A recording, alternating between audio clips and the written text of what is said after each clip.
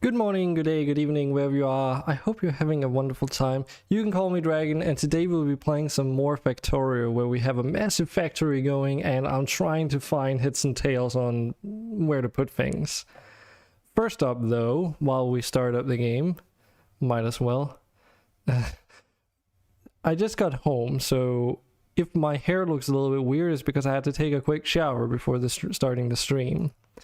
And classes ended a little bit earlier today as well, which is why I'm here in the first place. So, hope you get a good start in your weekend, because this is where I'm starting mine at least. So,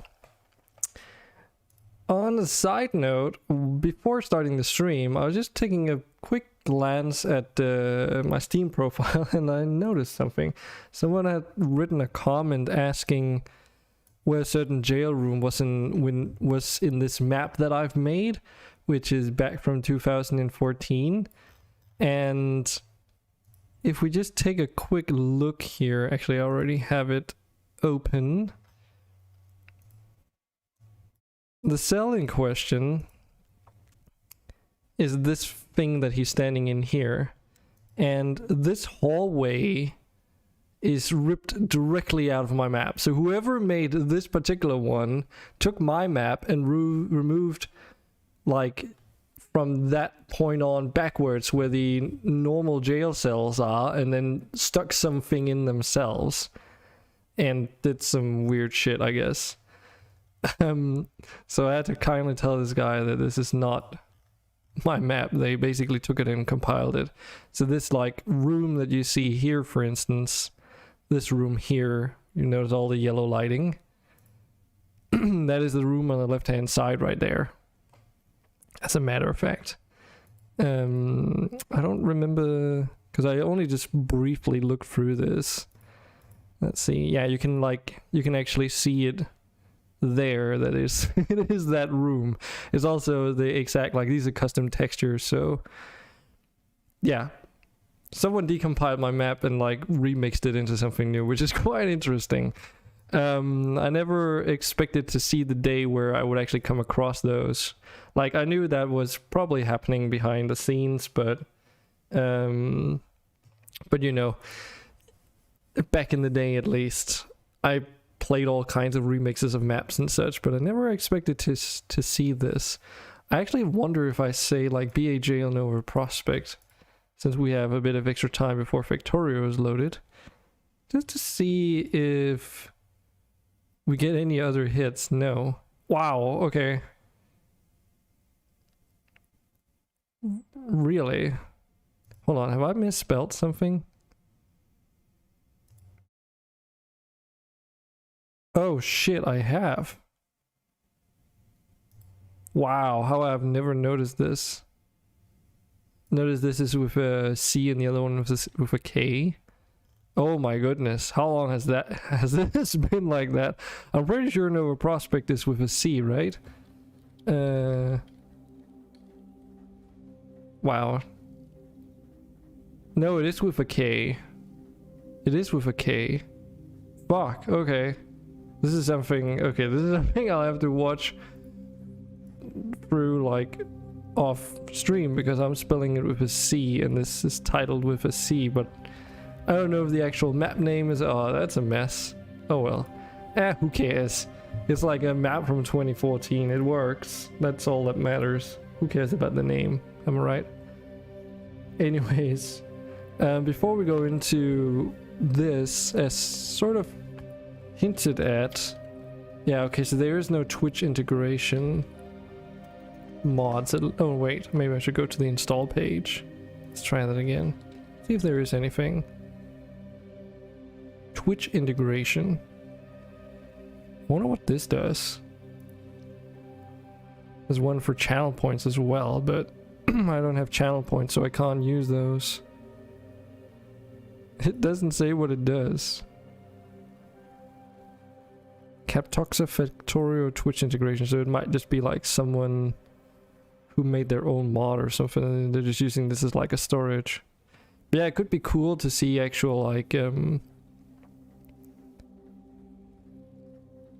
Twitch integration without channel points. Not even just Twitch integration, like just generic stream integration, really.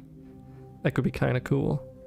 Anyways, I've been playing a little bit off stream, which might be apparent if you've seen this factory before and seeing it in its current state. So in terms of exploration, nothing new has sort of happened there, but you'll notice that there's all of this stuff now. So what this is a ore crushing and washing and smelting plant all in one for gold, for tin, copper, and iron. And currently the only one that's actually operational, or operating rather, is the one that's doing iron, but everything's like getting ready to set, and I've been working on figuring out like a train station layout for offloading ore and loading on byproducts, which we'll get to like throughout today.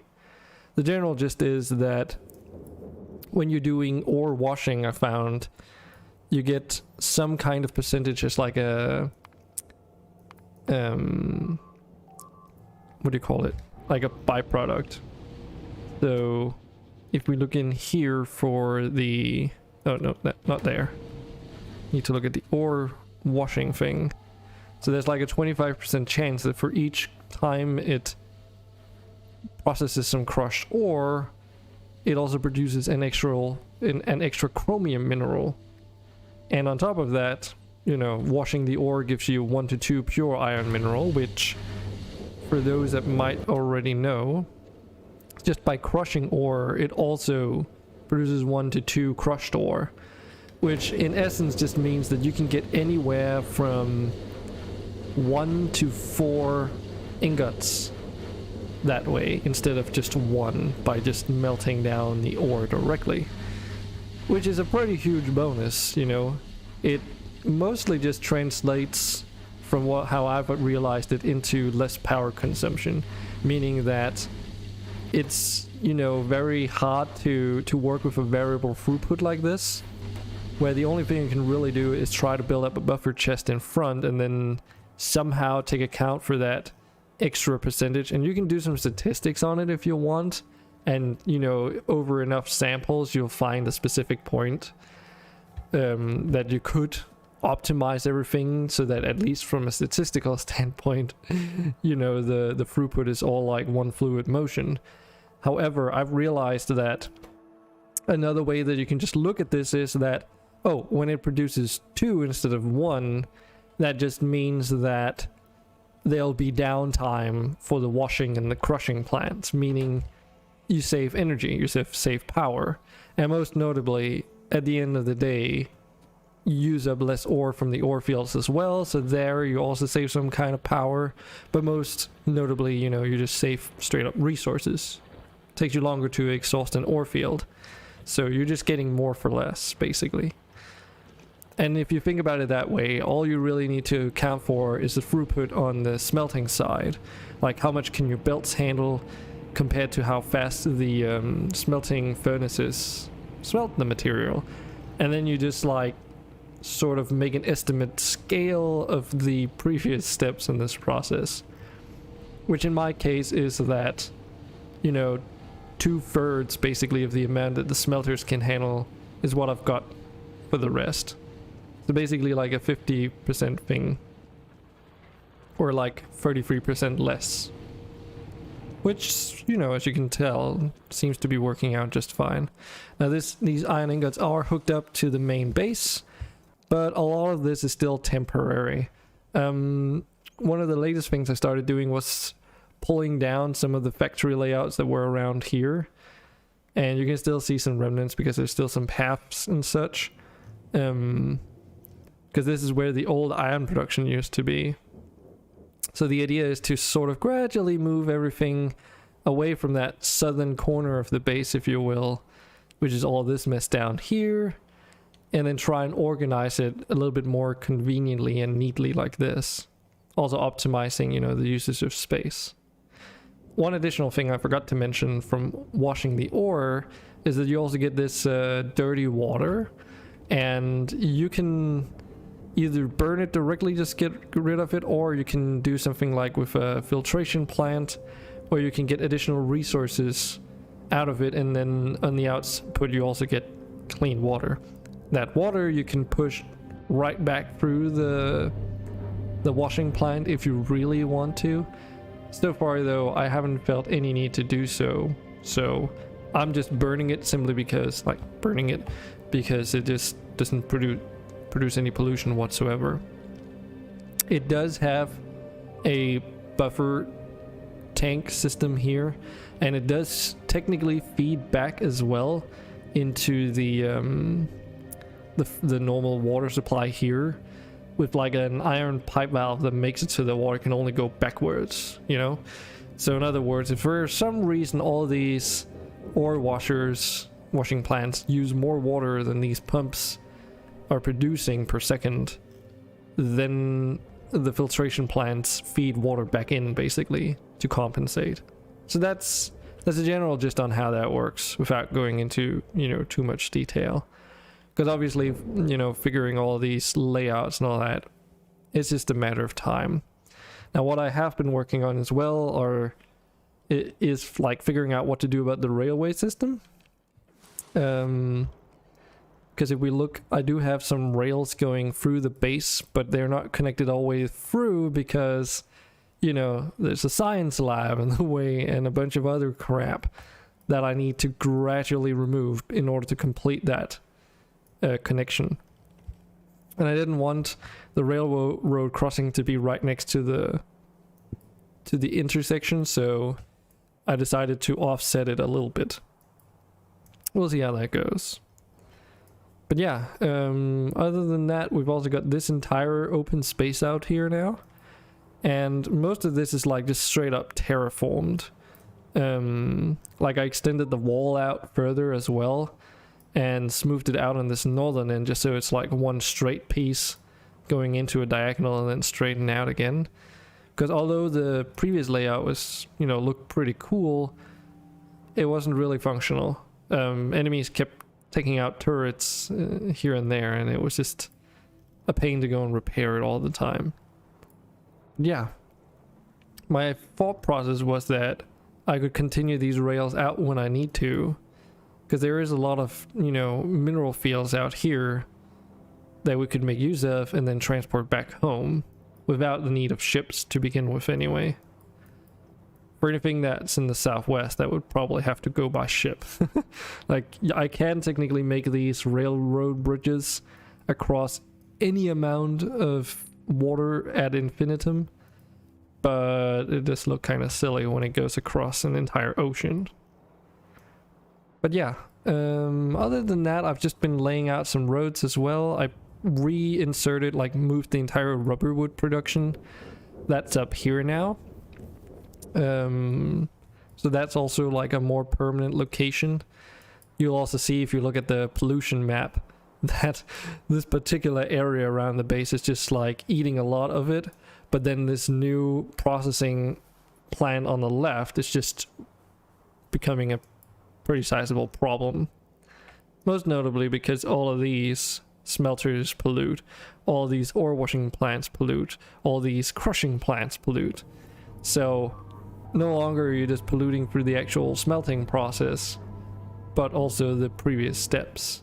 I even think, yeah, even the even the filtration plants pollute a little bit. So that is sort of the TLDR of where we are in the base. As to where to get started is a very good question. Now, power production wise, it fluctuates quite a lot, especially when I'm building a lot, because I do actually have a rather limited but still a logistic system for robots, at least a basic one. But whenever there's a lot of things that need to be built, like when I build all these railroads, there's just so many construction robots that can come by and needing recharging, you know. So I also need to sort of handle this situation, because I'm getting this chromium mineral through the iron ore washing plant, And right now, I'm just stockpiling that additional resource. It gets filtered out here through these splitters. Because obviously I don't want to be smelting the 2 different types of metals here. And I was taking a look at what you can actually use chromium for. And this is chromium mineral. You can make ingots out of it. That's pretty much it. And then you can make gemstones, but I have no idea what the gemstones are for. So in the long run, you can also make matter out of it, and this is like an equivalent exchange thing where this resource will cost you, set you back this much matter, and this resource is this like much matter worth as well. So you can convert it back and forth between various things. So it's more like a general purpose conversion. I assume some kind of stuff is getting lost in between. But yeah, as you can tell, there's not really exactly a lot you can do with it outside of making chromium and rubies. And if I right click this, chromium is just used for making stainless steel alloy. You can also make chrome plating, of course, but other than that, there's no other need for this either. And this you can smelt down, of course, to make stainless steel ingots, which are used in crafting recipes, right? So, yeah. You can probably see where this is going. Because I assume these plates are then used for, like, yeah, higher tier stuff. Oh, we can actually make ammunition out of it. Oh, that's pretty cool. Cupro nickel plate and lead rods and stainless steel plates. I wonder if this is like... Because the issue is, if we don't use up these minerals, then we stop producing iron, for instance. And that's just the chromium.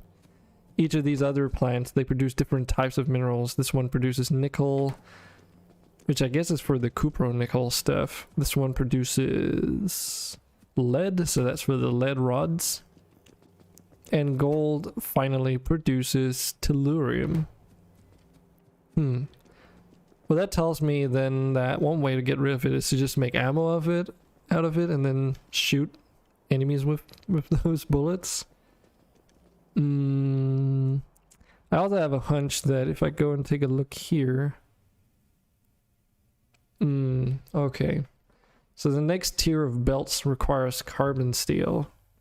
Not exactly what I was thinking here. Interesting. And the next one even further up requires rare metals, but still carbon steel. I think yeah, okay, I understand why.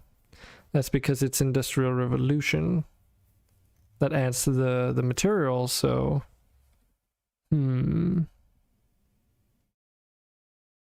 They don't add belts.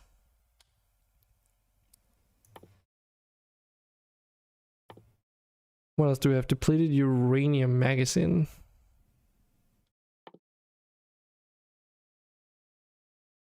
I see. Well, I would nevertheless have to research this first. It's a little bit annoying, but... Oh, I don't even have the ability to make stainless steel yet. That's kind of bad. Right now I'm researching ore washing too, which allows me to basically do the same thing that I'm currently doing, but instead of using water, you use sulfuric acid, at which point it improves the percentage yield for the secondary material, like say for, just take iron here, it increases the rate of chromium mineral by 25%, but it also turns the baseline output into a percentage instead of a guarantee, and it's only 25%.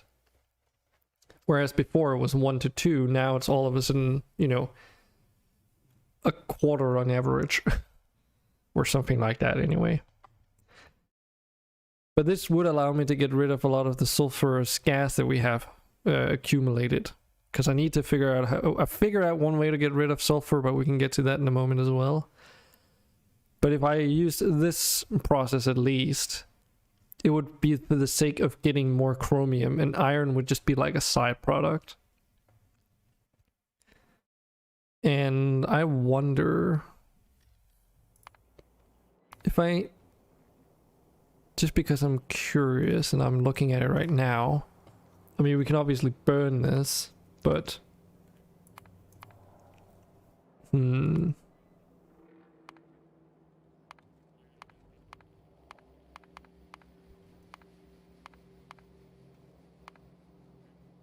what's powdered iron even used for outside the sulfuric acid? Nothing. Okay. I see. Okay. I was kind of just thinking if there was a way to like recycle it and keep trying to get more chromium. Hey Toto, how are you doing? Hope you're doing well. I'm just going through all the things that I need to look at moving forward. I saw you were playing 7 days, so I assume you're doing that right now, eh?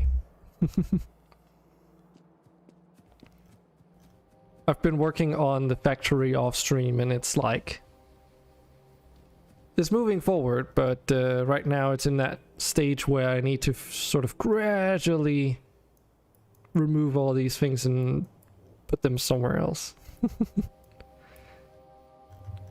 But it's moving forward. I mean, this road segment here, at least, you can drive all the way around without bumping into things if that car wasn't parked there. And there's only those buildings blocking there, otherwise it's a straight way through. So yeah, it's moving forward. Slowly but steadily.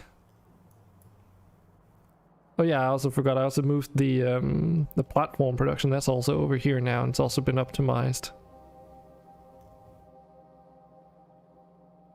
Wait a minute. I need to go and fix something there. You're working on rocks in 7 days. Okay. What do you mean working on rocks? Are you just mining? Because I remember that was like a really tedious part of 7 days.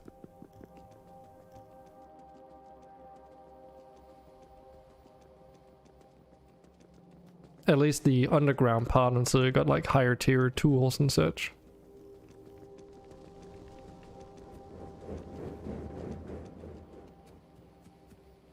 Let's just connect this. Very boring. Yeah. It's like, I don't understand why, like, on one hand I do, but on the other hand I don't understand why they haven't made that part of the game a little bit more enticing. But I guess it is what it is, eh? Also, why is this?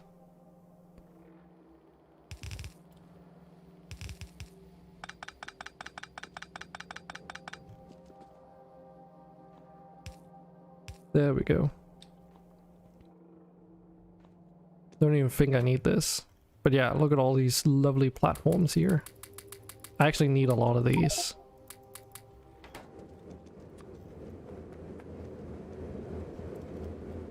Just so we can sort of like expand this part here.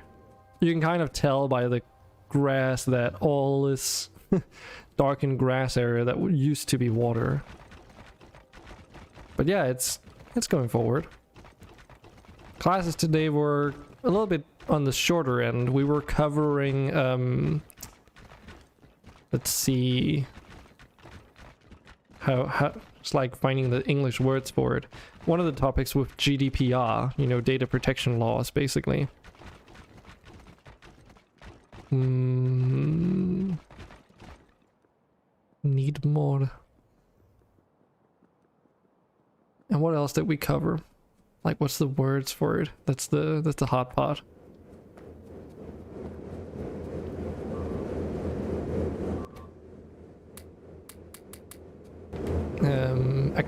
Accounting, that's the word for it. We were looking at accounting. So not the most interesting of topics, but you know, you gotta know all that stuff as well. At least if you want to make your own company. I should totally get that mono wheel and just drive around. I'm also contemplating, yeah, I should probably fill out this lake here. Because I can always turn this watery bit here into a harbor at some point when I need it. And then just like fill out that just so that get more land inside these walls. But yeah. The plan for today is kind of just playing some more Factorio and sort of see where it takes me.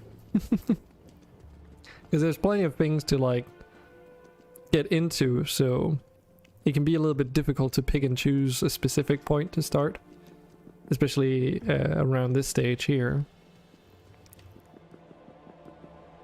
Oh yeah, nah, that's fine. I also decided to change the storage facility for the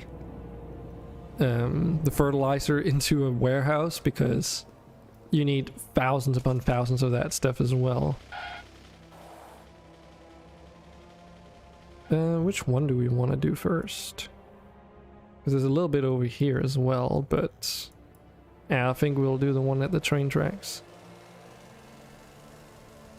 Gotta be careful now though, because you can drive really fast on these roads. And I still have to drive around this, so if I go too fast, it gets really hard to brake. But hey, it's getting more like feasible to actually drive around my base now. That's nice. Oh yeah, I can do that, no problem.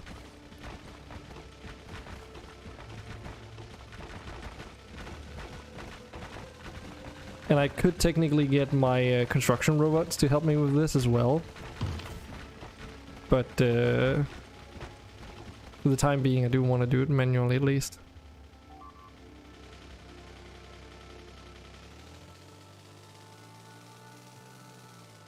One thing I do worry about the trains though is if I have enough stations for the longer term operation of this facility, but hopefully it's going to be enough.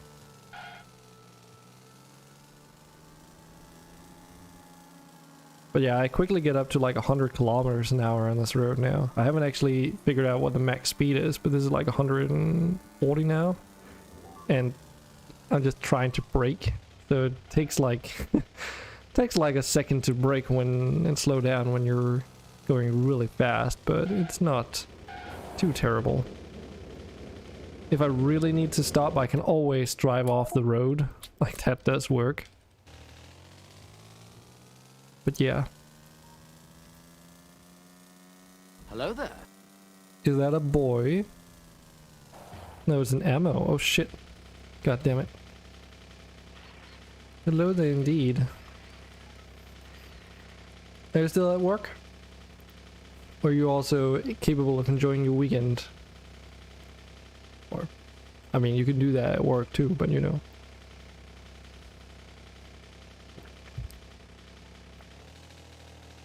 You're sick. Oh, that sucks. Is it something serious or is it like more common ailments?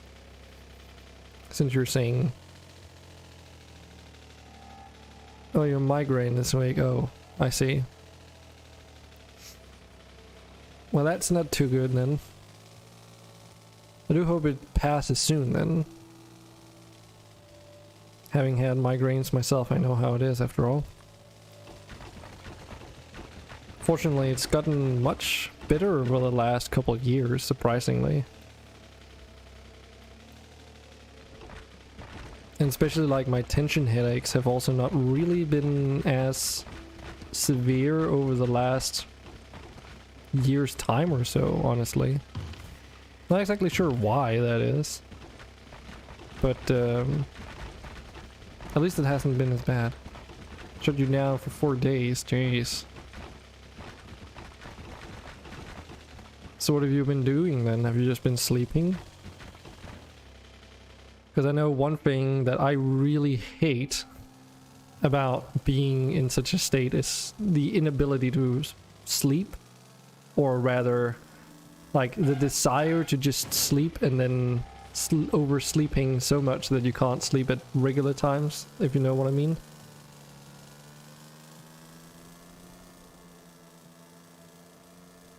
Because it just fucks you up even more. You can't lie down. Oh, damn. How are you sleeping then? Are you raised up or are you sitting up? Like literally? So you're hanging around at the PC.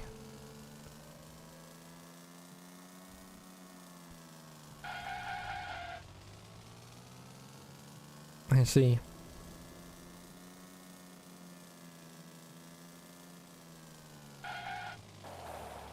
Freaking Drift City this is gonna be.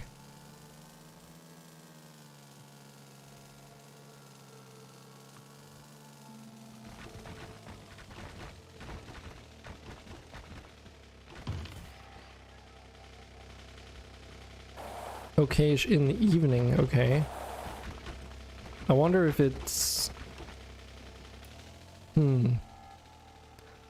I guess that could indicate that it's light and maybe even air pressure dependent. I don't want to say anything about that because you probably know way better than I do.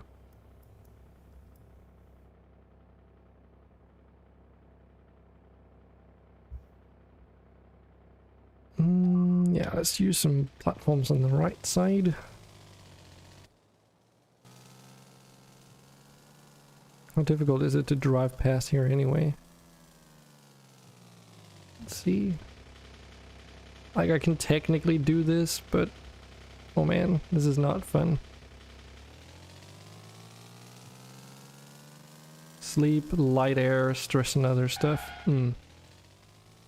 I mean, of course it's gonna be a culmination of everything, but maybe you had like an idea that certain things triggered it more than others. Like, I know, for instance, if I get a massive headache, it's more likely due to cold feet than anything else, which is a weird thing, but that's usually how it sticks together, or yeah, how it works out.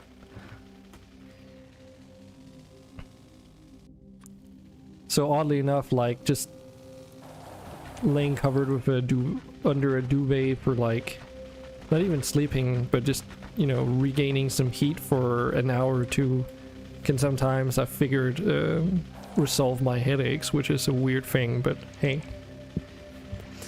Because of your asthma and your snoring, your breathing cuts out during the night. Well, yeah, I guess that's that makes it a little bit more difficult too, eh? I'm so glad I don't have to deal with asthma for sure. Well, the best you can do, I guess, is try and, I guess, wait until it passes, eh? Like, what else can you do?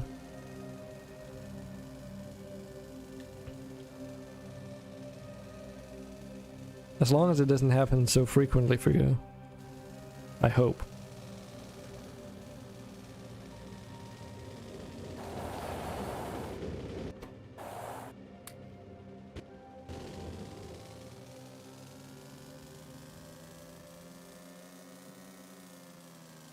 You don't get in trouble at work.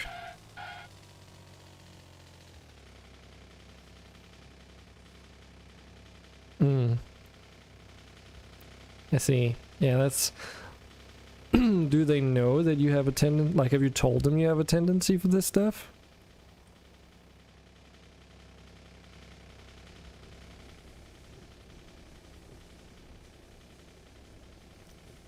Because obviously you and I know, but...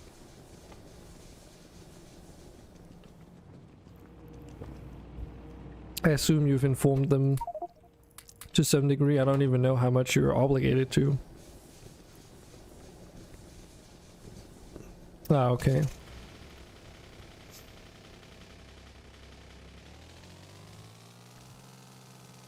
Yeah, because eventually they're gonna start questioning, so why is it that, like, you're sick off work? Like, what is going on here?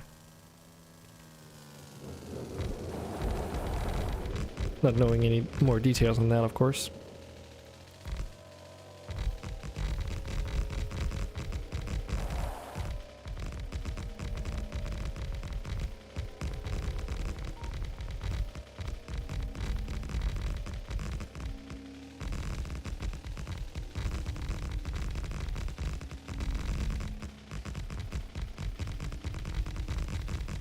So the reason why I'm also terraforming this, not just for the platforms, but also with the fertilizer, is to get rid of a bunch of excess sulfurous gas, of course, because, you know, we use it for producing fertilizer, but also because all this grass actually has an effect on, like all these tiles have effects on the pollution. So if you go in here and see, this value here is like how much pollution is being removed through tiles.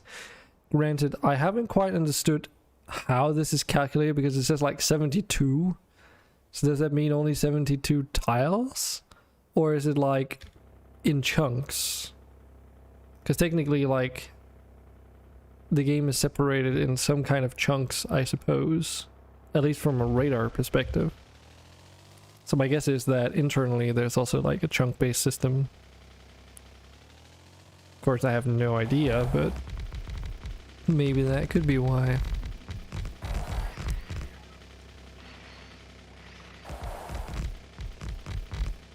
Since I've been trying to figure out, okay, so how much, like, do I even gain anything out of this, or is it literally just for the sake of, you know, looks? As far as I know, it's not just visual, it is actually functional, but yeah, without concrete numbers, it can be a little bit sketchy to sort of go and just assume things like that.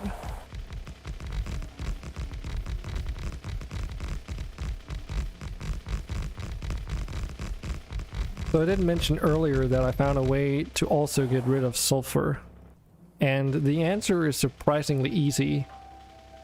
It is burn it, but not in the same way that I was talking about a couple streams ago. Now I found out that you can actually use it as a not a good one, but you can technically use it as a fuel type. That is actually something that the mods allow for. It's really bad as a fuel, but it does work. So my guess is that I could technically use it in my steam boiler setup and just inject it there with a higher priority than my charcoal, and then use the charcoal for other things where it's more important maybe. And then that way I would both get rid of sulfur and produce electricity at the same time.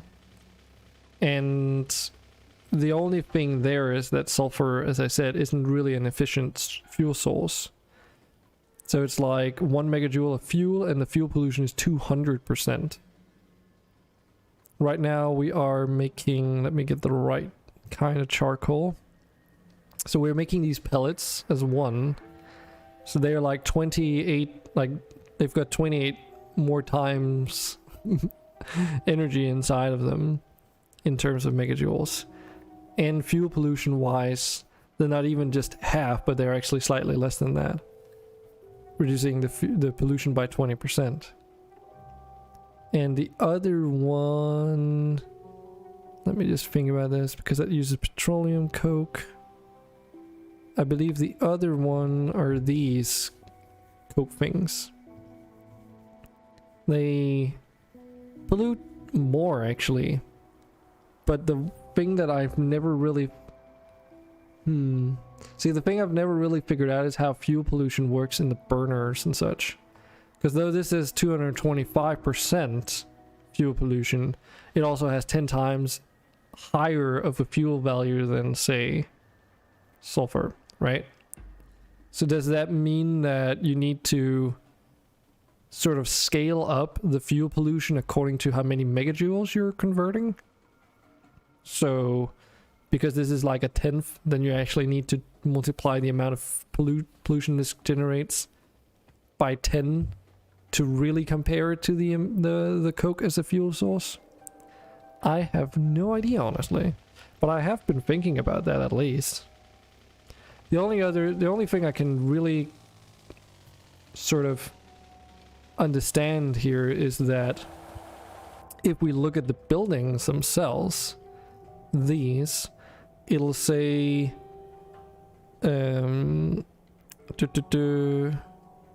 pollution, right? 45 per minute. And it says the percentage up there. Oh, okay, so maybe that is then Right, okay, because pollution is like a measure over time. And... oh, these are two different boilers. Oh, and then maybe not. Yeah, I started replacing these boilers with these bio ones.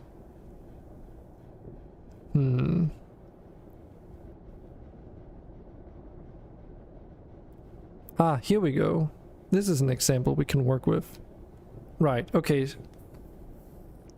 So the bottom one here uses those pellets and the top one uses the coke at the moment. Which basically means, if we look at these stats, you can see that the pellets, they pollute, you know, almost a third in comparison to the coke per minute, mind you.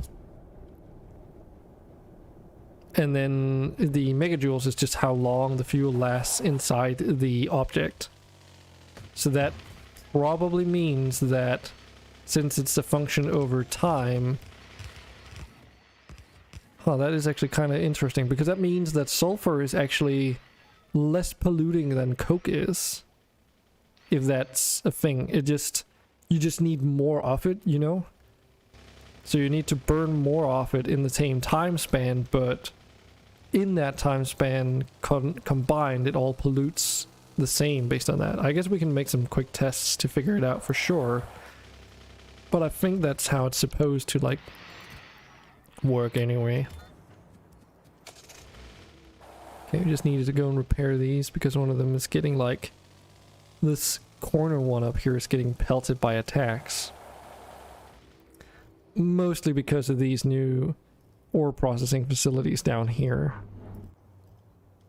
I am seeing the pollution sort of quieting down again, because it did spike pretty heavily as soon as I initiated the whole plant, but now it seems to be just a tiny bit more stable.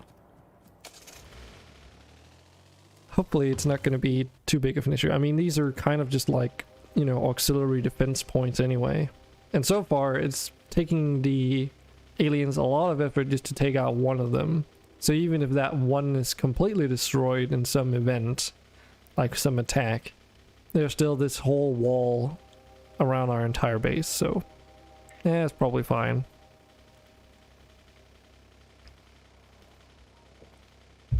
It is probably fine.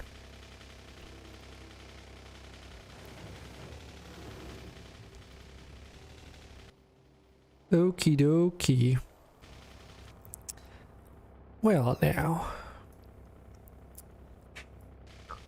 let me check. I've also been setting up my logistics network here, just to try and manage everything.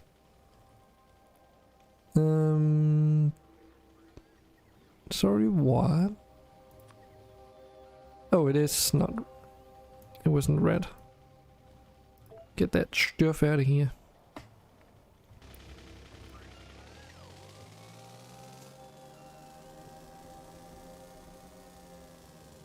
I still need some... oh shit.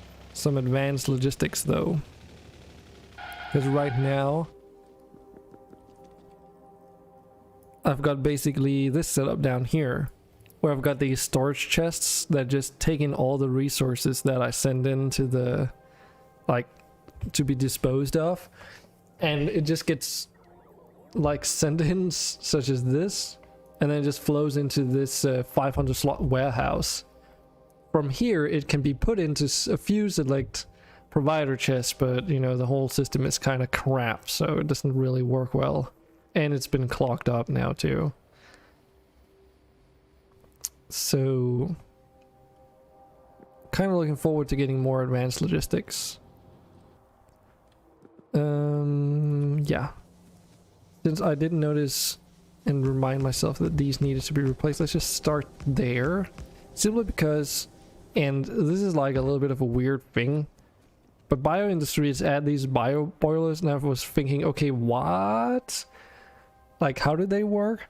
Because its description just says it's like a regular iron boiler in efficiency and produces less pollution, but that's not exactly true. Not only does it pollute less, but it's also more than twice as efficient output-wise as a regular boiler. A regular boiler produces and consumes 20 water per second and then produces 20 steam per second. These do 48. For reference, a steam engine needs 10 per second to 10 steam per second to operate, which is why there's one boiler on either side, because 2 regular iron boilers, that makes 40. Ergo, you can have 4, steam engines consuming 10 steam each, and it all adds up. But now they produce 48, which technically means I don't even need the ones on the opposite side. In fact, I could actually strip down and simplify this even further, removing this entire belt section and just moving the whole setup over to the right and combining it. In fact, even putting a steam engine in the middle segment here, if I wanted to. It wouldn't run at full capacity, would it? Yeah, it would, because there's also boilers on the left-hand side. And there would even be some steam to spare. Maybe we should do that. It's not going to be like a terrible amount of work. And it would allow me to produce just a little bit more power here. Sure. Because the only thing that this does right now is that it adds a bigger buffer for me. Where, the whole setup basically just has an internal buffer that's larger. But I don't really need that since I already have a buffer system to begin with, which is situated up here. So where the pellets are being made, they're first sent into this iron chest before being distributed further. So if that belt backs up, there's a buffer right there. Similarly for the charcoal, before it gets sent out there, it's also got a buffer, so. And then when it gets down to here, it splits up into 2 directions, alright? Actually into 3, technically speaking, because the third goes all the way out, but the only other thing is that these two, they sort of mix in with the pellet coke, and then it just prioritizes the pellets, meaning that if there's no pellets available, it'll fill up the belt with regular coke, and then it's like a substitute. And it's been working pretty well. Okay. Anyways, let's tear down this lot. So this is going to be scary because this is a lot of power production that's going to be cut down. Should be okay though, at least for a little while.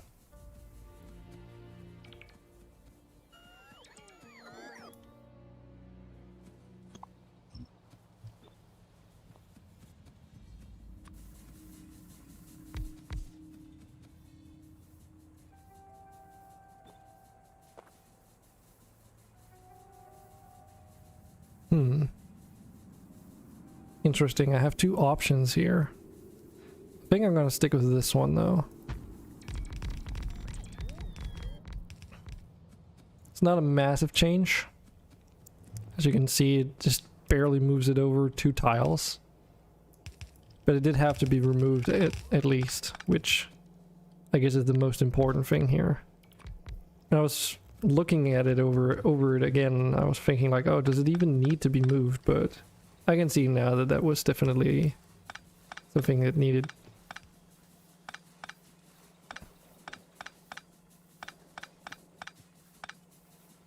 Oh yeah, and these are not connected, of course.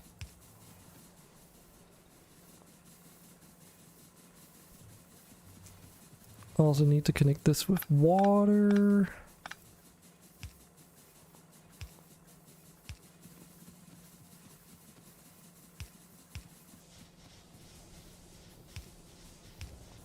There we go.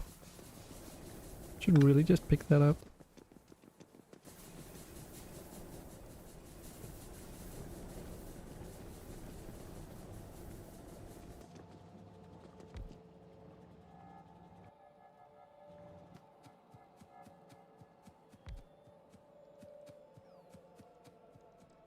Okay, let's fix this in between bit.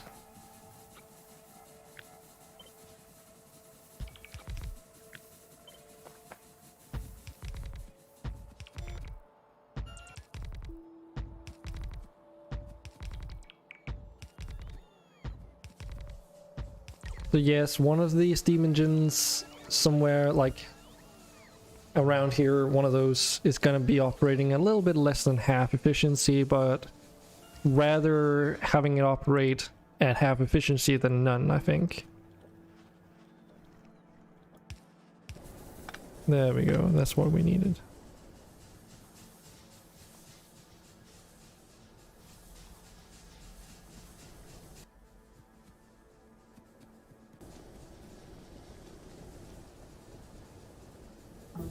It's a crazy setup though. It's a lot of steam engines just in a huge square. It makes it really easy to also like build additionally and scale it up, because you don't have all those coal resources. Now of course the main issue with this design compared to the previous one is that the throughput of the belt, you know, you're limited to 1 at the moment. So if you end up building this too far down and the belt isn't fast enough to move those resources through, you can't supply enough coal for the whole thing. But I think that's a future problem. Besides, this is not going to be scaled further down, I wouldn't say. Now, why are these like getting insufficient water? What's up with that? Is it because...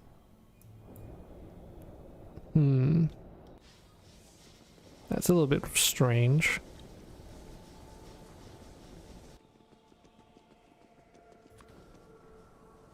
Maybe it might make sense to make like a buffer.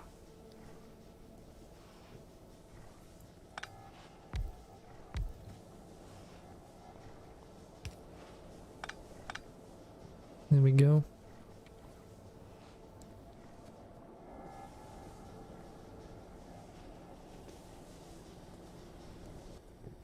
So why are these guys short on water? Or is that just me? Okay, they all like got variable amounts. Okay, well it does seem like they're producing enough steam now. Maybe they just needed to warm up. Is that a thing? Can't even remember how this works. But yeah, it's just like these bottom ones aren't producing as much steam, but it might just be because they're at the bottom, so it's harder to tell. Because it should just be evenly distributing the power generation requirements for each of them. So that's how the electric grid in this game works. But yeah, now we can supply up to 140 megawatts. So let's see.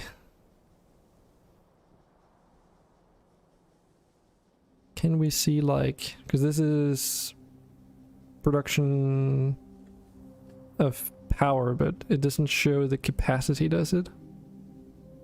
You can even see like if I go 10 hours back, this is the electric furnace spike that happened when I built those suckers. So when that plant is running at full speed, it's gonna eat up a lot of energy. Thankfully though, that's not the case at the moment. Anyways, stainless steel production, maybe? What I'm thinking. The other thing is getting some defender robots, but that requires charged batteries, which I am not even producing, and I'm already planning on like moving stuff around, so doing that now might be a little bit unnecessary.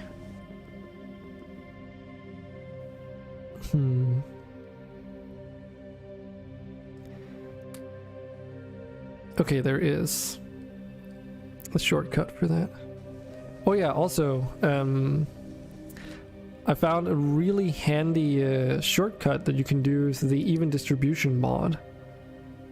Because there's this inventory cleanup shortcut at Shift C, which basically, as far as I understood how it works, if you assign something in your logistics auto trash, say I don't want any coal on me, like at the beginning of the game, and it gets put into your trash slots, then if I'm near a building that uses coal and press Shift C, it'll take all the excess from those trash slots and distribute them into buildings nearby.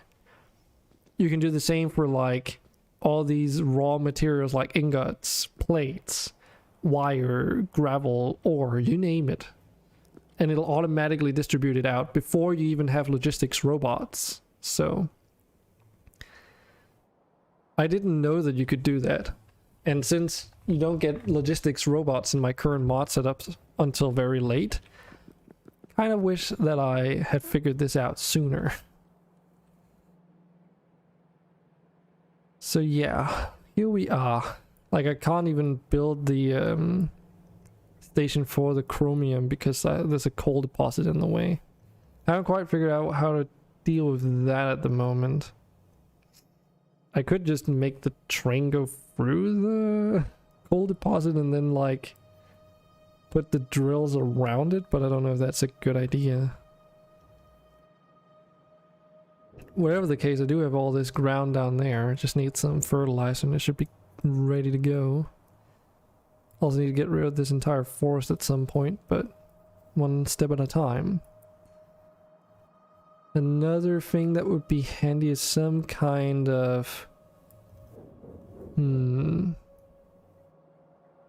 Because right now I don't have any parking space for the trains. So if I get another more than 2 iron trains, I won't have enough places for them to sort of wait whilst the other ones unload. But that's not really a problem, is it? You don't even have any trains running.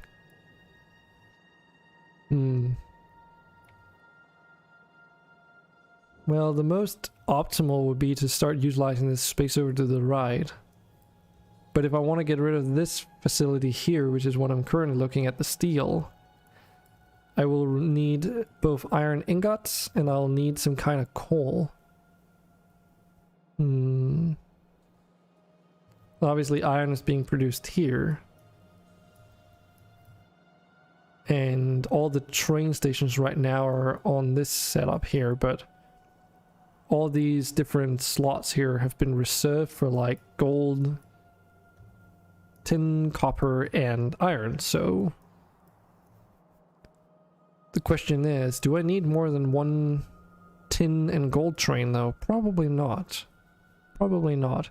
So I might actually be able to use some of these stations for other materials then.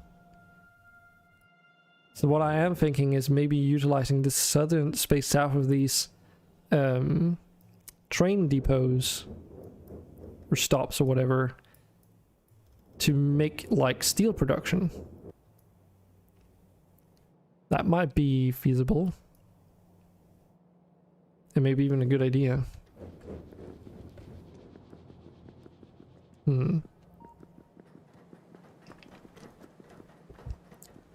That's also why it takes so long for me to do this whole transition. It's just a lot of shit to do and a lot of planning involved to do that. And I also first needed to even make train tracks and all that. Those are automated at the moment, but it wasn't when I was initially looking at it.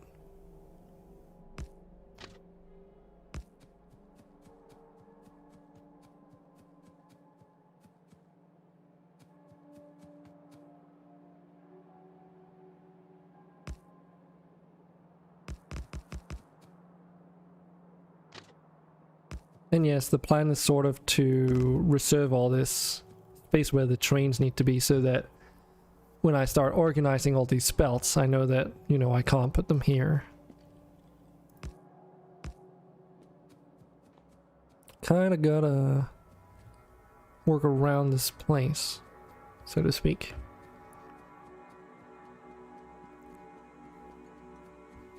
Let's go and grab some fertilizer at least to begin with. It does feel good having all these smelting setups prepared though. Feels like I'm making some kind of progress. Even though I know that 3 of them aren't even connected to any ore, but you know, anything in due time. I'm pretty sure there's also like still ore in the deposits that are in the middle of the whole factory setup anyway, so I haven't quite made up my mind on how to deal with those either. My guess is that they're just gonna like hook into the smelting facilities directly rather than by going by train. But I would rather get like completely rid of them, to be fair. I guess I could make like a warehouse setup for them. That's true. Just remembered something. Because right now I'm just using steel chests as like a buffer. Maybe using something with a bit more storage might be more beneficial. Just because, like, even if I don't need it all, the storage that is, I can then at least configure it. To say, like, I want to get completely rid of all the tin in my base, like the ore deposit anyway. And then I could make these storage facilities around where I need them, and then just start mining it all up, and then get rid of the drills entirely. The sketchy part here is that if that storage building is broken, then all those ores are deleted. So that's the most dangerous part about it, at least. But yeah, so right now I've got these steel chests, right? But I have been thinking that I might want to use these instead, these medium containers. Yeah, because I actually have the space for it, and I could easily implement this. So do like that. And I know I get like 2 containers less, but see, that's 4 rows, so they need at least, 8. So I get an additional 4 rows that way. Another thing this also does is that it kinda mixes the belts even more, like evenly distributes them, or at least it should. Not sure if that's gonna ever matter, but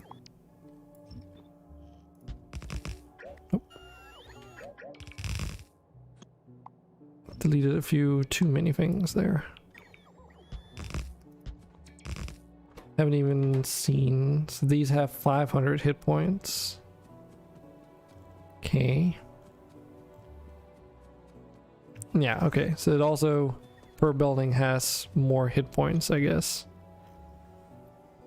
Not as significant, but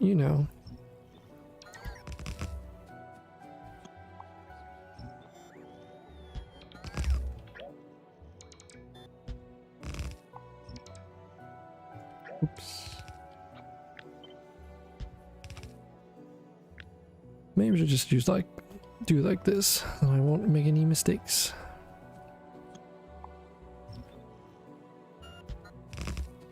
At least not here.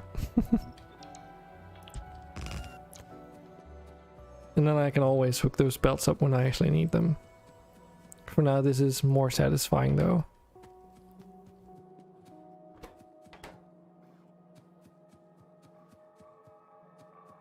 Well, still got some fertilizer that we can make use of.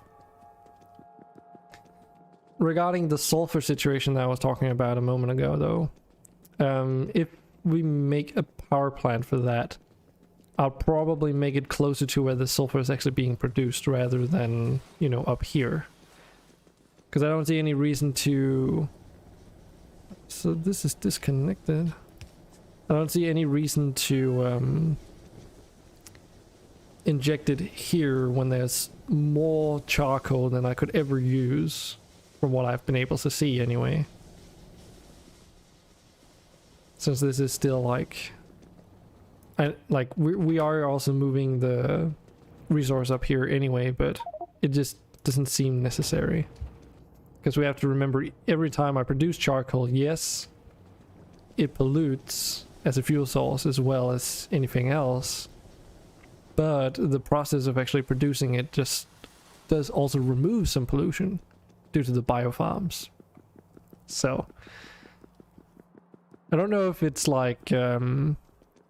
removes more than it produces, but because technically it shouldn't, but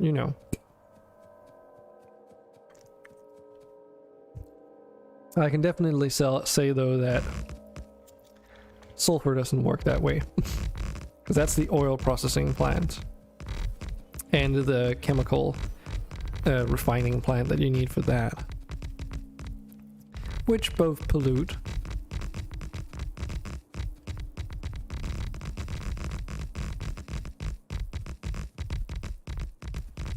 But yeah, it's just so that we can get rid of all that sulfurous gas, which of course is currently clogging up the whole plastic production and a bunch of other stuff.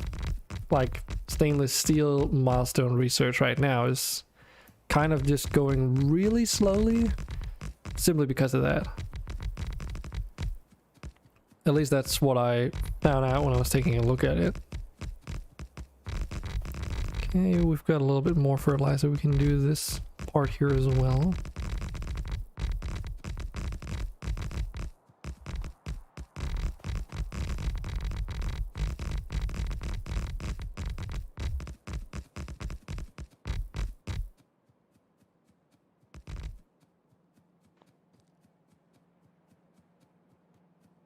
Cool.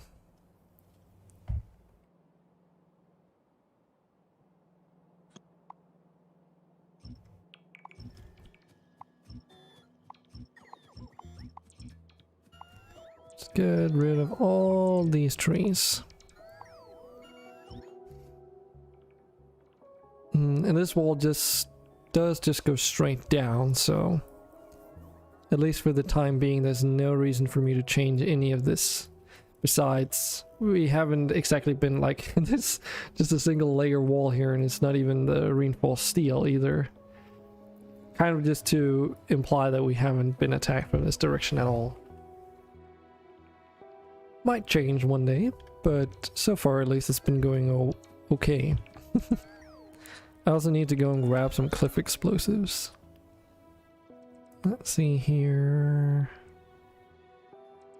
Oh yeah, it's not under weapons, is it?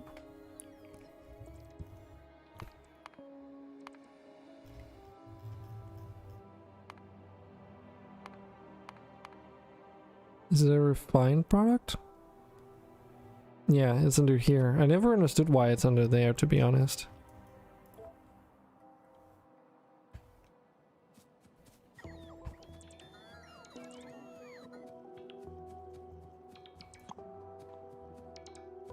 And I can also go and add that to the logistics system. Because I've been doing that with everything else on this list. At least for resupplying anyway. Especially since we're rebuilding and remodeling everything, it's kind of a little bit more convenient when you don't even have to worry about, like, picking up supplies. It's still not super efficient because the robots charging up sort of eats a lot of power. But it definitely made work, like building all this up here, really convenient. Cannot deny that.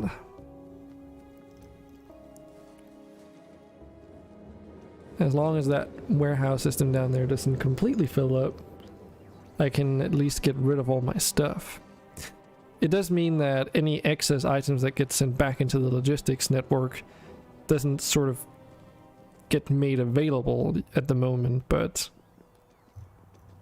at least, you know, it's being condensed into one building.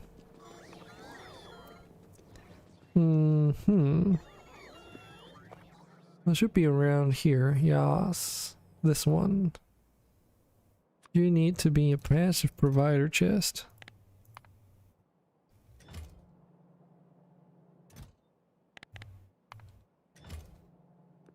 And then we need a roboport nearby.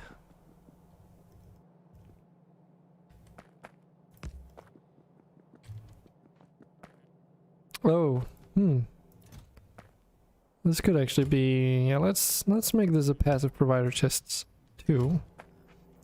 Because I can use this stuff to make more water fill. So if I need to make like a canal or something, or widen an area for ship passages later on. Or, you know, just when building a harbor. There we go.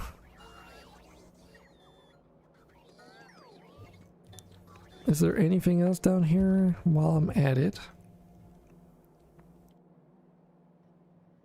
Don't think so. Because I already added asphalt to the system as well, so no longer do I need to go and pick any of that up either. Well, unless, you know, robots are being slow. Does happen. Oh yeah, let's close that.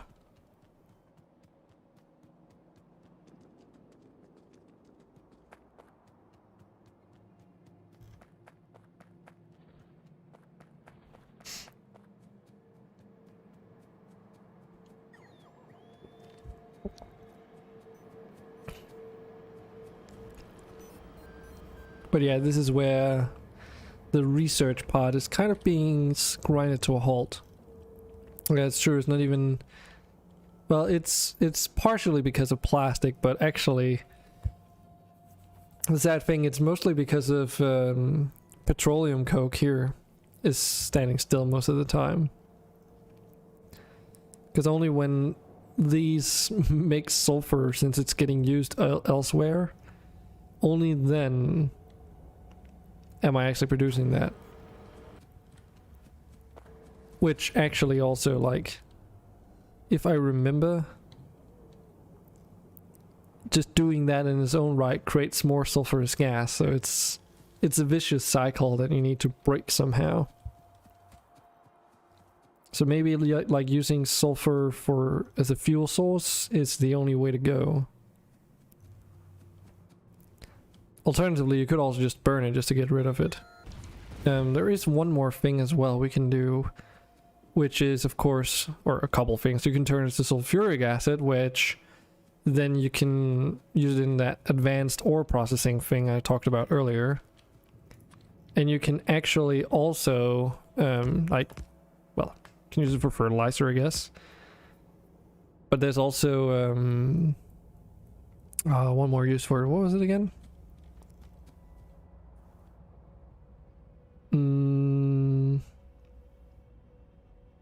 No, I've forgotten. There's like at least a couple things you can use it for. Now, here's the million-dollar question, though. How do I want to deal with these train track things here? Because, so here's the lowdown. Once these factories producing all this steel stuff are moved somewhere else, this entire space that gets cleared can be used for more stations, right? And I can also build more stations towards the left. And if I want to even extend out here, because it's, although it is water, I can at least do that. Or build them up here whenever there's time for it, or it's optimal. So, in other words, I don't have to worry about building any train stations to the south of this. The only sketchy part is that since all the ore processing plants are on the opposite side of these trains, instead of, like, you know, these being in the middle and then being fed from the opposite side from the rear, it means that if I want to build factories down here, I need to first navigate the melted down ingots down to onto the opposite side. And as you can tell, with all these belts already going through here, that's going to be a little bit cramped. So it might very well be that, like, I've added some space in between here in the middle, but I don't know if that's going to be enough. So it might very well be a situation where eventually I'll have to move the stations around, just like leave out one area as like a parking lot for a train, just so that I have room to move the belts through, or I'll have to move them around and just leave those areas open. As an example, I guess it might make sense to move the chromium over one space, since there is, after all, coal deposit there, and then just, you know, not build a station there. Maybe that's one way I could handle it. Then there's the other thing, is that the drivable road is all the way out there on the opposite side of those tracks as well. And I want my factory to be more easily traversable by car or drivable vehicle, which means that if I want that here, like if I want it to be more drivable here, I might have to build a road system here. And then on top, onto the other side of that road is where we put the belt.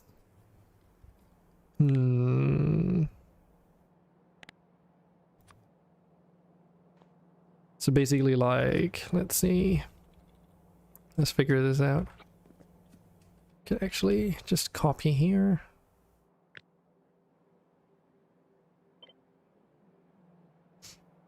Have like a 4 tile buffer maybe, and then a road. Let's do 6 tile buffer and then a road.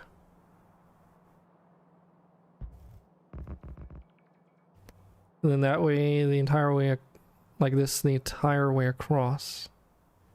I think that might be fine.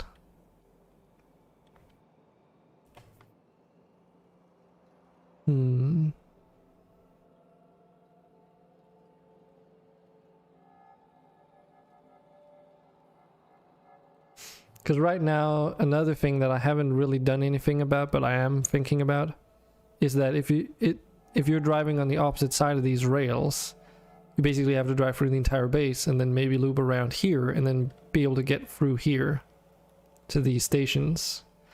The problem there being that if this is like an iron train, let's say, and it needs to go up and get iron from this deposit, then it would have to circle back down and up and then drive all the way through the base, and then on the right hand side somewhere or in between, like do a loop-de-loop and then be able to drive back again. I also haven't thought about the fact that trains need to be able to pass through here. There's actually a station in each of these lanes. Actually, that's true. You can just drive through there. The only issue is if you're actually on one of these slots and you need to get out. There needs to be like a route for that. But since these are all stations, that's like it doesn't have to be. It should basically be on the most. It could be on the most inner parts or most outer parts. It doesn't really matter where it is, as long as it's before like a loop-de-loop.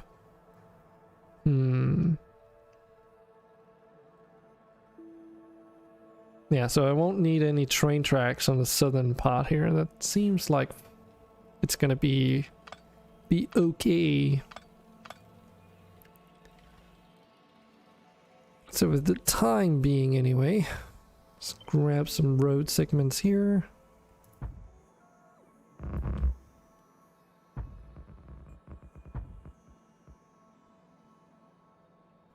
Now I have no idea how far this road is going to stretch naturally, but in order to plan out the factory, I think it's a pretty useful tool to put in the roads, at least planning them ahead of time. And the robots are going to go mental now because they have access to the logistics network for this stuff. And there's like a logistics station right there. Can't reach all of it at the moment, but that's why I left that buffer in there, so that I could also move, like place down roboports later on if we need to. Speaking of roboports though, yeah, I don't have them access to them yet.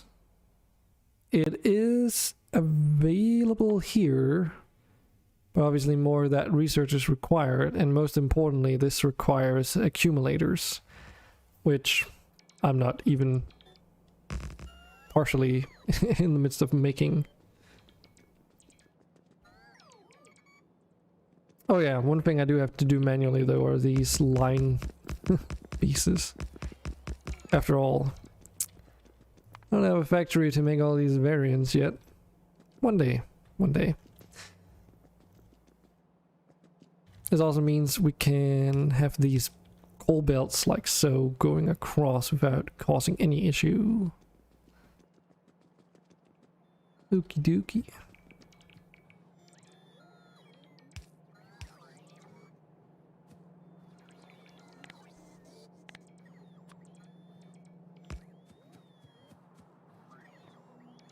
Yeah, all these belts are gonna be cleaned up eventually because this is like temporary stuff just to operate the rest of the factory basically.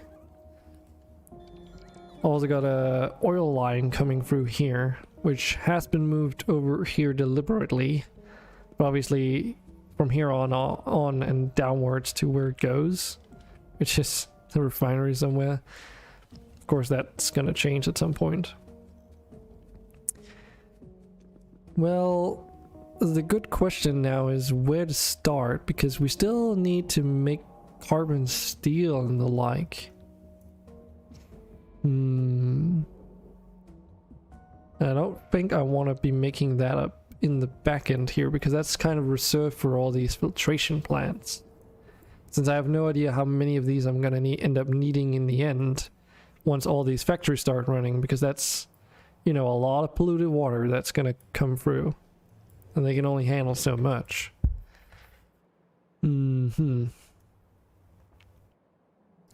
Well, since iron is being produced on the right hand side, it might make sense to just make a carbon steel plant on almost the opposite side of where that factory is up there.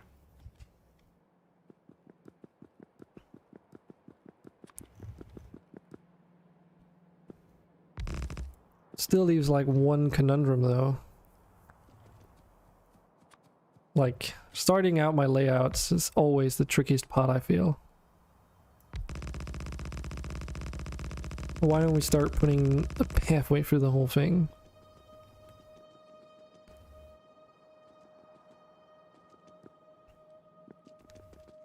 And then think about belt layouts, right? So I need somewhere to put my buffers, and through all this chaos I've learned that we probably, like, to begin with at least, just want to consider placement of the base resources, so tin, bronze, copper, iron, steel, all those ingot types that you may think of. And then if you have a particular production that requires like a lot of one thing, then you just feed the steel in, for instance, and turn them into plates locally for that production. And then you just, like, you know, don't do what I've sort of been doing, which is to take these plates out and then feed them into too many excess things, right? Because that that resource bus here does go down a little bit, but not super far. Simply because you need a ton of that stuff. So 1, 2, 3, 4. Actually, let's not do it that way.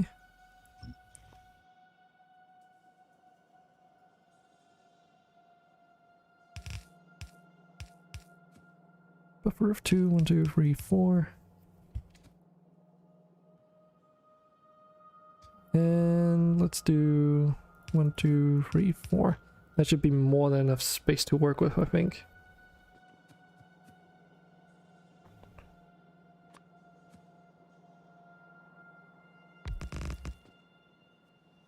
Let's make a crossroad like this. Maybe not all the way across, but something along those lines. I think the southwestern corner is the safest to build on right now because it's like so clean down here, and I won't end up, like, I'll meet the walls to run out of space, but you know, there's no factory layouts that can sort of get in the way for me. But yeah, this leaves me with room for 4 buses and room to spare.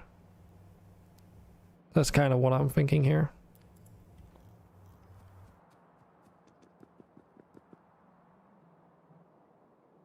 And eventually, I also do want to have the option of filling up trains with like iron ingots, but I don't know if it's going to happen from this central point, just so that it doesn't get overused, because we do have a throughput to consider eventually as well.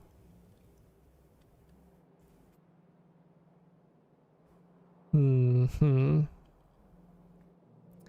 maybe one starting point is to clean up this segment up there first. Just to sort of regain control over these messy belts. Like, they can still go down to their temporary factories, but for the time being, just rerouting everything might be a good idea.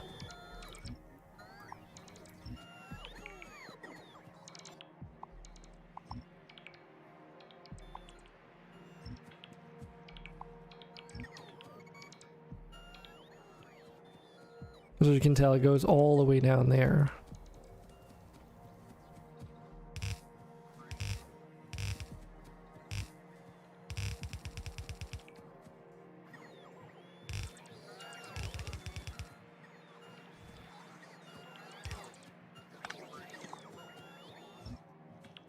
My neighbors are listening to really loud music. I guess it's weekend day.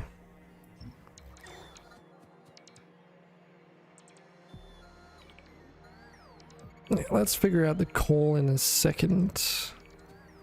Because this is, of course, like an old setup and a very temporary one at that, too. So there are things here that have just been sort of existing for so long. It's probably about time with an update.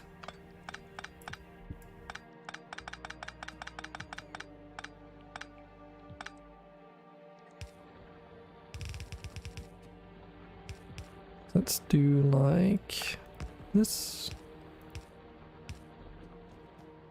Instead of going up with this belt and merging it up there.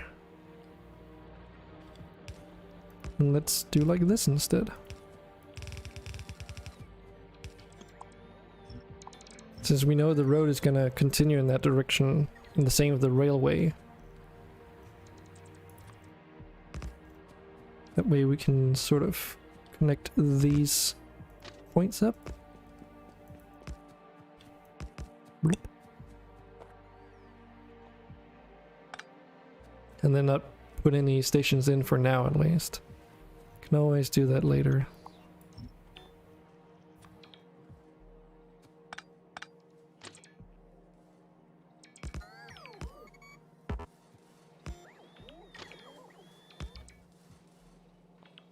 Okay, so here we have these stations. Let's make sure that those rail signals are in for later. It just barely has the capability of reaching this far. Okay.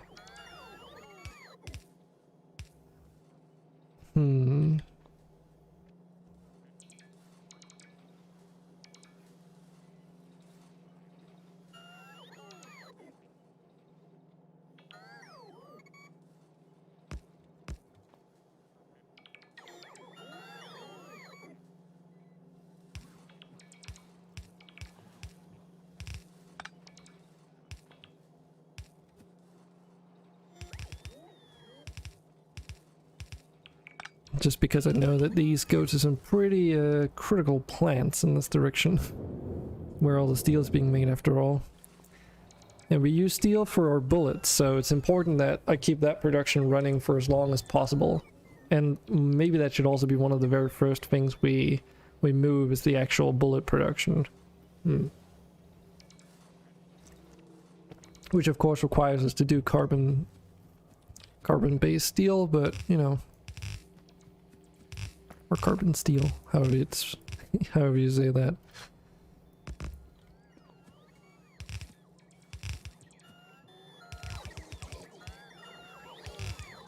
Now, of course, this does mean that the logistics robots are working on overdrive, because all these belts contain so many resources in the big scope of things. And obviously, someone needs to go and pick that up when they're disassembling them for me. And to make matters worse, I actually think they can't get rid of those materials if there's no empty storage chests for them to put it in. So they will try and like sort out into the different like storage chests. Hmm. What's a good way of doing this? This is still just a temporary setup, of course, but it doesn't quite have the capacity I need, so a quick re-evaluation of how to set this up might be in order.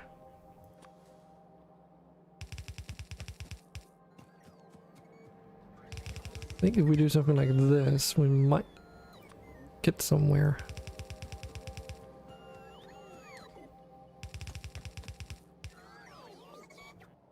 Alright, so this gives them a bit of a bigger storage capacity for individual resources.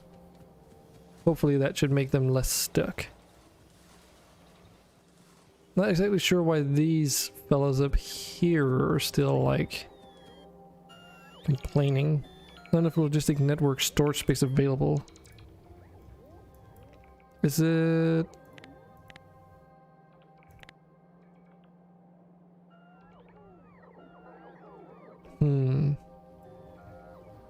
I mean, it's within the area, so... Not sure what these guys are talking about. Could be because it's not... Nah, it shouldn't be because it's not connected diagonally across. Go home, bots, you're drunk.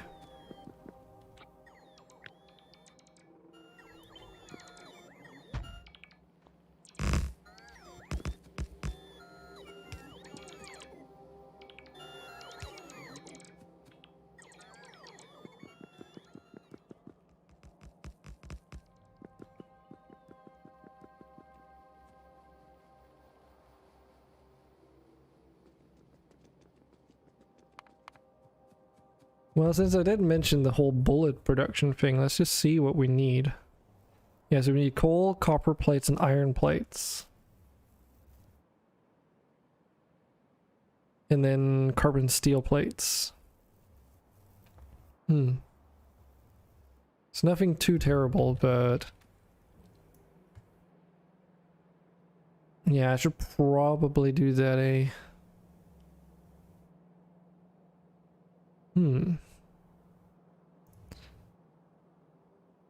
Wonder how the space for that's gonna look like.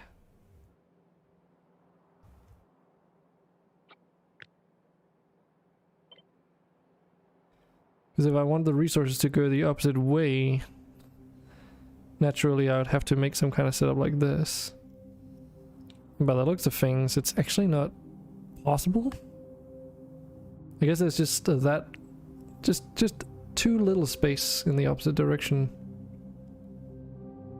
At least to do it this way, anyway.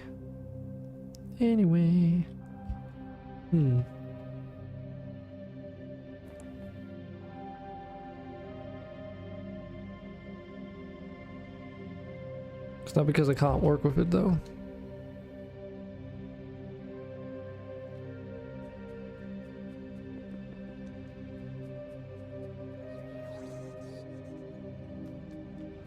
But yeah, I think I'm pretty solid on the fact that I only need 1 tin and 1 gold train. And if I ever need to expand, I'll probably be building another washing plant somewhere completely else. When that need should arise, at least. But yeah, if we take this... Move that in there. Move that in there.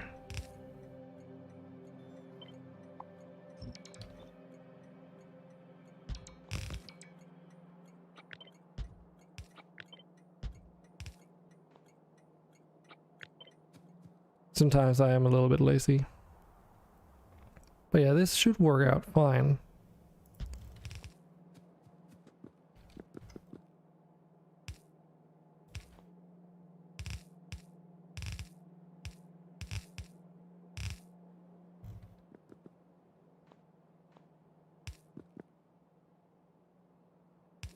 At some point, these are also going to be switched out with underground belts that can reach a little bit further, just so they don't have to be on the sidewalk, but this is how it's going to be for now, at least. But yeah, then I can, like, rehook these lovely things.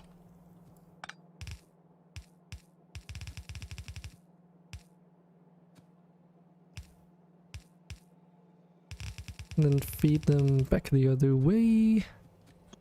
And just clean up a little bit here. There we go. So this also gives me like something to copy and paste over here if because I don't think I need more than one gold train.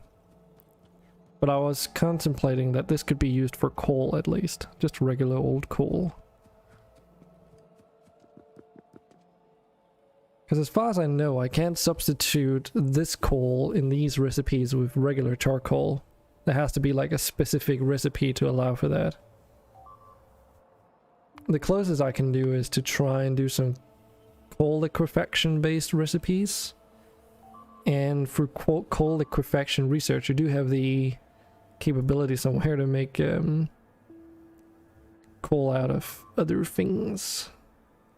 I can do it out of this charcoal, but this is specific to bioindustry, so not quite what I was thinking. There's coal filtration here, but that's through heavy oil, so granted heavy oil is infinite for me, so I could technically do that, but still not quite what I was thinking about. Good thing is there is a specific recipe for making carbon out of coke, so I don't have to use my precious coal for that at least. I also need to put in place these advanced oil cracking recipes, which use silica as an additive, as like for the filtration, I suppose. It produces more resources and less sulfurous gas. Also says it's got 50% recipe pollution, whatever that means. But it's like the same amount of sulfurous gas, but you just get more petroleum out of it. Oh, really? Okay, that's interesting. Not only that, but it uses the same amount of resources apart from the silica part of it. Well, now I'm really contemplating if I should go ahead and do that right away, given that I just looked that up. Simply because the longer I wait with it, you know, the longer this is gonna go by slowly. So the sooner the better, really. And I think this is stone? Yeah, I'm already sending stone down here. So not only that, I'm actually also making gravel. Silica is... yeah, you can produce silica out of gravel, so maybe that's just what I should do then. It's a process.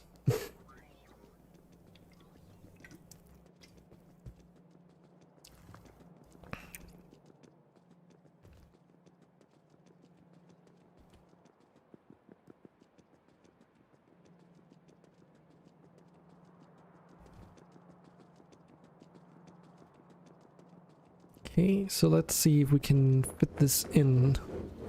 That's probably going to be the biggest challenge. Somehow try and fit it into what's already here. I think these... no, that's... so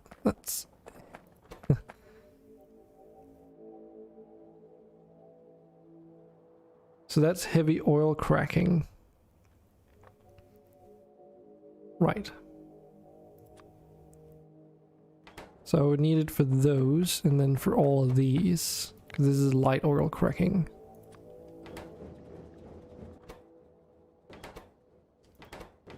Yeah, so somehow I need to be able to feed in silica to these bad boys.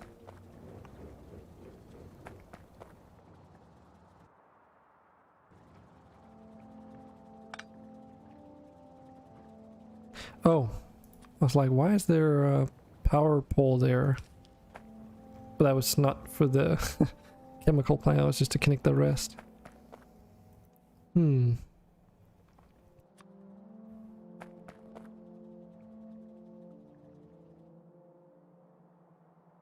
Yeah, this is gonna be a real headache to try and figure out. I think I might be able to do this. So it's a little bit finicky, but this will work. Or a little bit odd, let's put it that way. So I can put a belt here on this in-between bit and then have these long reach arms grab it from there. And I can pretty much copy that entire design all the way across. Now... okay. So if I add an electric pole on the southern end of these, I can also make it work for them. Okay, it's just all the way out there, that's fine.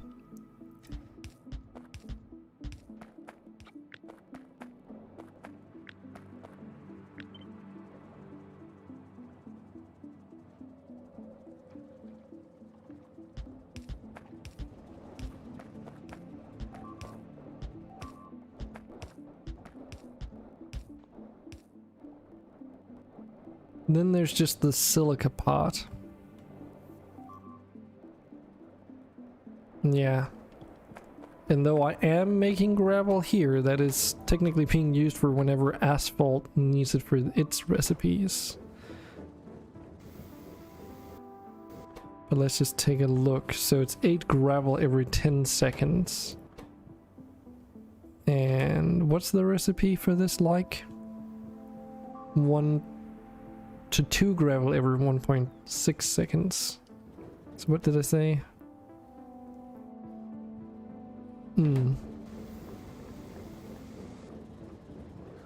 Yeah, so this is basically like dedicated for this. But that doesn't mean we can't take some of the stone, split it off, and move it somewhere else nearby.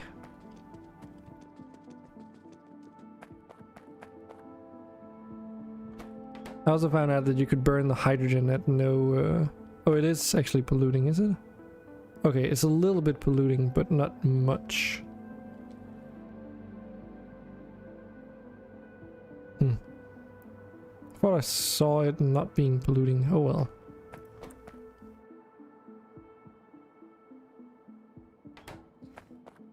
But I think all the oxygen down there is more than adequate.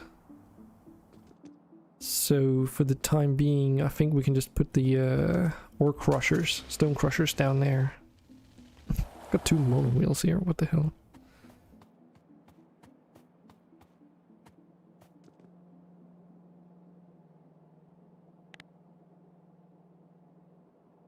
Someone's really enjoying the weekend. I can't tell if it's above or below. I've never quite figured it out. I think it might be the people up top. Originally I thought it was my neighbor underneath me, but I don't think that is the case. Also sounds a little bit like they're bumping into things, so it might just be someone doing some Friday cleaning, who knows. That's also probably why the music is so loud.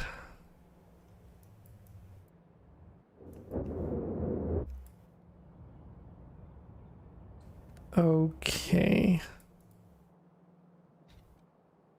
Well, we should have everything we need for this.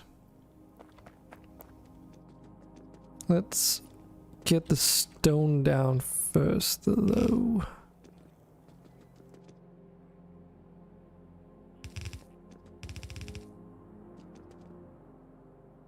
Should be room for it.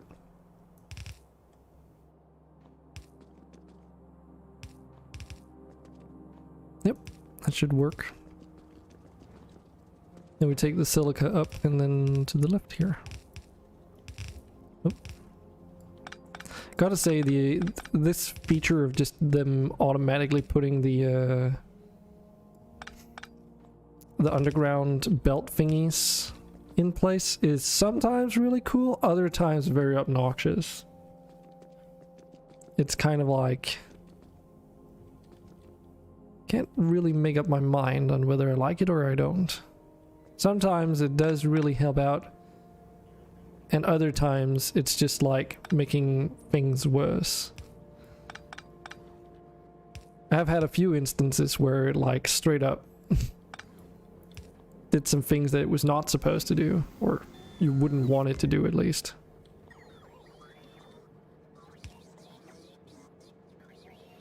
So it would like connect up to some belts in a way where it would basically put it onto the belt instead of building, you know, beyond it. Simply because I guess they don't account for all edge cases, is my guess. Whether that is the case or not, then, you know, hard to tell. Hard to tell.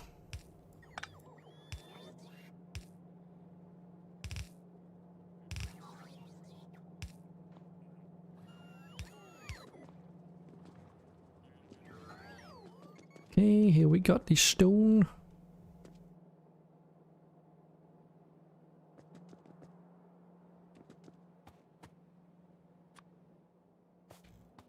So what direction do I want to build this though?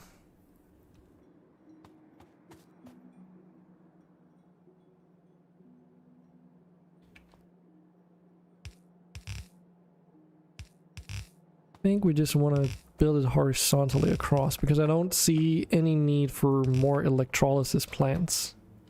If I were to make anything more here, I found that these atmospheric condensers from Krastorio are way more convenient because they only produce one thing at a time.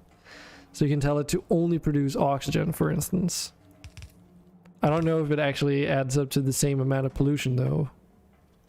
Because even though I'm burning the hydrogen, I'm pretty sure that the atmospheric condenser just pollutes as is. I haven't really checked. But I could be led to believe so at least.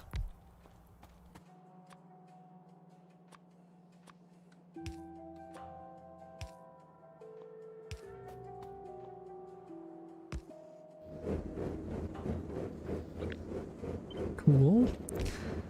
Then let's do an offset, and then we can just copy and paste this setup across.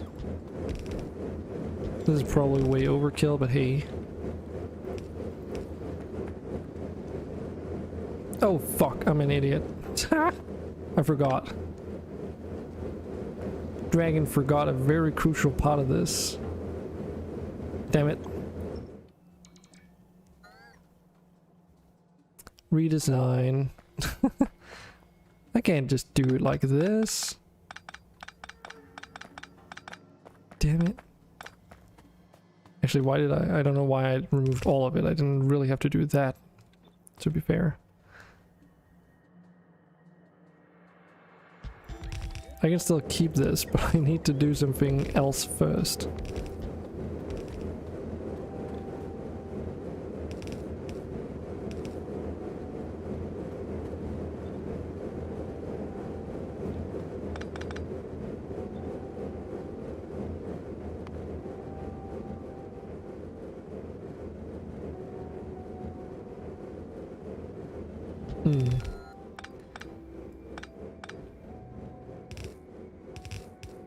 Where? There we go.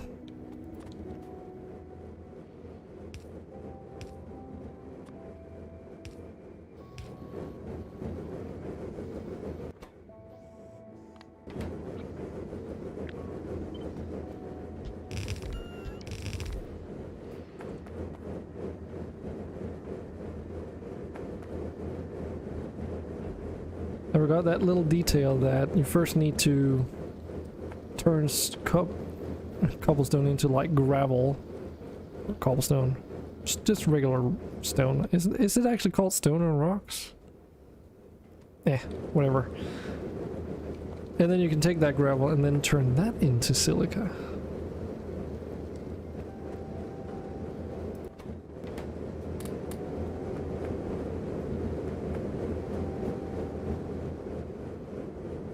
Good thing I caught it early and this whole loop wasn't completely filled. There we go.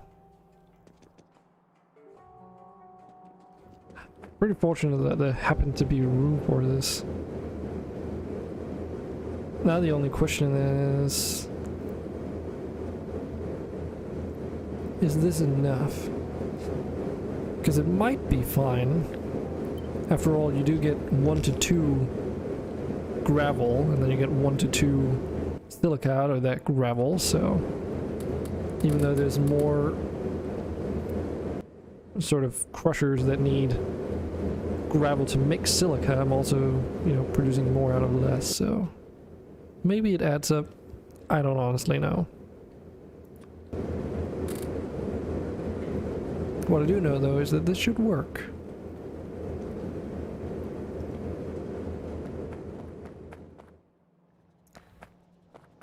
Now there's just one more thing to do. Change all these recipes.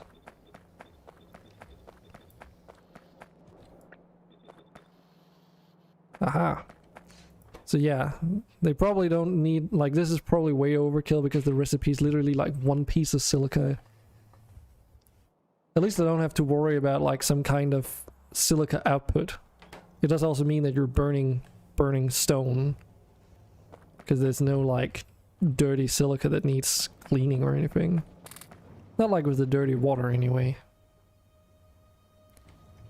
But yeah, so this was short, relatively easy and painless. Not painful, painless to change and set up.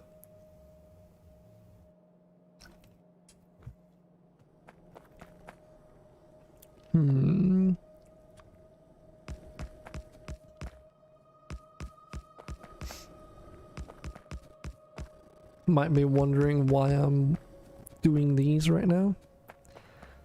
Well, since the boilers that I've automated sort of, you know, crafting of, the new ones, they were more efficient pollution wise, and I'm still running parts of Steam. This was like a easy little change. It should still work just fine, you know. Actually also get rid of a bunch of steam pipes this way. Don't want to completely get rid of it though, since after all I still need steam production.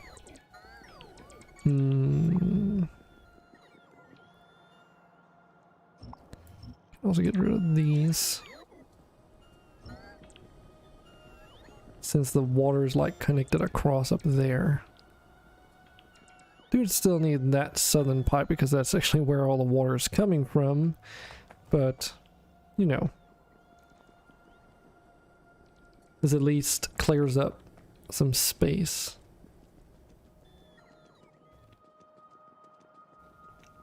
Alright, back to what we were working on earlier.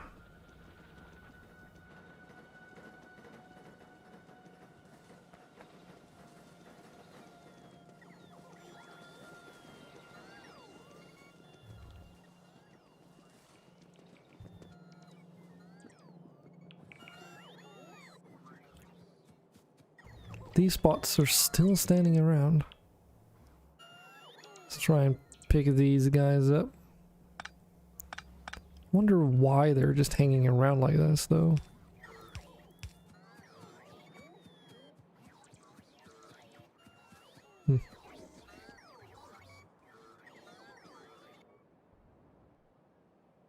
Maybe I need to go up here and check this out because... Oh, really? Well, that's that's not good. There's literally like a worm that's just spitting projectiles, and the defensive position isn't able to do anything about it. So it's just been like going at it for a while now. Huh. Interesting.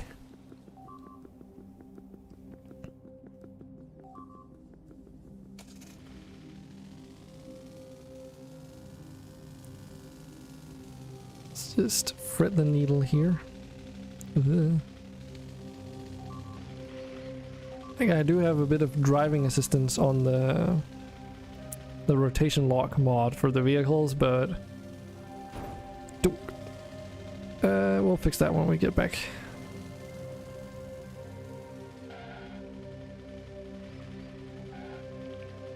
Gotta say though, having the upgraded speed of all those worker bots also helps greatly. Now they can actually keep up with me and charge at the same time that I'm moving, so...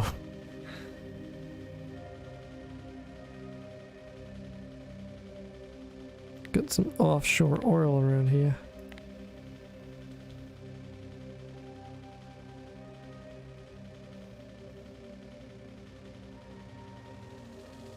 Well, let's try and do repairs on the base first.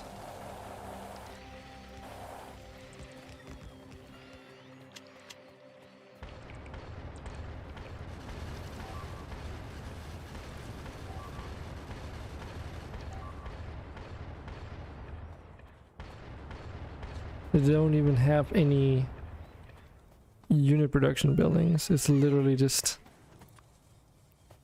two worms defending that. That's shit. Okay. Crisis averted. I didn't think about the acid pool that was in the middle of this. I just noticed my health bar dropping rapidly. Kind of panicking a little bit, maybe.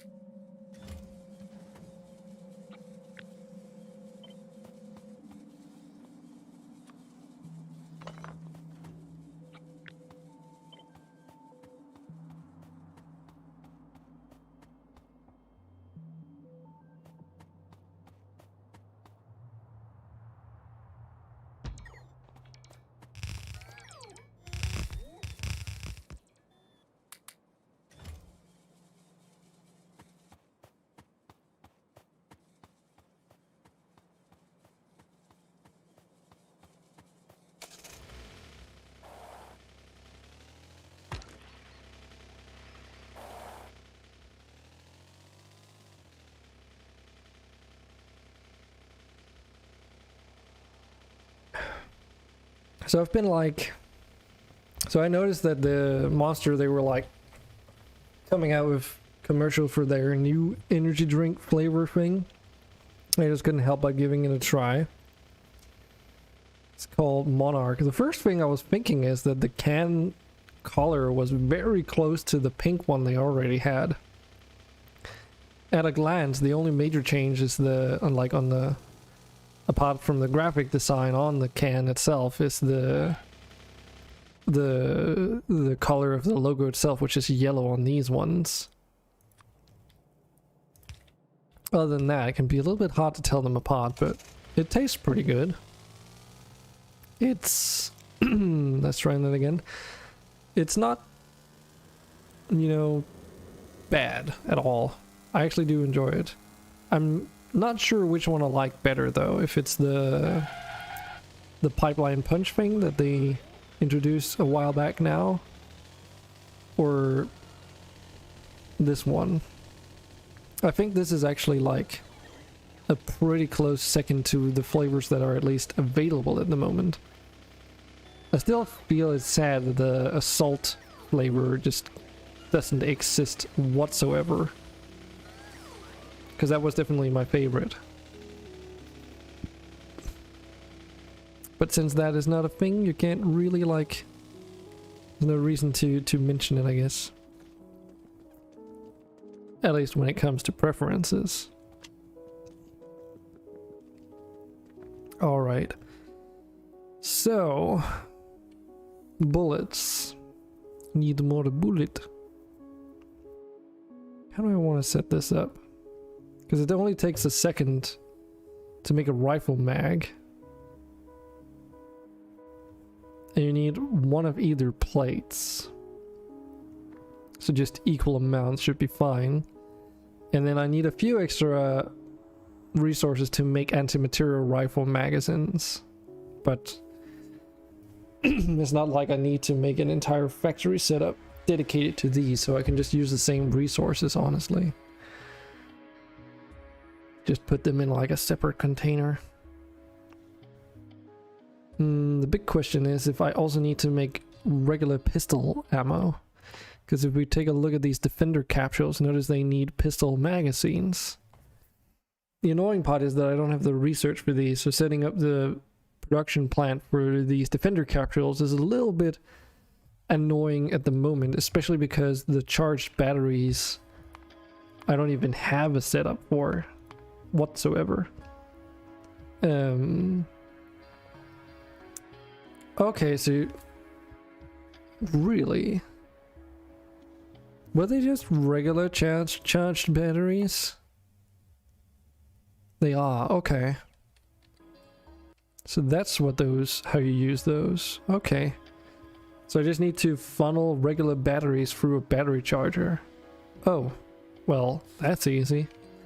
Then I am making practically everything, at least the most difficult parts of it. I do have these batteries coming through here, being made up in the oil refining plant.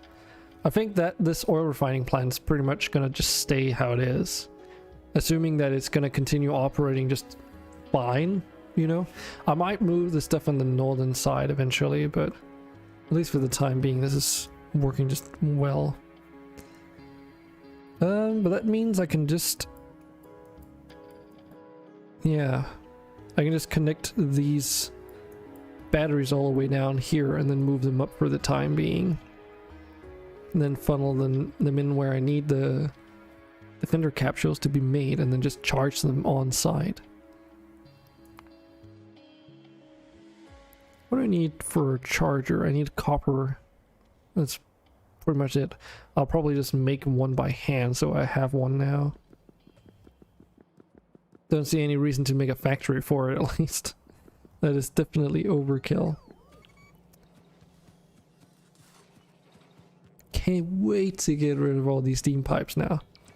I really liked the way that it changed early gameplay, but now they're just kind of in the way. Battery powered generator. Releases charged battery power if no primary generators are available with the same priority as an accumulator. So basically you can like charge up batteries as like items and then funnel them through a battery powered generator for where you decharge them. I wonder if it consumes them. If it consumes, it says it consumes charged batteries. So I guess that means that it's basically like a boiler that just produces electricity straight off the bat. And then it just eats the batteries whole. So you don't get like a uncharged battery in the other end. So I assume they're disposable batteries then. Alright. Well then.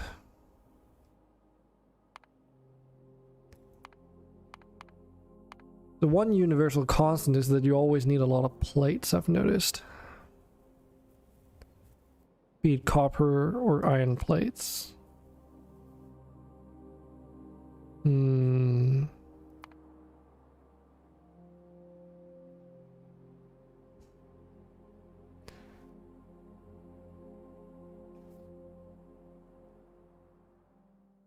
One thing that does annoy me a little bit, which is not really like, it's not a bad thing, it's just so if I get this military research, we'll be able to make stainless steel mags, but notice how they don't require the previous tier ammunition. It's probably for the better, but it means that the production for bullets that I'm making right now, if I scale it up as I will need to in order to feed them with the ammo that is needed. Also, they are not getting any bullets. Wait, what? What's going on there? Hold the phone. Oh shit. Okay, this I need to fix, lest it becomes a problem. But yeah, it's like I need quite a good amount of factories so that they can keep up with the demand whenever there's a load for it. So it's not going to be like a small setup, right? But eventually that setup for those projectiles is going to be defunct, like not necessary at all. since once you get into the stainless steel bullets, you're just going to stop producing them altogether. Or rather, you don't need to. And that means that either you're going to be sitting around with like an old factory that doesn't do anything for you, just taking up space, or you plan ahead a little bit and try and figure out a way to sort of, let's say, hold on, what's going on here? Oh, that's what's going on. It's going the opposite way. Which I did catch. I just didn't notice that it was the opposite way of what I thought it was. But yeah, if you want to like think that much ahead, it's like they use some completely different types of resources. And they can be upgraded into a completely separate type of bullets as well. Right? So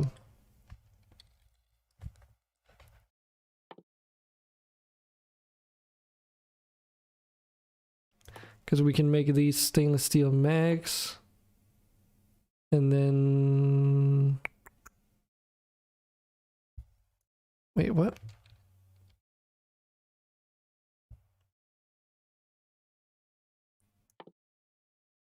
Okay.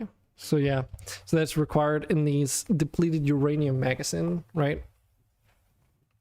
So they can be upgraded just like the current upgrade, which is just from regular rifle magazine to armor-piercing ones, using up additional carbon-based steel. But you do need the previous bullet type in order to make that. So that means those two factories that are making these types of ammo would be replaced by the others, and then I guess you can just like move the resources around and such, but that, yeah, future problem, I guess. So for the time being, for rifle mags, we need coal, copper plates, and iron plates.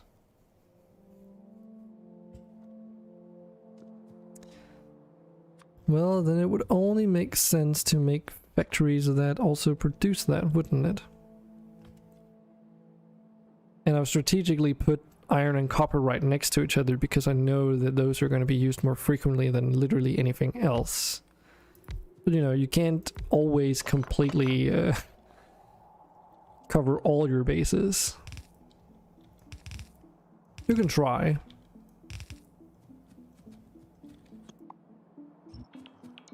But yeah, probably won't always succeed. Now, that being said,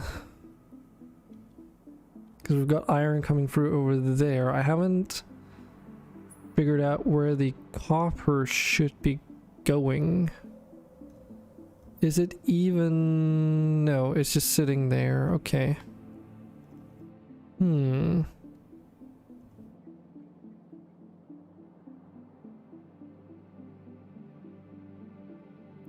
Because one thing would be to run them across horizontally, then down, and then across. And then if it needs to go in the opposite way, split it from there. I think that might be the best course of action here. So let's go up and at least figure out where the copper output should go.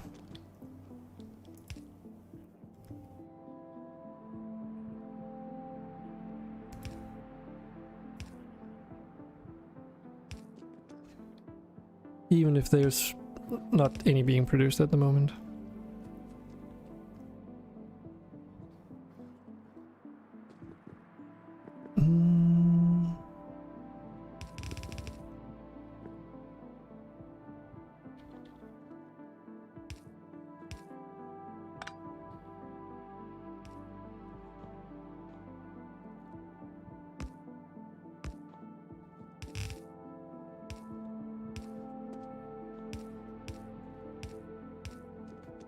Yeah, so that should be fine. Question is there room enough if I sort of lay it out like this?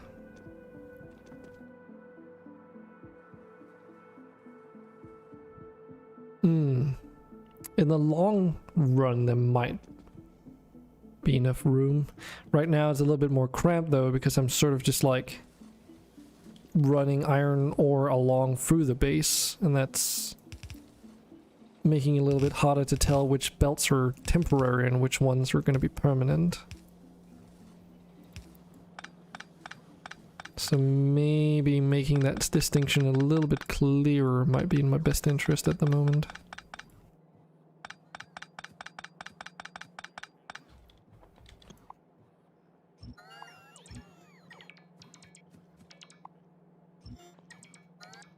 Then I can maybe also clean this up a little bit.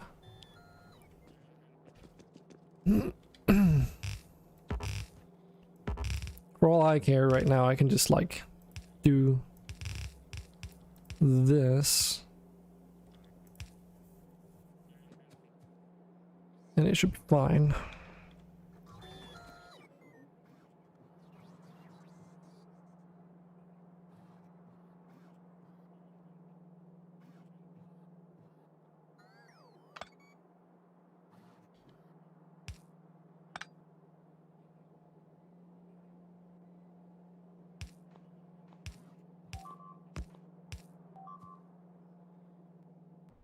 Us in the snowy region still under attack. Okay. That's a little bit cleaner on that part at least.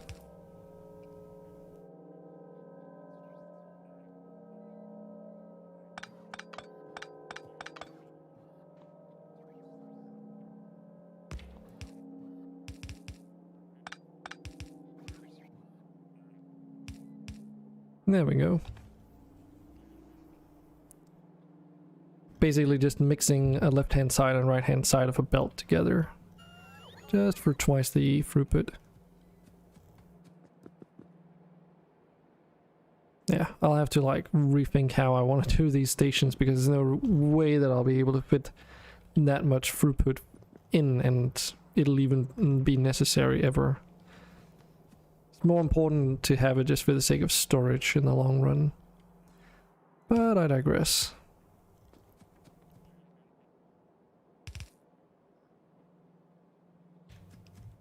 It's like I've also got this system up here which does exactly the same which I did over here.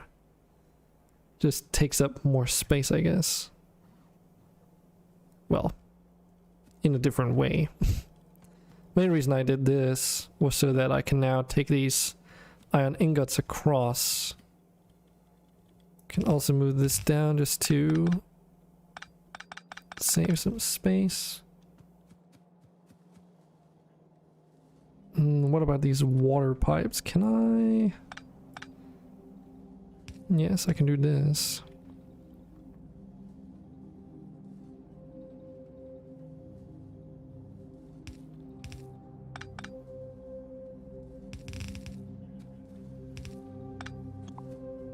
So that is a little bit cleaner. Boop-a-doop.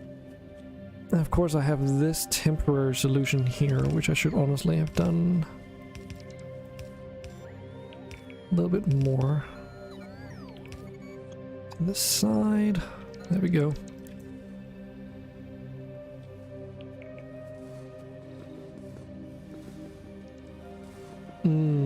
Okay.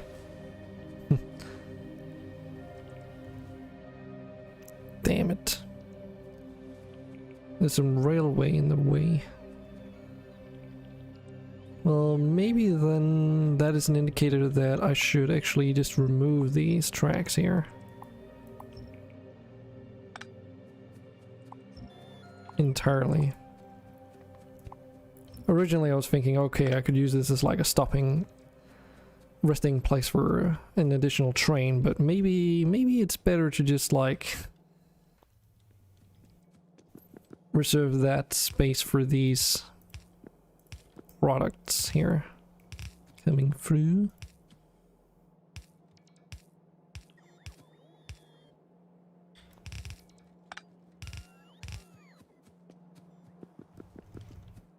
I think a throughput of like 2 belts worth is also going to be more than enough for my current needs, so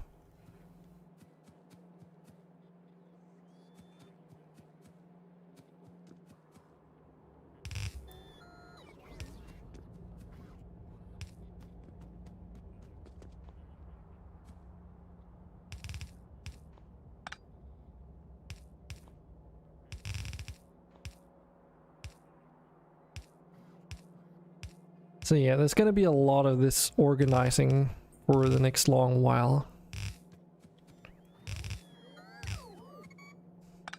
That was unexpected.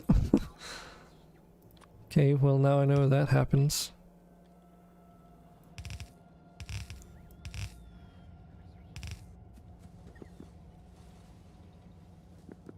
Suppose we can do something similar to on the other side.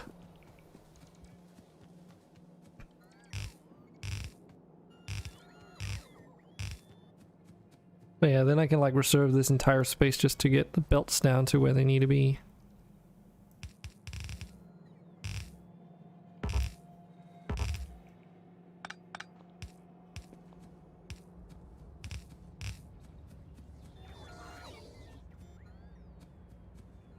Okay, now we're back to this situation here. So what's that coal going down for? Okay, all of this stuff. Because it's going in there, but I'm not using it for anything here. Okay, what else do we have? Okay, so that is the coal that goes down to these spoilers. And by proxy, it's also used over here at the carbon. And the carbon here as well for the plastic. Well, so does that actually mean that I can disconnect it in its entirety? Because since I'm not using that little bit for anything, I think that is actually a yes. And the reasoning being quite simple. You can make a carbon out of charcoal or coke. And right now I'm actually doing that to such a degree that I don't even need this coal in this direction. So let's employ the aid of our construction robots and just clean that up for the time being at least.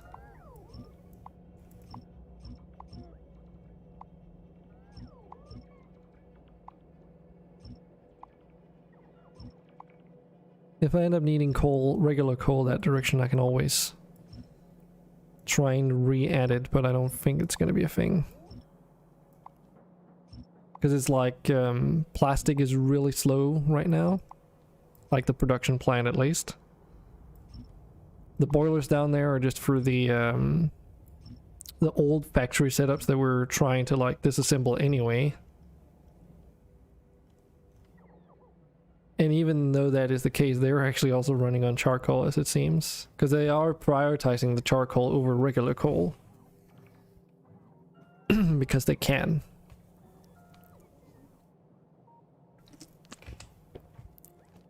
Seems pretty clever. When charcoal, or it's coke in this case, this stuff is renewable.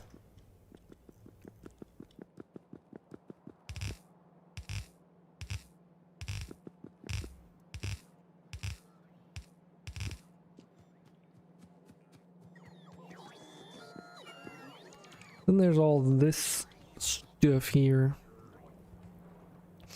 So we've got wood going down this direction, and I think that's just for the circuit boards. Right? Something along the lines of that.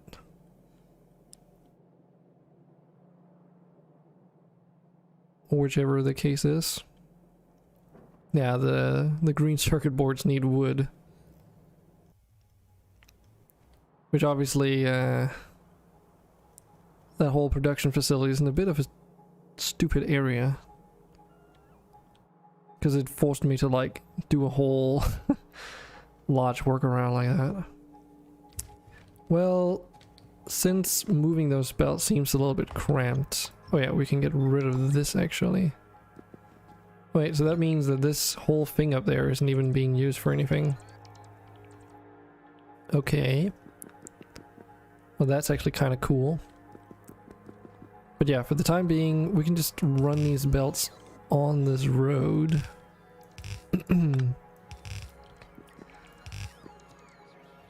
And then we can clean those back up when we get around to a point where we're able to.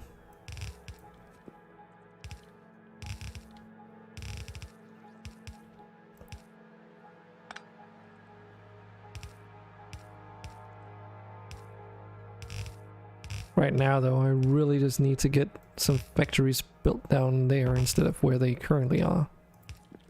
But you know, you need resources for that, so... Oh yeah, this pipeline connection here.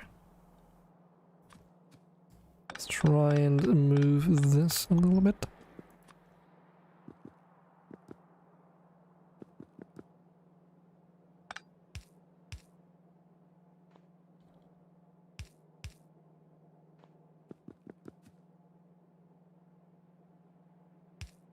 That's a little bit better.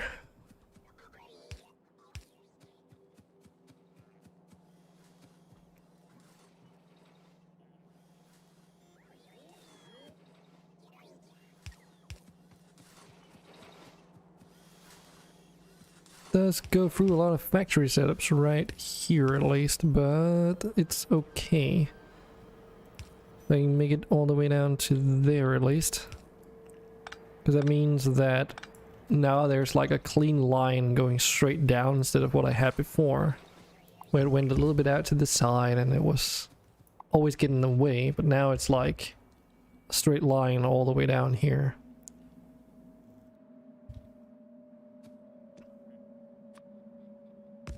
So that is pretty much a permanent location for that stuff. Most importantly was getting these areas correct though, just to make placement of these belts a bit more convenient.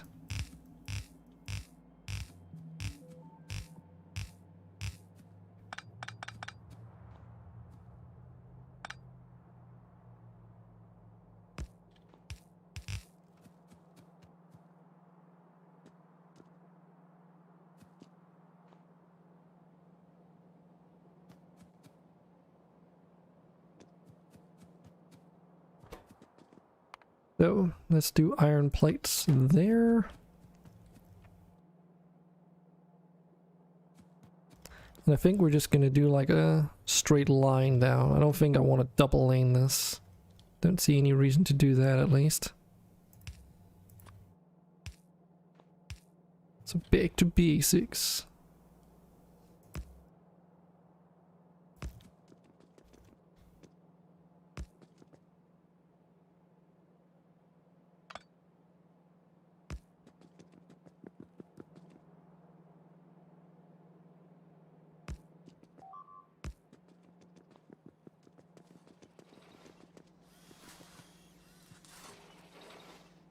But we're also doing something slightly different than before.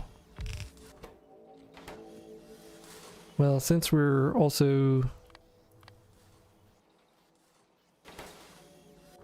redoing these factories, might as well play around with this. The inserters, that is.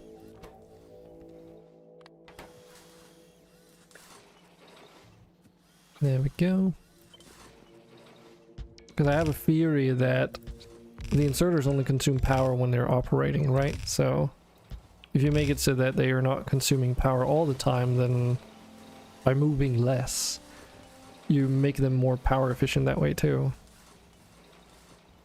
But that's just, you know, something I assume. I don't know for sure. I think it's pretty safe to do that though. Okay.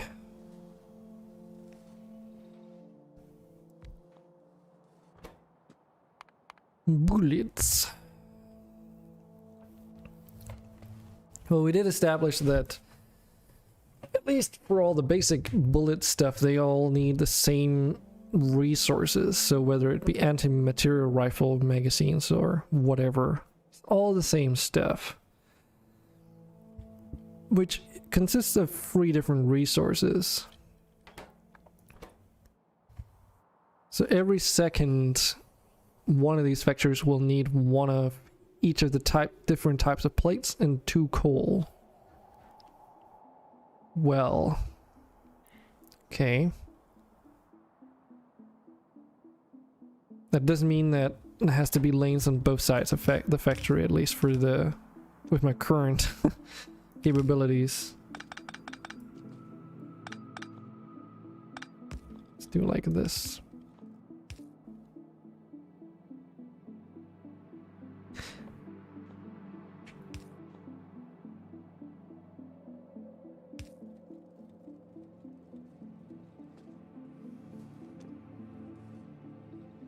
Because there's not really... Oh, there might be eventually.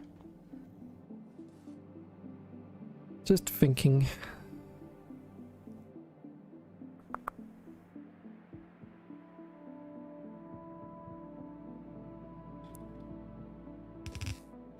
Let's do like that maybe? Or even better...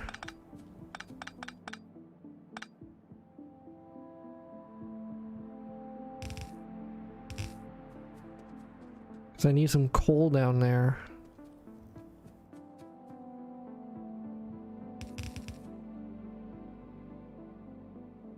So where do we have... We've got tin and gold up there, but they might not have to move around here at least.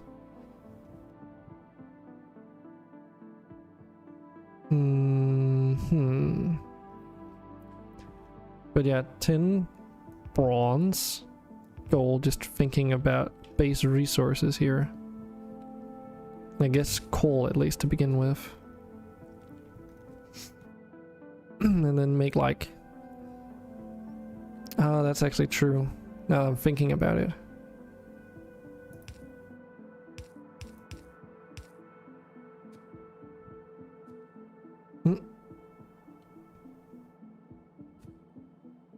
Did I not measure this correctly?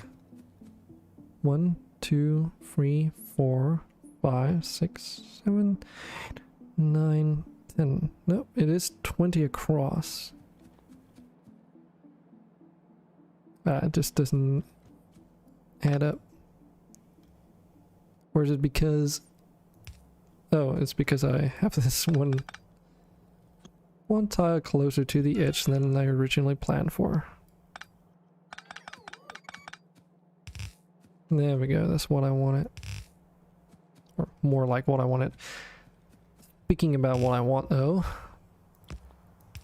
since iron is used up more frequently, just to make layout of these belts a little bit more convenient, we're gonna move it around a little bit. So basically, iron we use a lot of, copper second most, and then you know you go down the list of things you need less and less. But there we go. So by moving them down here, being closer to the factories at least is the idea.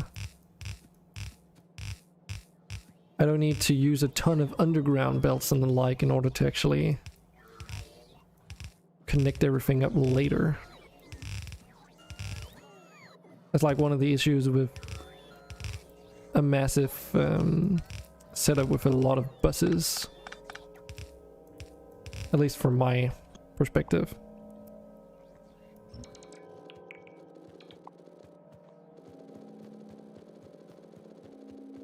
So many resources, jeez. Actually, can I? Yes. Okay, it doesn't even need to be in the trash slot. Cool. So I can just go up to these factories, and if they have room and I press Shift C, it just evenly distributes all those resources into a certain like range of factories around me. Pretty handy that. This does mean that I need to move this pipeline connection just by 1. And that should be fine. Everything else is hooked up correctly. Cool. So that means... do I want coal on this one, maybe? Because it's like coal, stone, wood. Those you also need quite a lot of, but... it's kind of like touch and go on which ones you need the most, I guess you could say.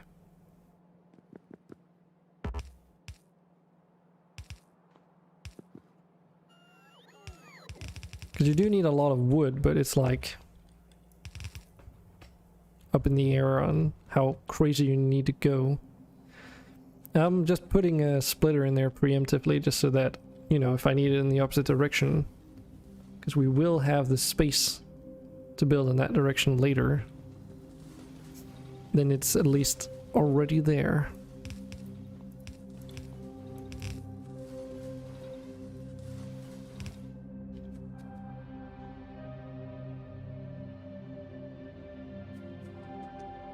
And then let's see, we'll need to do some trickery here.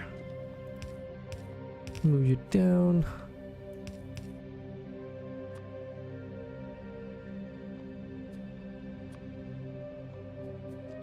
And this is going to be the output where the ammo is going to come out.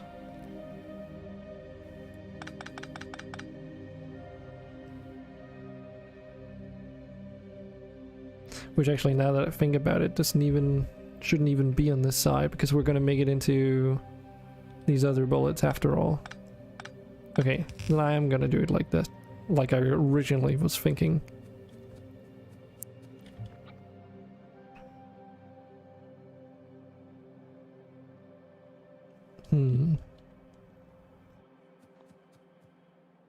Okay.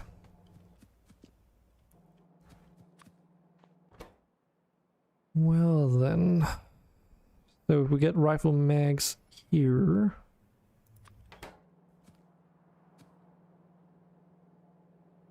and then we get an output on this end, but we also need copper plates. Instead of doing it right where we're doing the iron plates, I think I want to do it over here instead.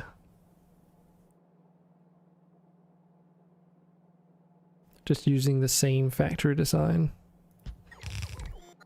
One thing we could do differently is reverse the direction of these belts here. Okay, so it's the same concept at least, but a different factory design, because now I need to change all these.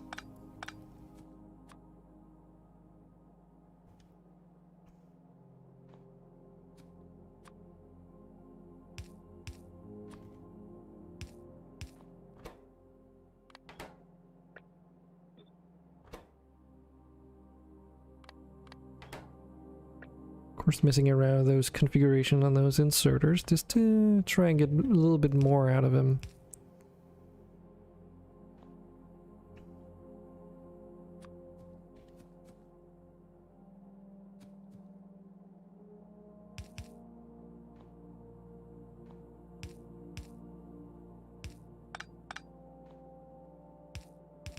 And there we go. So that should be all the resources accounted for once copper is actually like available again. And this is what I meant by underground belts, having those materials down here at least. Oh yeah, we do need to change this to copper. Let it go. And we'll just imagine that it's going to come in through here at the moment.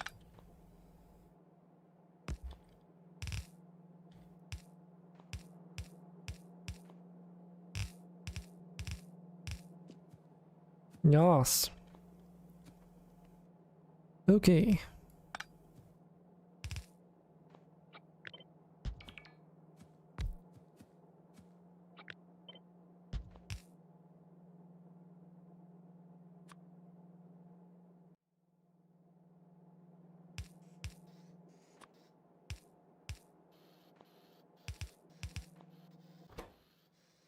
Optimize these a little bit as well.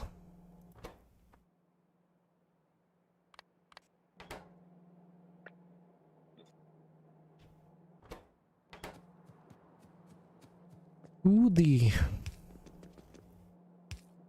And that's why I needed at least 2 tiles of a buffer zone out on the outer edges of these bus areas. There's also a reason why there's 2 tiles in between. That's so that if you really need to run a build all across, you can do it regardless of the length restrictions on the underground belts.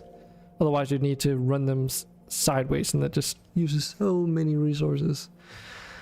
Anyways, that should do the trick.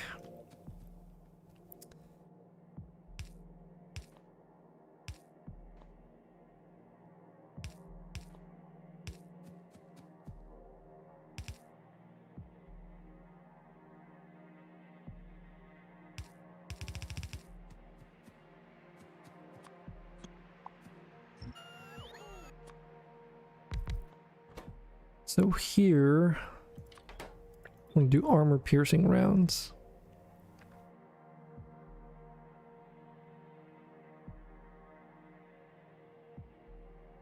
And we can add the other types of ammo later on. Right now I just want to consider only rifle ammunition.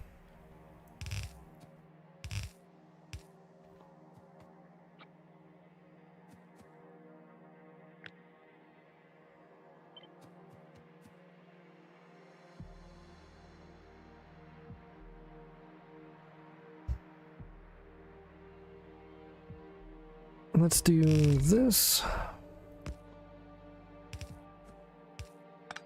Because then we can set these guys to make the carbon steel plates. That means that when we get carbon steel, we just feed it into that factory.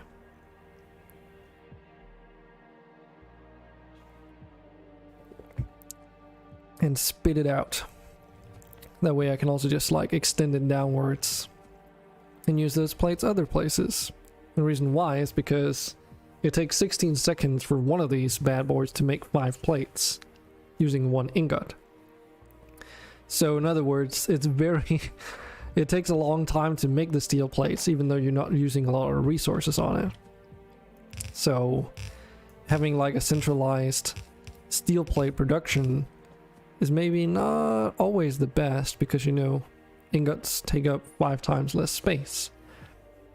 It's just the fact that you need a large facility to make these plates wherever you need them instead. 16 seconds is a long time for 5 plates. It equals out to, what was it, 3.2 seconds on average per plate that you're crafting, regardless of input, you know? Or something along the lines of that at least. It was like really slow. In comparison, a regular plate is 0.8 seconds. Yeah, let's actually just get that straight. So it's like 16 seconds, right? So you just say what? 5 divided by 16? No, the other way around. For some reason I still mess up the order of those. There we go. Yeah, so it's 3.2 seconds per plate. Which means, you know, you can make 4 times as many regular plates in the same time span using 1 factory. So another way of looking at this is, if you want a setup to make carbon steel plates at the same rate as regular copper or iron plates, you need 4 times as many factories as well, stacked like next to each other just to have the same throughput. So that sort of puts into perspective just how much you actually need. So it might actually be worth, since we're making the carbon steel plates here, to like make a larger setup for it maybe, and then make the carbon steel right here as well. Part of why I'm thinking that too is because if we look at the requirements to make carbon steel, you make this alloy mix out of ingots and carbon, where carbon is like charcoal or coal macerated. And I guess I would want coke transported down here as well, with a carbon at least. But I could technically use that coal that we have up here just to do that as well. It's annoying you can't use it like interchangeably, but it's understandable why you can't.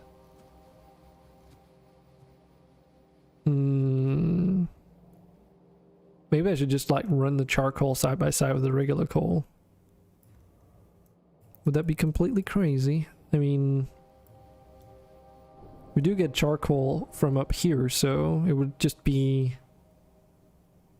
Yeah, the best bet would probably be running a belt along the road on the northern side. I think For charcoal, like one resource, you will also need wood though, which is coming from the same place. But maybe it's fine. So wood and charcoal from up there. And then like, you know, go straight down here and then run it alongside the other resources.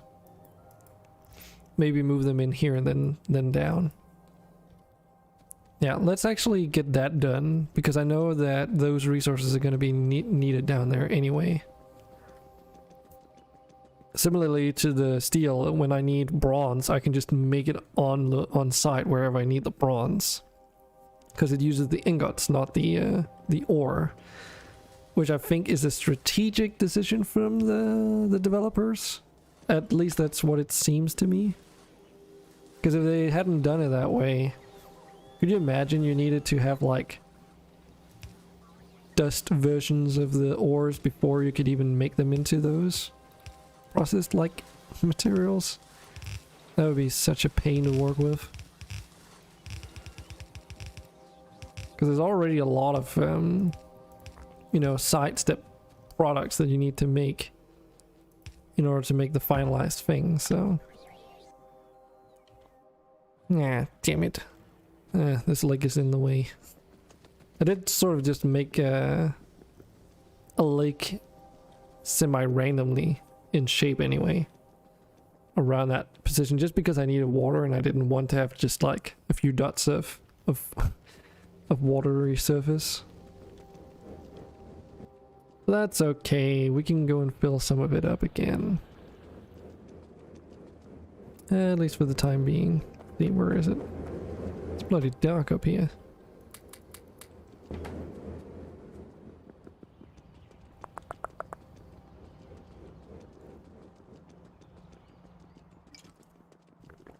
My rubber plants also sort of quieten down a little bit, which means they don't eat up the pollution as much as they used to. Which is fine. It's not the end of the world.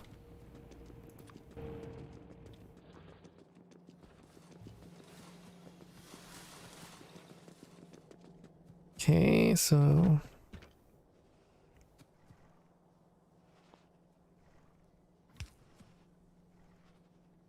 just needs to be barely enough so that these platforms can come across. Belts.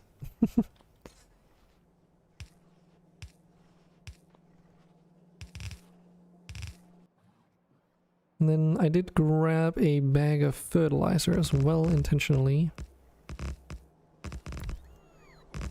There we go. All right. Now I do, you know, recognize there is a tin ore deposit right in the middle of everything here.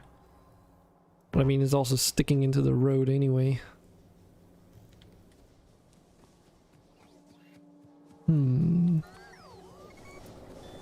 Let's make a little connection there, just so that there's like a backup connection for those engines. That clears up the airspace around here. And this is where the wood comes in. But I could just bring it across the road a little bit further up. This is also where the charcoal is. Yeah. I was thinking like the order of the belts that are going to be on the opposite end. Which one should be like higher up and which one should be lower down. This actually works out pretty well by the looks of things.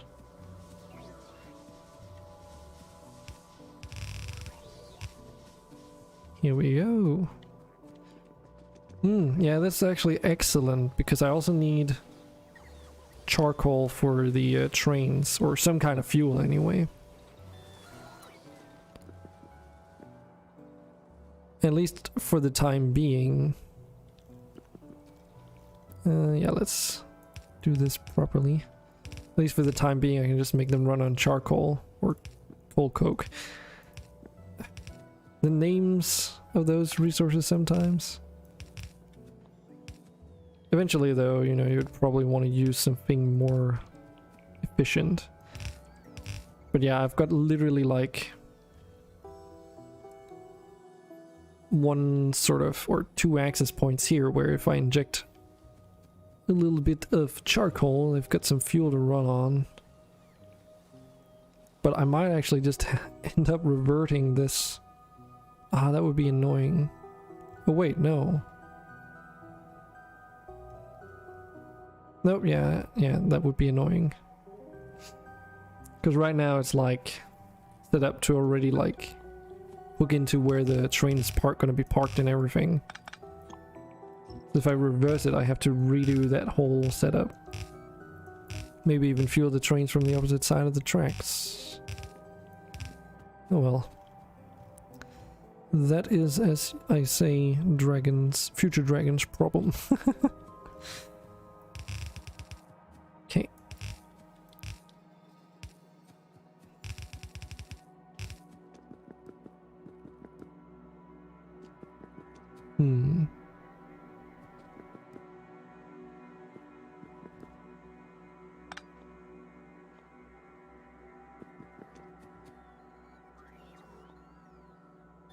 How much space do I need for this? I think about this much.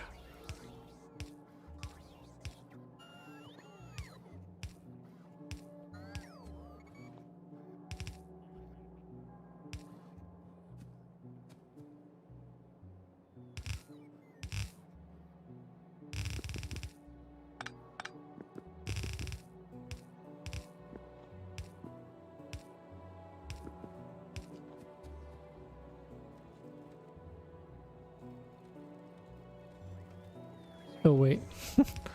Now I reverted the... God damn it.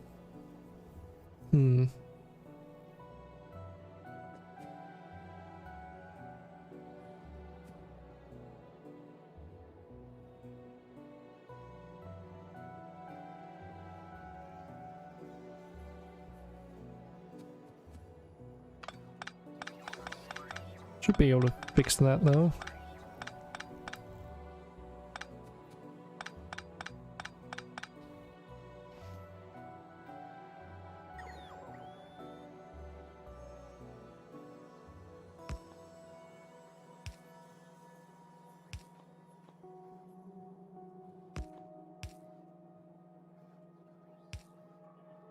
Yeah.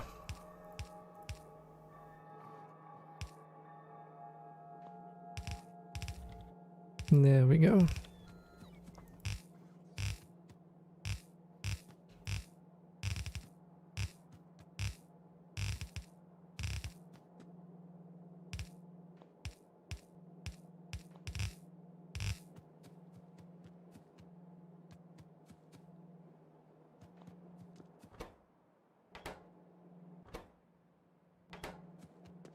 Cool, alright, so coal, charcoal, and wood in this. It's excellent.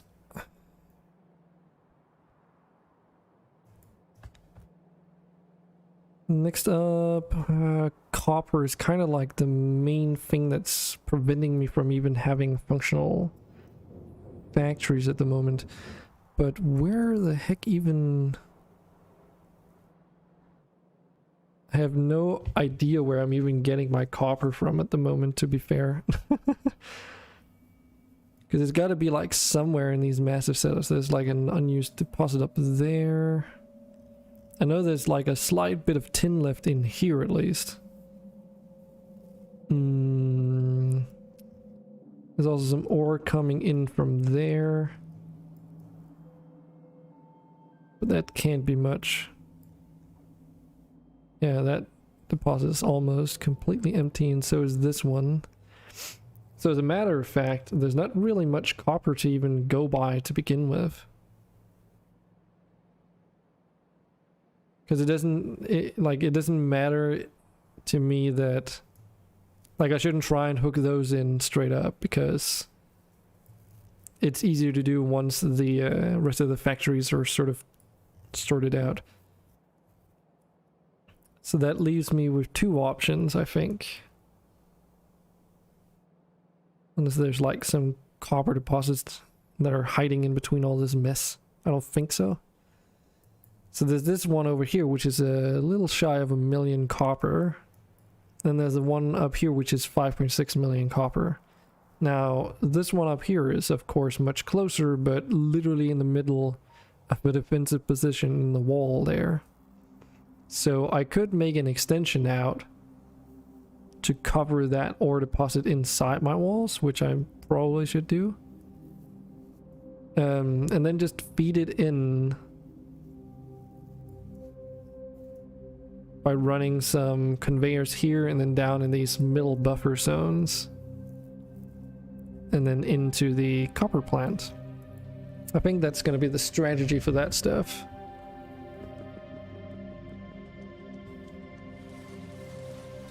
Get rid of some excess resources. Let's get to it then.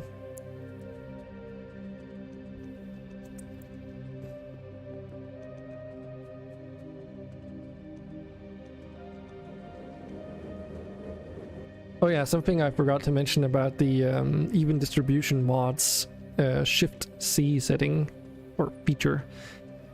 You can also, and it's on by default, but it'll actually also drop resources into oh, where does it say?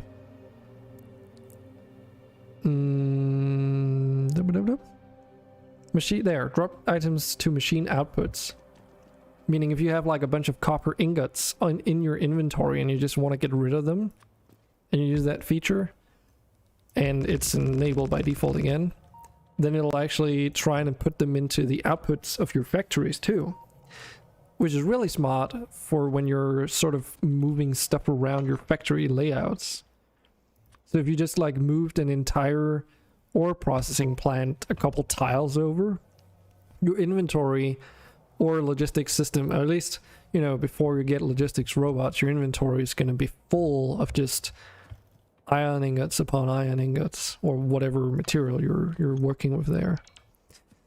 So being able to quickly distribute that without the need for logistics robots is actually kind of neat, you know? Anyway, so how do we want to extend this wall? This is the big question, isn't it?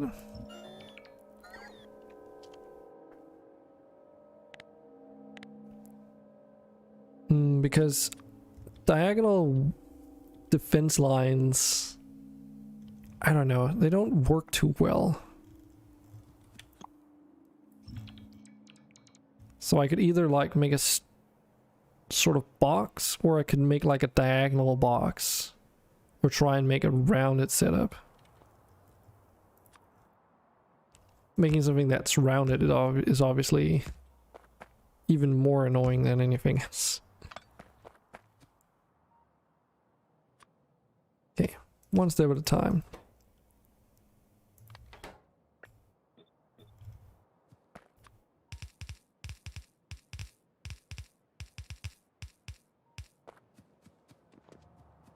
Actually, do I have logistics robots all the way out here?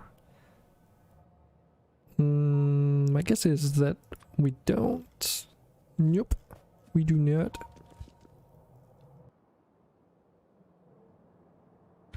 Okay, well, how about we extend that logistics network then first? Because that can not only help repair keep the walls repaired, but also help us build stuff moving forward.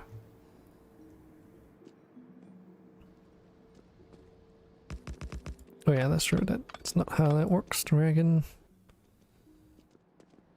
Nope.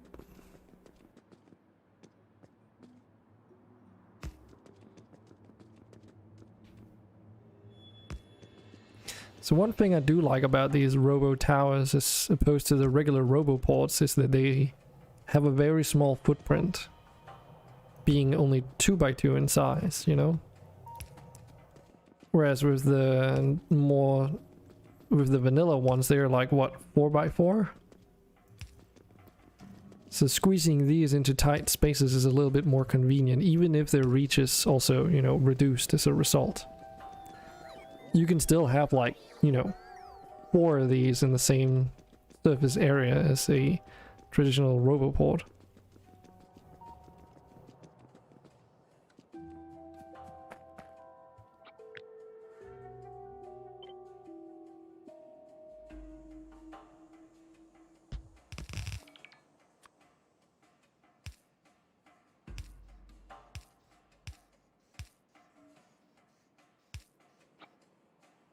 Submit!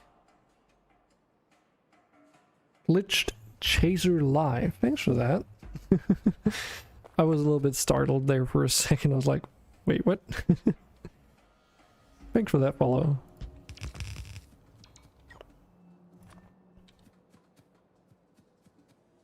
Builds right across, I think. Yeah. Should be able to just steal this down here.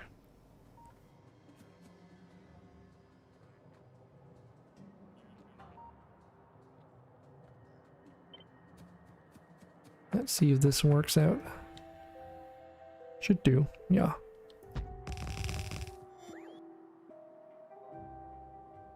I have like a tendency to make these wall designs a little bit modular.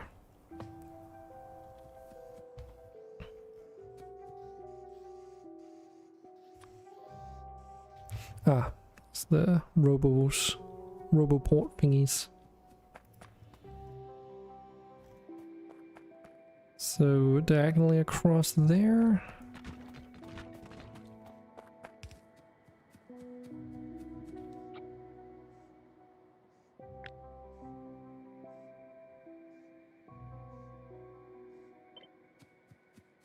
So how is it? Do I get to just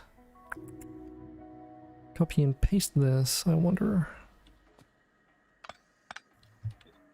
Should do. Just have to fill in these walls manually myself. It's like I've said before, I'm not really a big fan of the make a ton of prefab blueprints and then a blueprint book to keep managing them in. I'm more of a design something in the moment kind of guy. And then just copy from like local areas in the world rather than having everything stored somewhere. It's like my case in point was that it sort of leaves you or leads you into making more design variants instead of sticking to the same thing over and over. And that can help improve your ability to sort of make more, let's say, efficient and alternative factory layouts. You know, it's a process. Keep improving your skills, so to speak.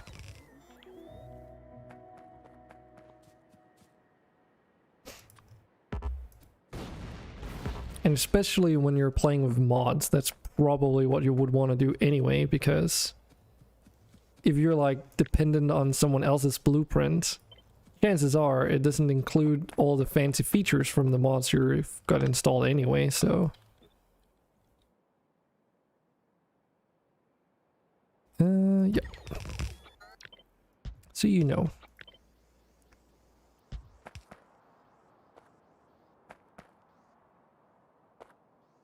Yeah, I'm out of freaking walls. Great. No biggie.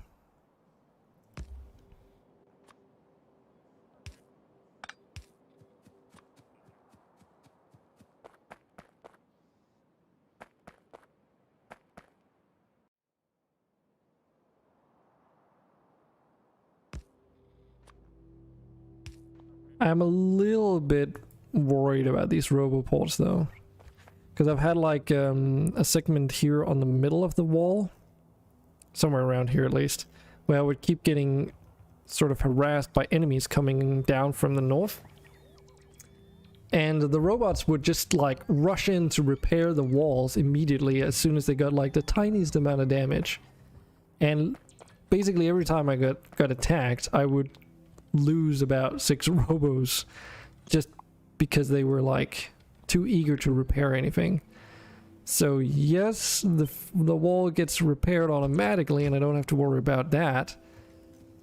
But you also inadvertently, almost as a guarantee, lose some robots in the process, which obviously is not the most ideal thing.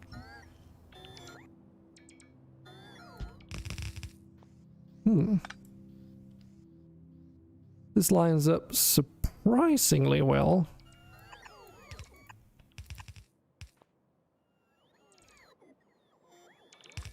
It's not 100% perfect, but I've definitely had worse.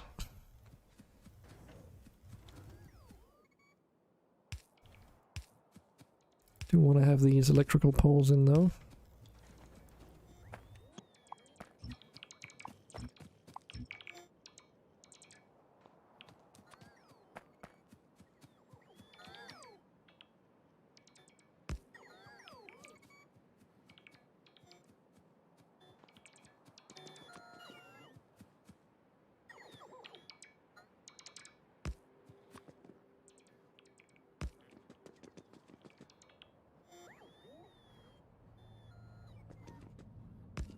One of you and one of you. There we go. Awesome. Don't know if I want the path to stick all the way out there. Just cut that off. But at least this makes this entire ore field available to us at the safety of our walls. And since that is all gonna like pollute like crazy if it starts operating at full capacity, it's probably a good thing that it's gonna be defended by turrets. Now unfortunately it does sort of sit at the very outer edge of the base, so there's not really a lot of barriers in terms of pollution fighting that can happen.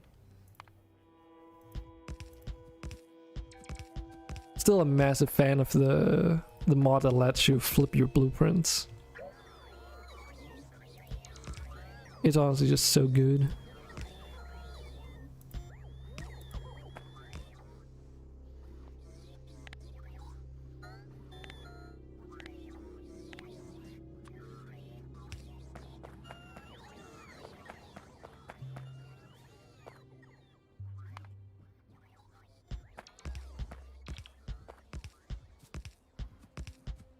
Because even like for things such as this, it's just nice that I don't have to put down every single thing individually.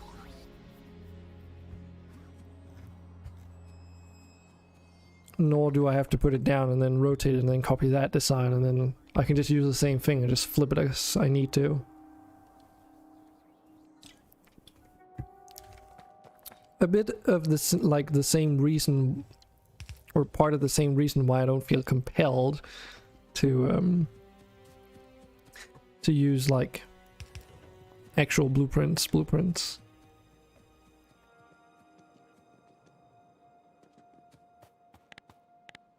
Okie dokie. So how are we gonna place these bastards? Because the area of effect of these is really large, but they're also 5 by 5 in size. So the area they actually reach is a 9 by 9.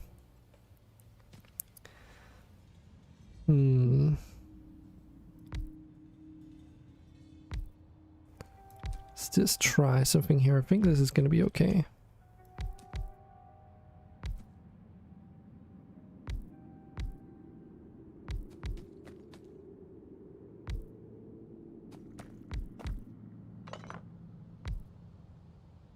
Yes. Keep that one. I do have a mod installed that also automatically designates any of these drills that you have. Like remove them from the... like designate them as for deconstruction if they don't have anything to mine left.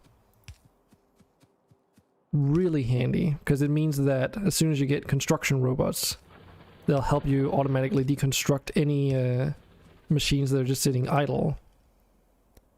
And apart from the fact that it cleans up the map for you, if they're in reach anyway, it also saves a little bit of power, as a matter of fact. I think, at least. I don't remember now that I mention it. Okay, so these are not the case. But there are like things such as the inserters. They have a minimum consumption. So even when an inserter is like sitting idle, it still consumes power. Which is something I've sort of not quite understand the reasoning why, but I guess that's just how it is.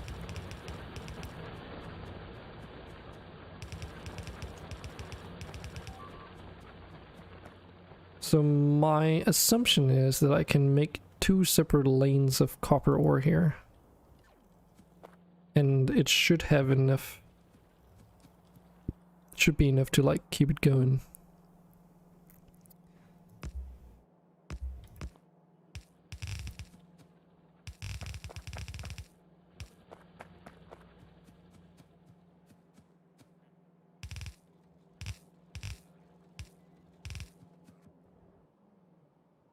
Now, how do we supply this to the actual processing plant?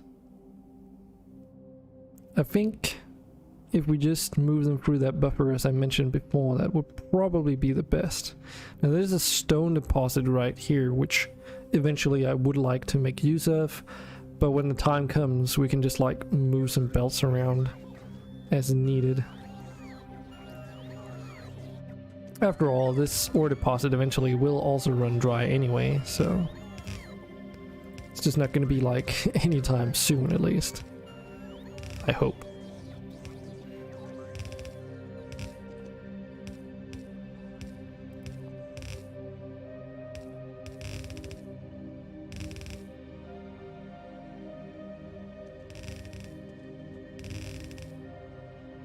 Yeah, let's just run it through the field. We can always move it around later.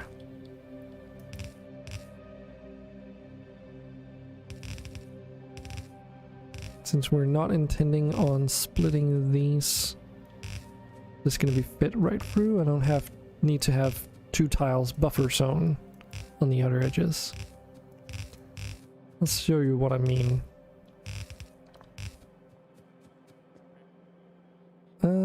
First I have to make sure that I put this in the right position though. So on the iron side of things, I just like inserted them through the pathway right. So I think I'm gonna do the same here.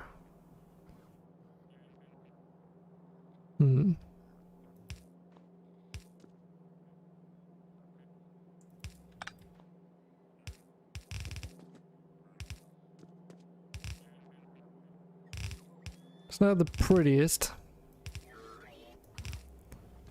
But yeah, it's like if you want to,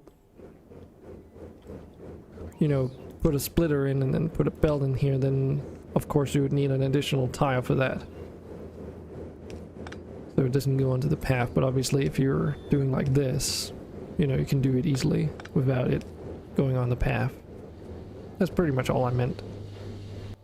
But yeah, so now this should just work. Let's just make sure. I mean it looks like it's working just fine. Should be connected with water, should be connected in the bottom here. So this is all drawing power out of this little cute lake. And these water reservoirs. But yeah, it seems like it's working. We're getting copper through now. Does need to warm up a little bit though.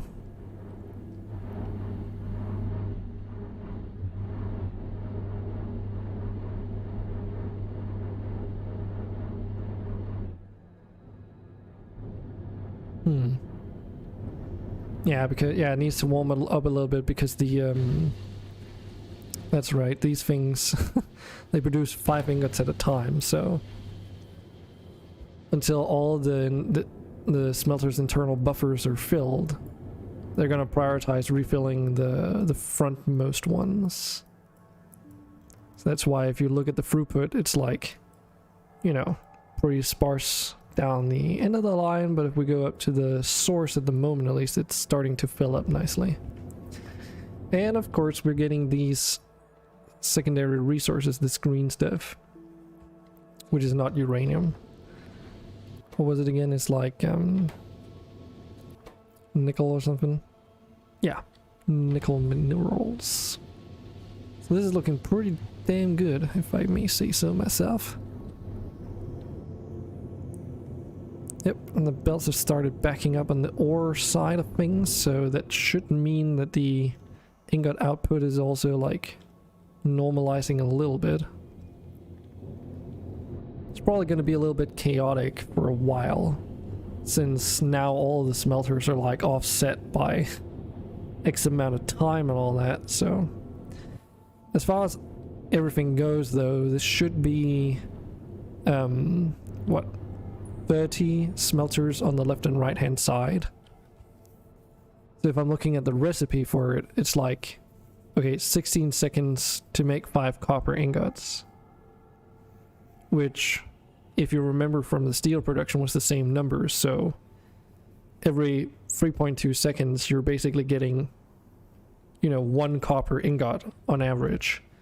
And the belt throughput limitations on these fast belts is 30 items per second. So in other words, if you have 30 smelters, then it's about like matching the throughput of those belts, so to speak. That's like one way of calculating it, at least as far as I understand. Like if the math checks out. It's a little bit uncertain given like you can't, how the inserters can't put down items if there's something on the belt, and sometimes that means that the smelters actually stand idly by for a little while until they get room and such, and that is probably why the throughput isn't completely smooth. But hopefully, like, once everything normalizes and they build up a small buffer of resources, it shouldn't be a problem anymore. Whatever the case, now we've at least got copper as well. And we should have that coming in here. They're being turned into plates. What? Oh, right, because bullets. I was like, why are you not producing? But I forget. Whenever they don't have anything, like whenever they can't empty the inventory, they also don't fill up with buffer materials. There we go. I was like, why do we have steel plates? But that must be because I had some steel ingots on me.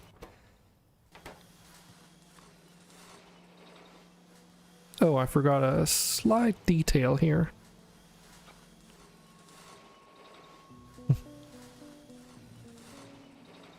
I don't have an output for the ammunition. Damn it.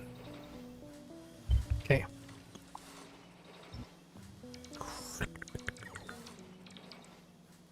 Thankfully I can just do that at least.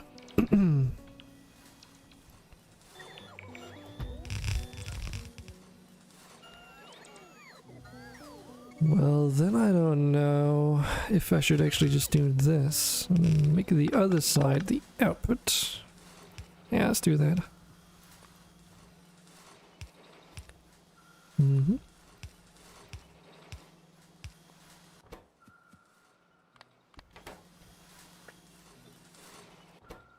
On the inner side, thank you very much.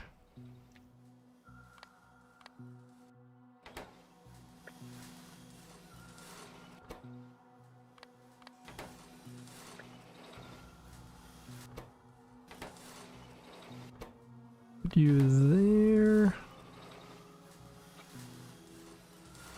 There. Cool. Okay, so that's the bullets taken care of.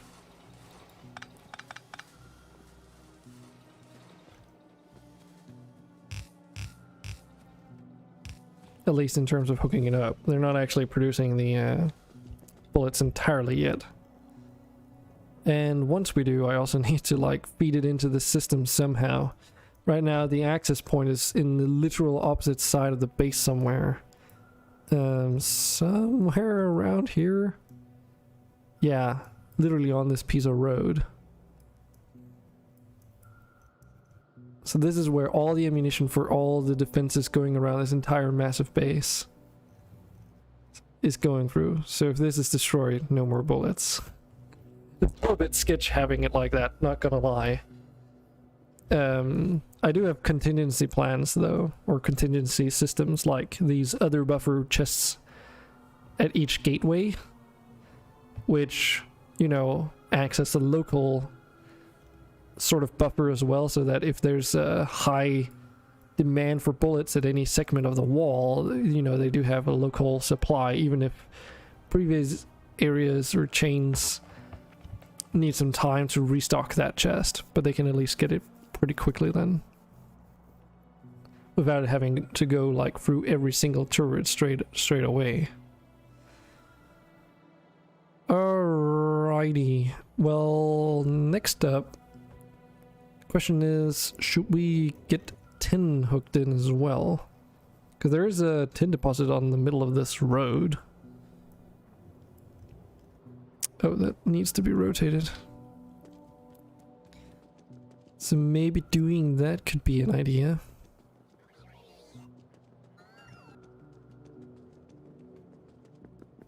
Just to get all the base resources sort of hooked up. Because once all those resources available, I can start making all the factories work as well.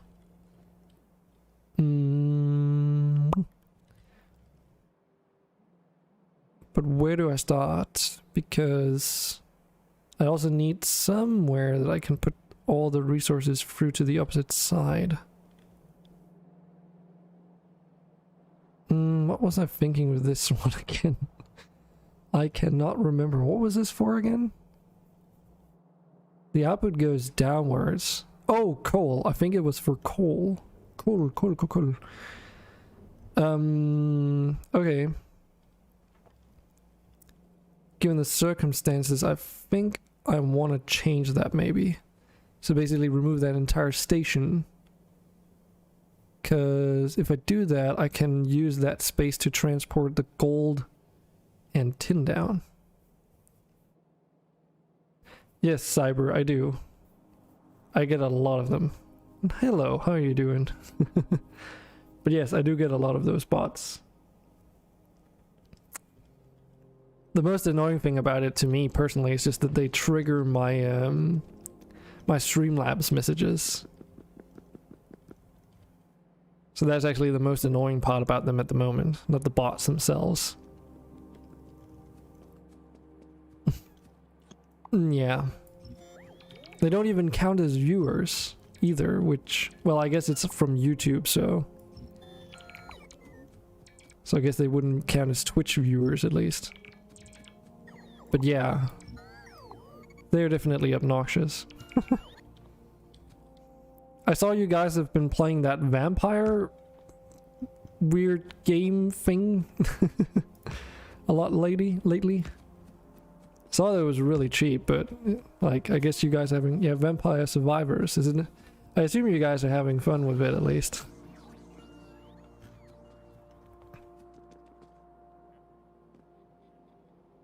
I have no idea what the game is about either. Yeah, it's decent for what it is. Yeah. I expected as much. It's like hard to complain when the game is literally like a few dollars. Very basic right now. Well, that's all that matters, right?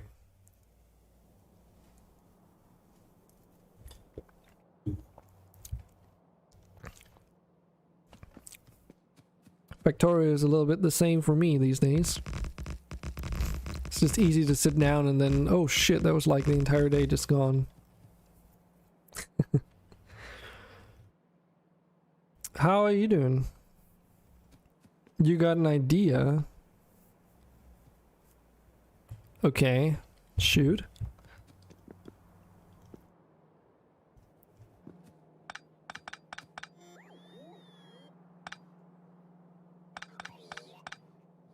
WFH. Secret idea is a secret. What does WFH mean? Oh, working from home. Oh. You sure you haven't been working from home too much lately? You sound a little bit like you'd used to get some fresh air maybe. How's everyone in the Voltage group doing? I haven't been around much lately because I've been super busy. I assume everyone's doing fine though. Can never truly tell though. Also, I should not delete these completely.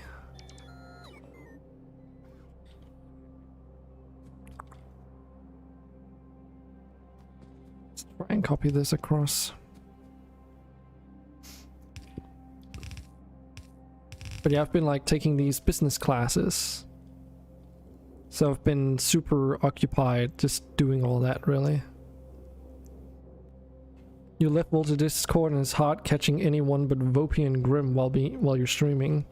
And they don't talk much. What do you mean you left the Voltage Discord? Like do you just mean that you're not around?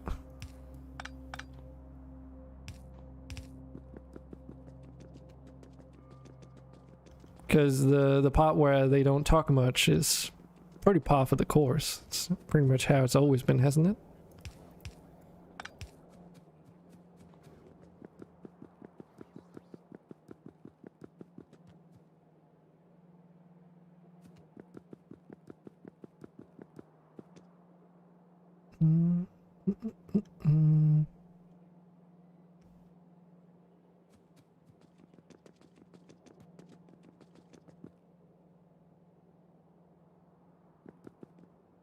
And that goes down there, and we need the tin from up here somehow.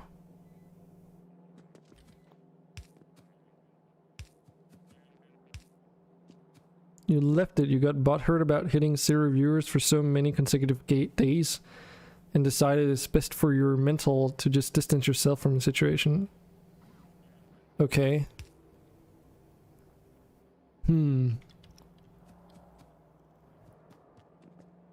Okay, but it sounds it sounds a little bit like you're connecting the fact that you were on that Discord with the fact that you haven't been having any viewers, I guess. But I mean, is it because you've been on that Discord while streaming? Because then... Nah, it's not that. Okay. I was just about to say, because that would be a little bit extreme maybe.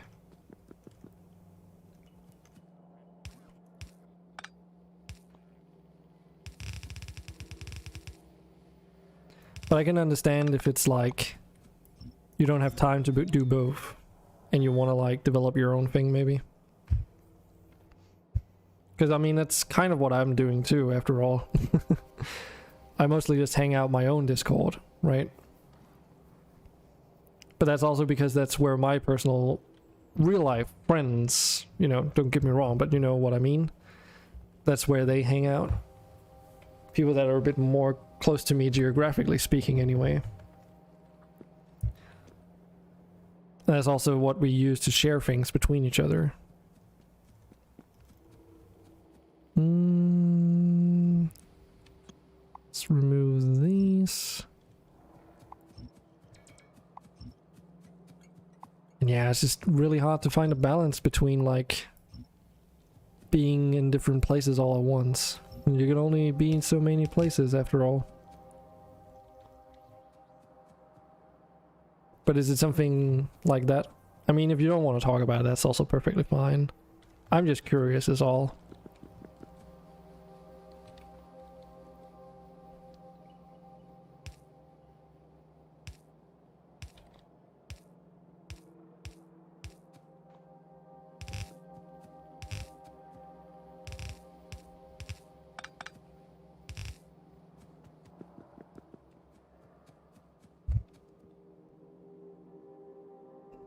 How much room should we leave for this? I wonder. You don't really need more than two tiles.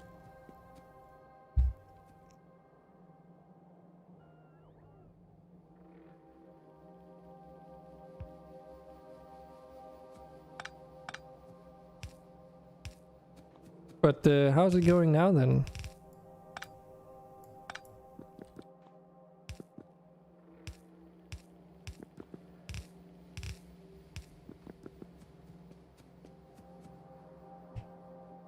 Just feel depressed after streaming for hours while there were 6+ people hanging out in Voltage. You felt like you were trying to be a part of a community that didn't care to support you. That's also why I don't hang out in like chats like that much when I'm streaming, right? So after all, you can't force them to watch you, you know? But I do understand what you mean though. Actually, maybe I do want to do it the opposite way. But you're saying it's going good at least. Alright. Has it been positive for your view count as well? I hope. I can imagine it's a bit easier to concentrate on what you're doing on stream and working with that when there's no distractions in the background at least.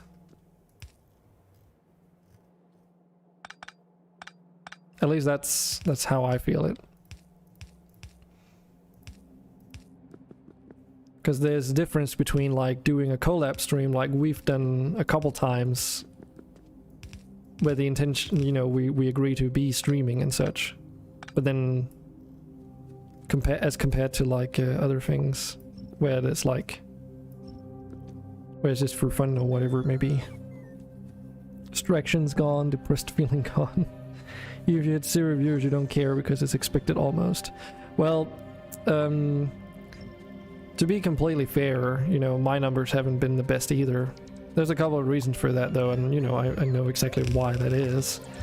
But I have a feeling, based off what I've been hearing from some of the other streamers, that it's also been quiet in other places. It's not just, you know, me.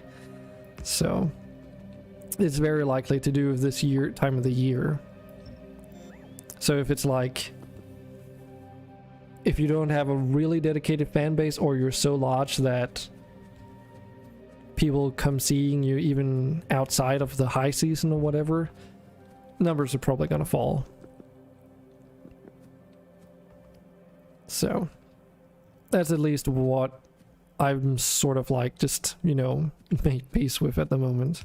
It's a little bit hard sometimes, but those that do come around at least do, you know, also engage with me, so.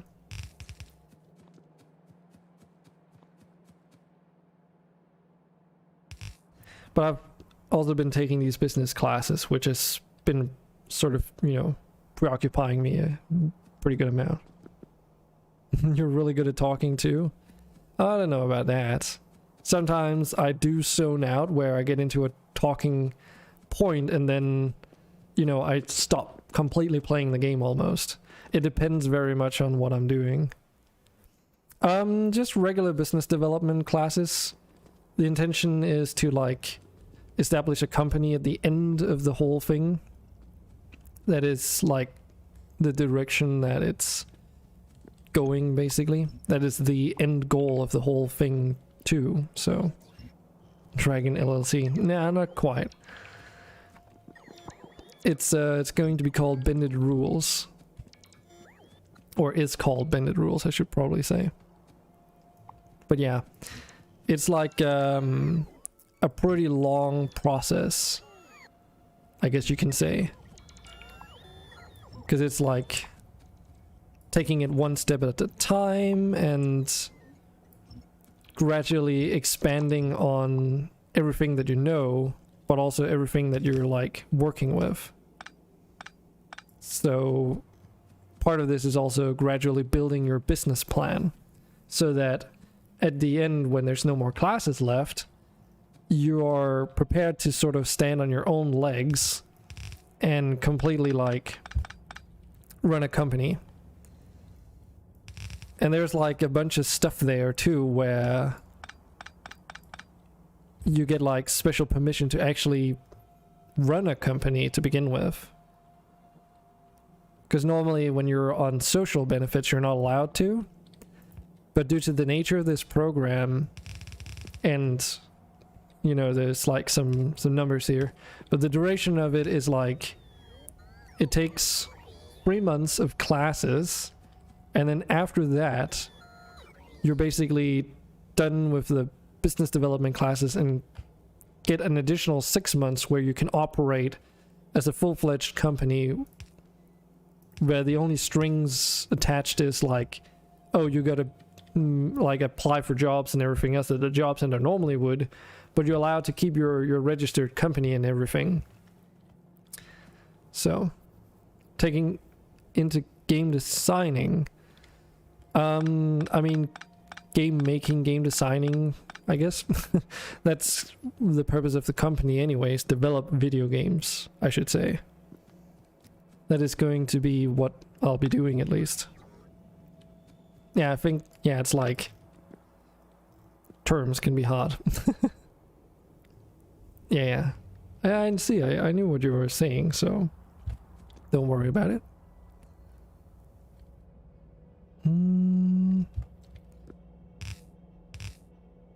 But yeah, I haven't quite made up my mind exactly on how I mean, again, it's a process, you know, but I've slowly established some ideas like, oh, maybe I wanna trying to figure out this. Maybe I want to be streaming some of the game development as well, you know, as part of the business plan or whatever you want to call it. Sort of as a way to try and combine the promotion and development parts of the business plan so that I get the opportunity to hang out with people, do something productive, but also like promote what I'm working on. Because otherwise trying to separate everything and doing them all separately is going to be a massive challenge. Hire me! Well, I don't have any money to hire you with, so that would have to wait until I'm more established. Besides, part of one of the caveats to this program is also that you have to establish it as a one-man company. Free intern. I don't think I'm even allowed to have interns as a one-man company, sadly. But yeah, you have to make it as a single-man company, or however you put it. It's just part of it. And that's because of a couple other things too. Get the real experience. I mean, the idea is that you're allowed to run the company these 6 months with like a public, like full-fledged company, all registered, everything, earn money, make sales, whatever you need to do in order to get the company running, you know? Since normally the job center will put some limitations on you in regards to this, you know? So that's probably the coolest part. And after those 6 months, you know, you can do whatever, you can expand or whatever it is, or you can go back to becoming like unemployed, and or you're probably still you know going back to look for jobs and such. Blood, sweat, and tears. Yeah, exactly. But yeah, there's like a loan involved here, which is called a micro loan, which sounds really scary. But the idea of this is that it's what's it called again? It's like shoot. Fuck, what's the term for it again? When you owe someone money, you owe them, you start building up, what's the word for it? Help me out here. It's like I keep my brain keeps telling me rent, but it's not rent because that's something completely else. It's only because the Danish word is close to it. Equity? No.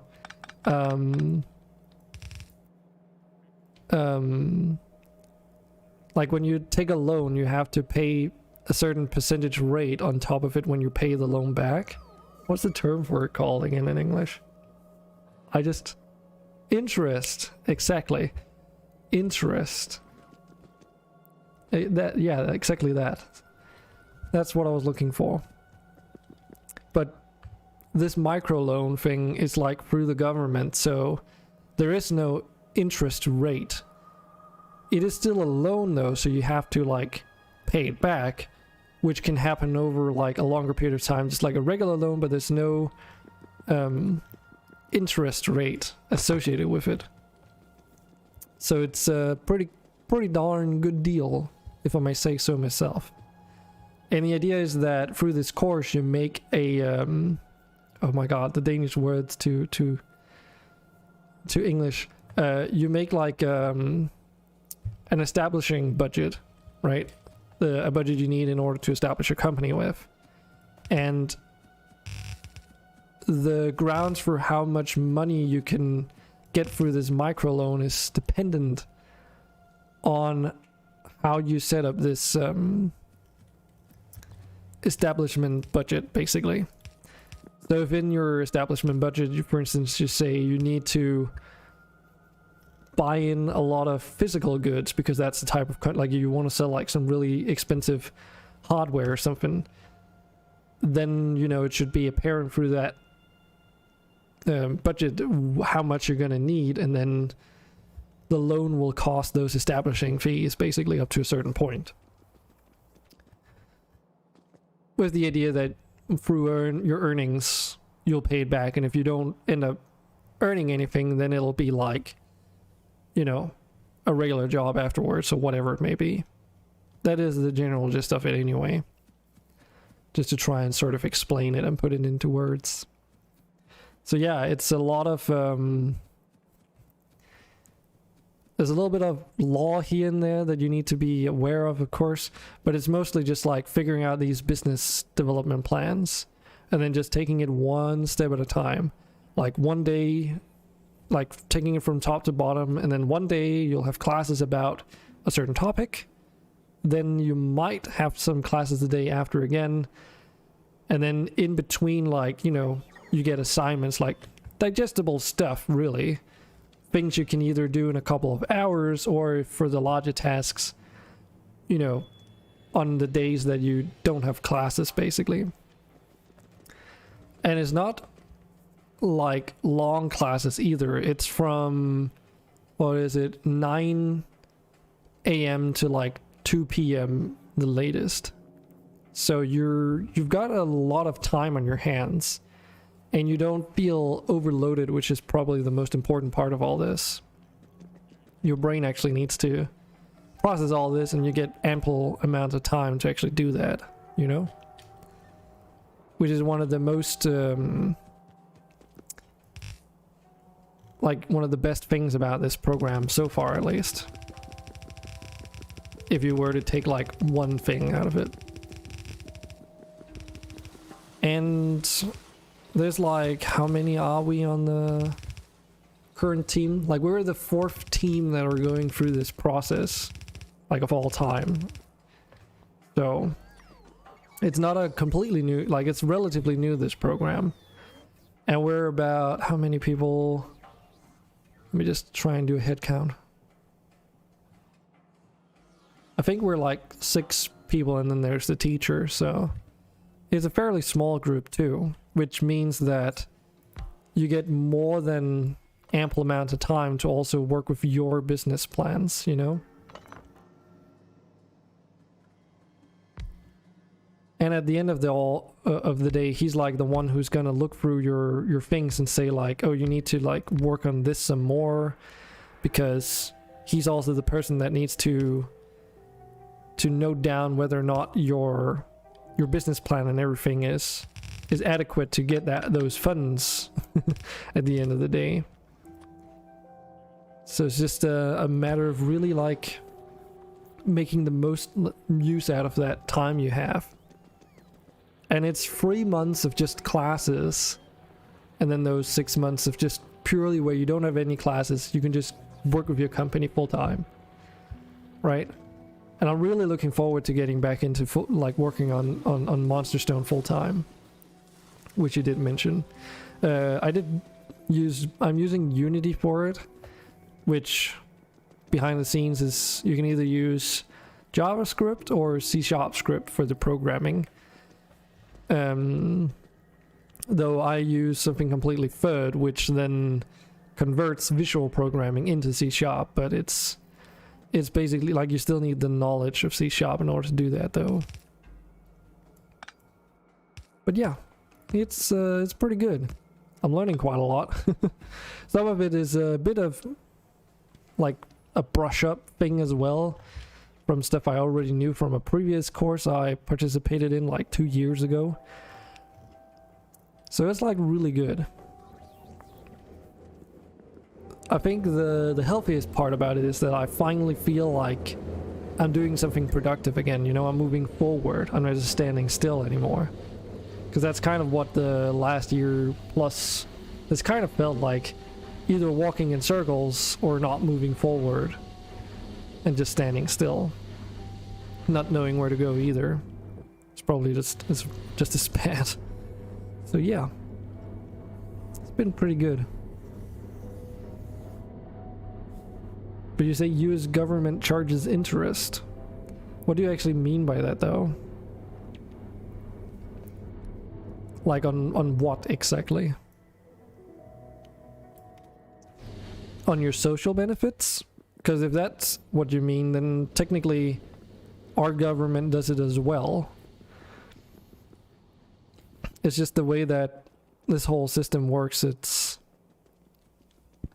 like a little bit different to how it's normally treated. If that makes any sense.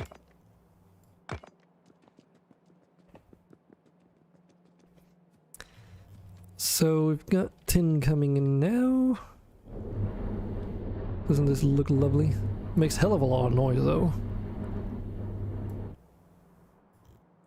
Also pollutes like a mother beep. It's not really that visible because a lot of it's been sort of... The pollution's kind of just been like retracting a lot lately. I think the reasoning is because a lot of these factories have been standing still for a long time while I've been contemplating how to move all this stuff around and figuring it out. Also because I've not been smelting down any ores. This hotspot though is kind of dangerous looking. Actually, how's that didn't look too well. Oh, okay. Yeah, we still have enough power being produced, but it's getting pretty hairy. Alright, well... What do I want to do right now? Because I didn't mention the whole steel production thing. Do have the resources for it here. And we need that so we can start making bullets. Once we start making bullets, then at least we're, you know, our base is safe. So maybe that's what I should do first.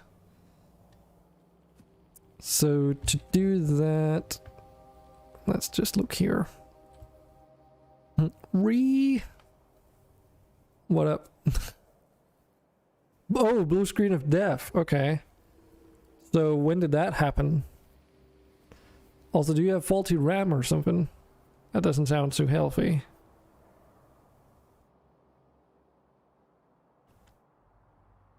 Just moments ago. Okay.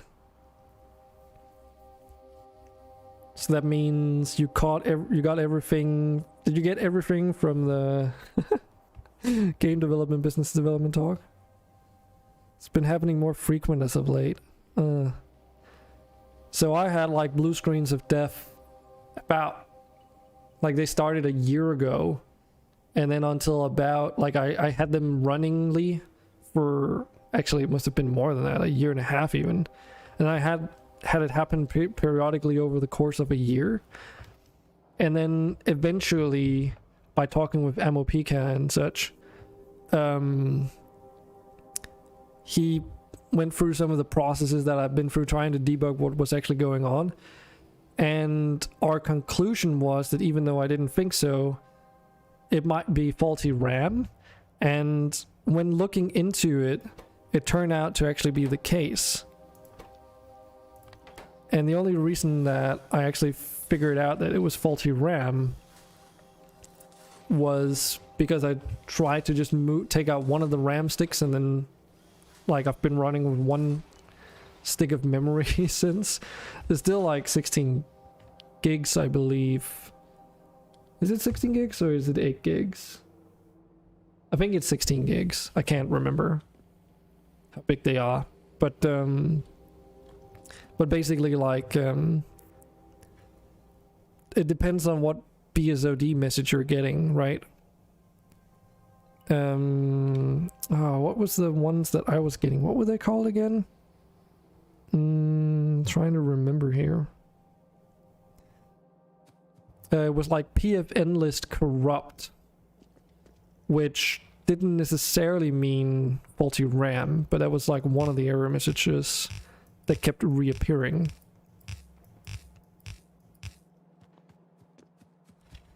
So if you're getting one of those, then it might be faulty RAM.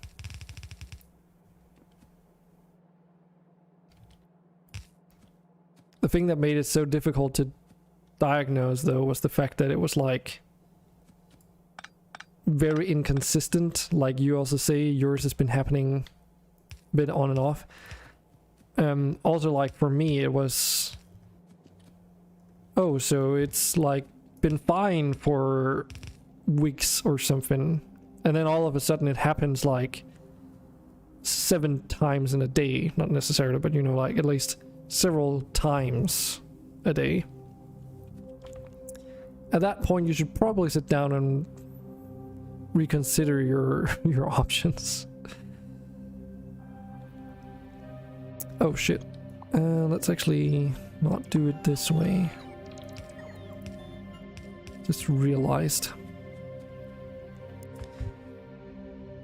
So we need to make carbon steel alloy mix.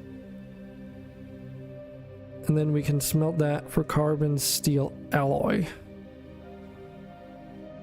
Right. Now the thing about that is that it takes about the same time as for the other plates.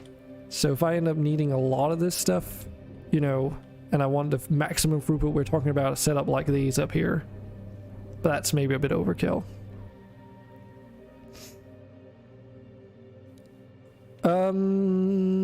I guess the goal is still to get a rocket off the planet if you consider that as being the end goal. I don't actually know if Krastorio, if that is the end because it's modded and all that. I mean, there's like a lot of endgame stuff, and I don't know what you get access to afterwards. I mean, there are some more things that I can unlock after researching rocket silos anyway. Yeah, advanced tech carts. So once you get down here, it's like antimatter locomotives and crazy ass in-game stuff.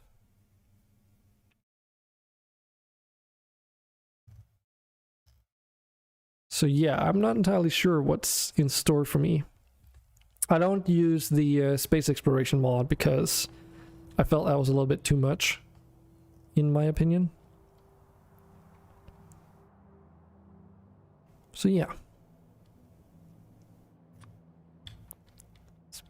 Just taking it pretty easy, I guess.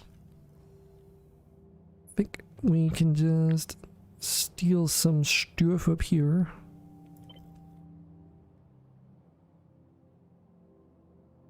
But yeah, I'm just mostly playing around with mods, you know?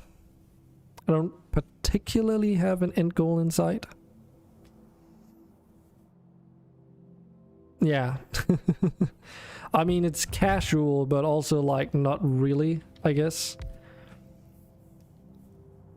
It's like define casual, you know?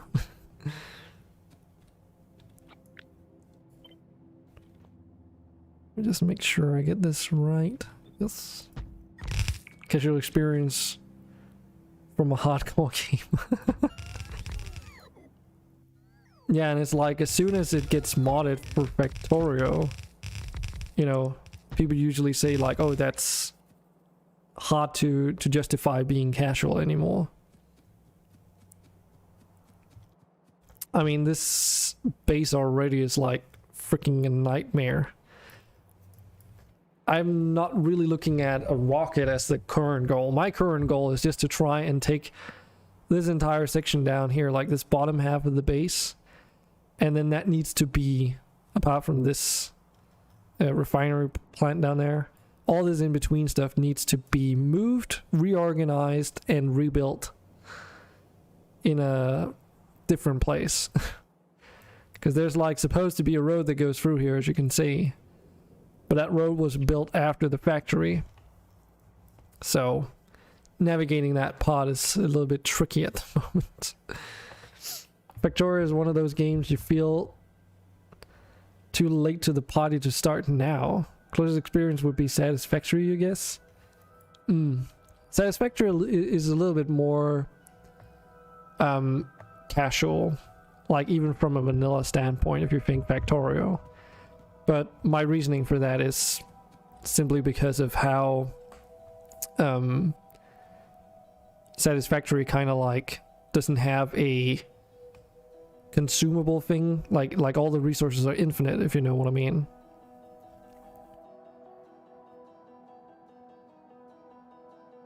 It's smooth brain friendly. Well, to a certain extent.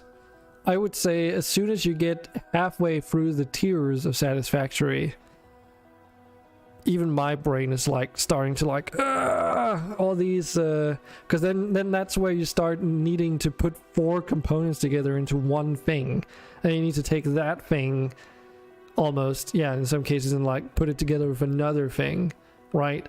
So all of a sudden you have to think 5 different components to make one thing, which for Factorio is a little bit easier to grasp because you see it from a top-down perspective. In Satisfactory, it's like way more harder to work with because you're not just in first person, but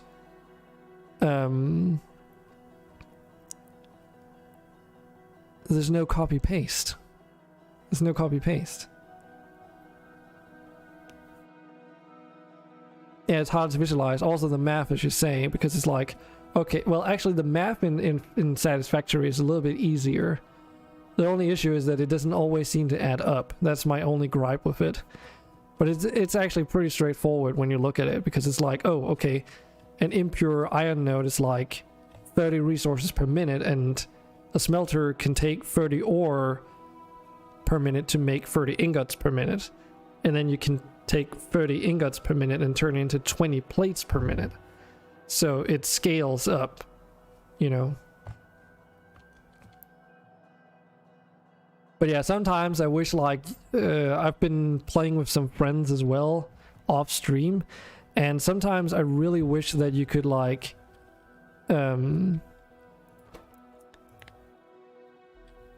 just take like a collection of things and just save them down as a blueprint. As an example, the other day I started using the pillars in the game and built conveyor belt setups on top with 4 conveyor belts, like with inputs and outputs, basically to prolong like as extensions. So there's like 4 belts side by side, and then on top of that there's like an additional 4 belts that are stacked on top, so that along this, like these pillars, I'm moving basically 8 belts worth of stuff along.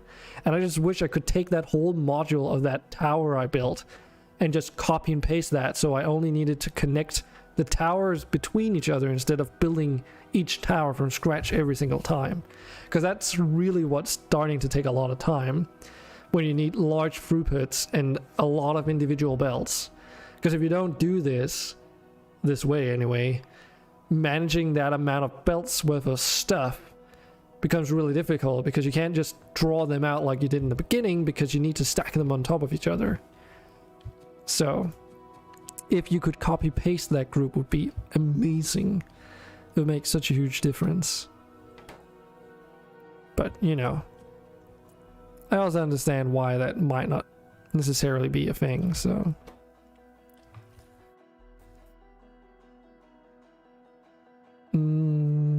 Carbon and iron ingots to make the mix, so we need 3 belts.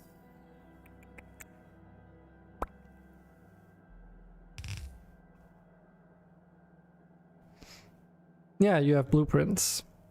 And with mods it gets even better. I mean, it's something you design yourself. Or there's actually also, I don't know actually where people get them from, but you can also import and export blueprints. But I don't use that feature, so I don't know the details of it, so to speak. I barely even use the blueprints as, like, to their full extent, because you can actually copy something and then save it down. But the way I use it is that if I press Control C, just like any other program, and I say like, oh, I want to extend this piece of wall or whatever, you know, then you can just do it this way instead of having this sort of blueprint saved down, you know, because it takes up inventory space. Granted, you can make a blueprint book where they are neatly organized and it only takes up 1 slot, but I digress. I just sort of copy paste on the go.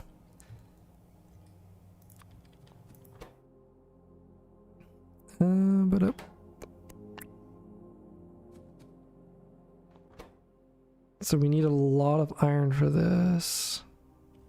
Oh, actually, then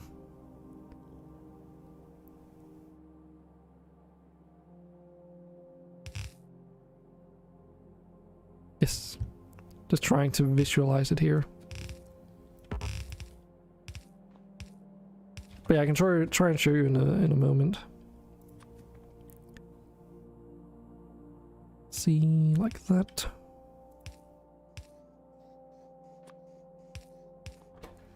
But yeah, with mods it gets even better for Factorio, the fact that you can blueprint stuff. Like, one of the mods I have installed is, it adds these 2 buttons on the top left corner of the screen. They're very small, but they're there.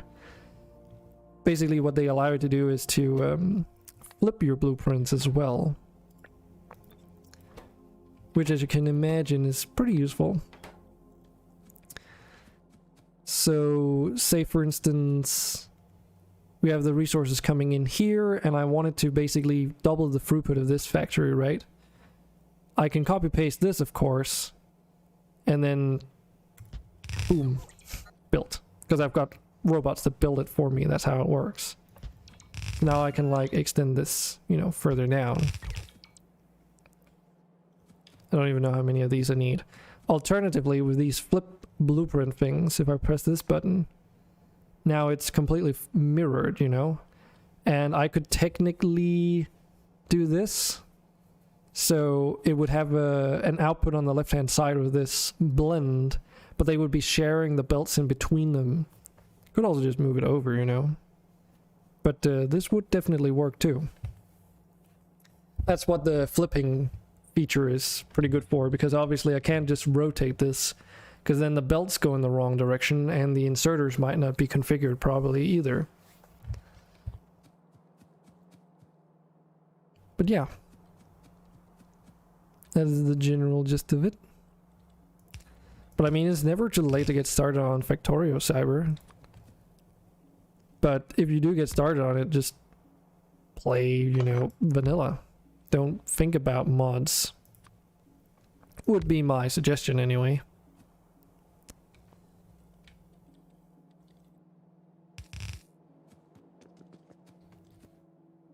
Charcoal.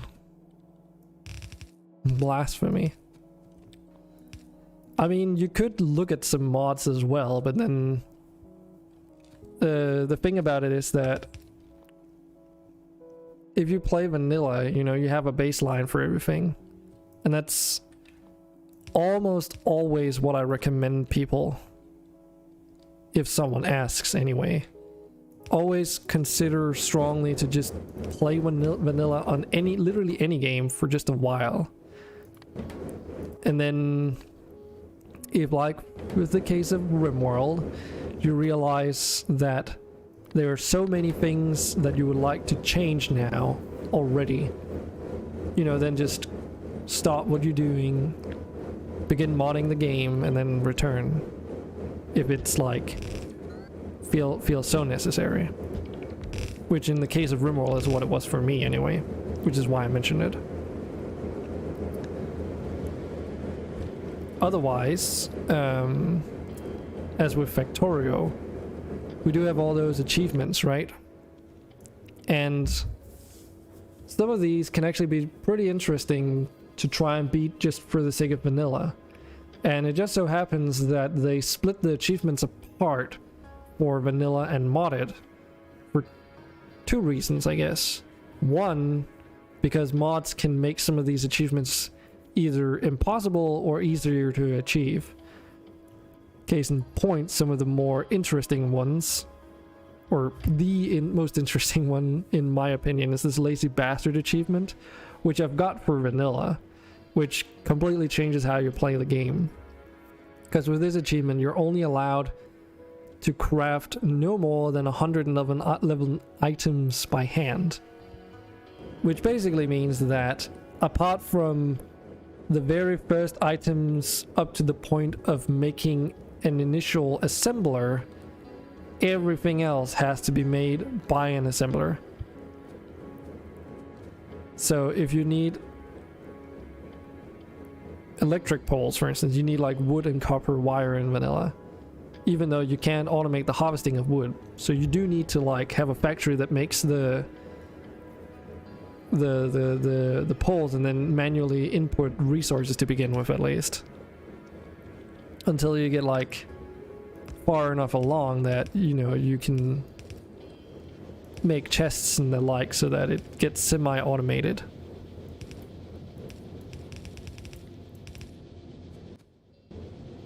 And the other reason for the splitting of the achievements is that mods can also add their own. Let me see if, yeah, these ones, I believe from around here, this is like after this dolphin based one, everything else should be modded as far as I know. So there's like a few additional ones. I haven't looked into if there's actually an achievement mod, but that could be interesting to look into. Don't know how well it would work, because after all, each individual mod has like their own list of contents, you know, so I don't see how like a universal achievement mod might work out. But it could be interesting to try and figure out, at least. If anything, just to play around with the idea.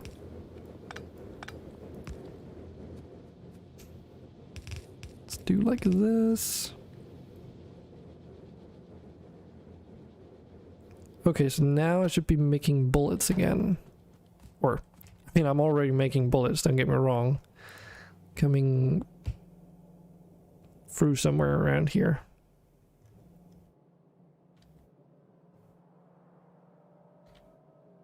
Up here's where they should be made, but why are they not going through? They need regular bullets. Why do they need regular bullets?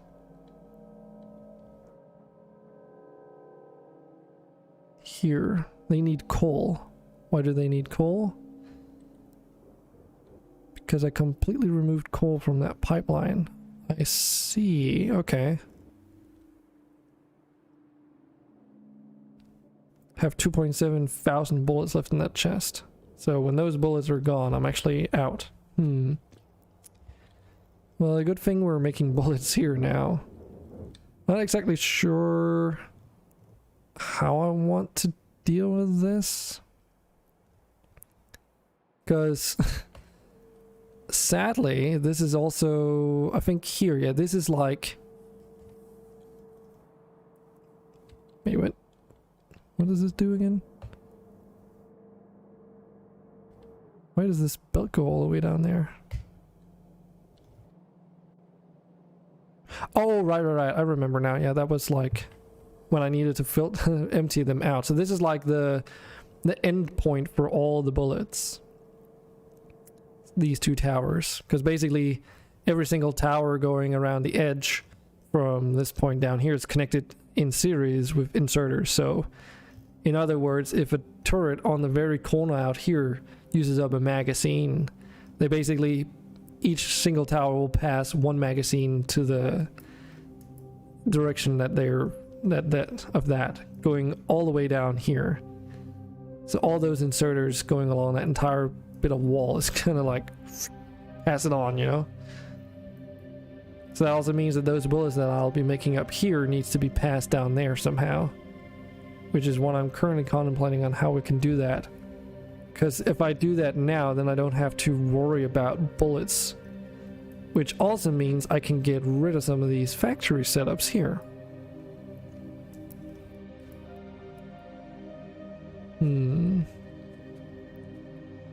Well, for the time being, let's actually do some stuff with this first. To scale this production up a little bit. So this is what I mean, like, this is how I use copy and paste, you know? And this is probably fine for now.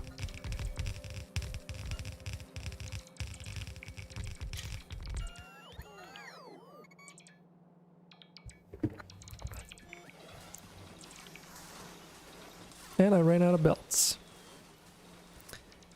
I also have a suspicion as to why. I do have these logistic drone ports, but they don't exactly reach all the way, do they now?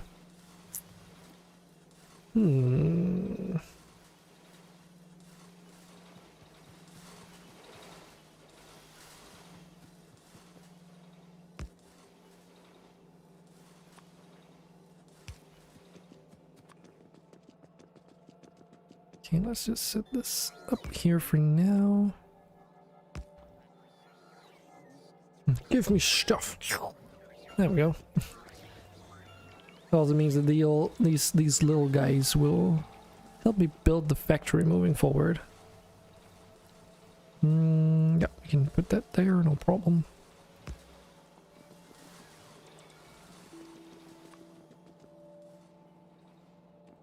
Getting logistics drones has been such a nice thing, though.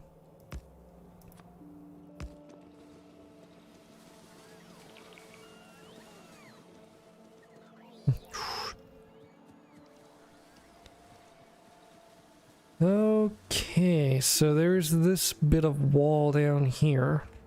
Now these walls in this direction haven't really seen any action. By which I mean they haven't seen any action whatsoever. It's also why they haven't been upgraded at all. Still using regular stone walls. And even so, those stone walls are also only a single layer. Can also get rid of this belt, because that is from a bygone era.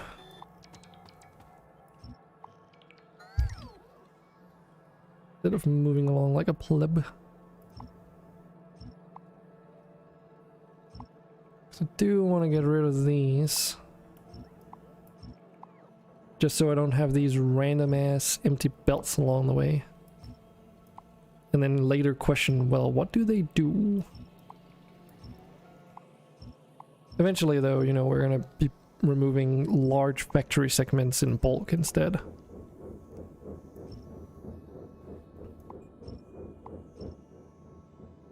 But yeah, it feeds back up into this system here, which can technically also go.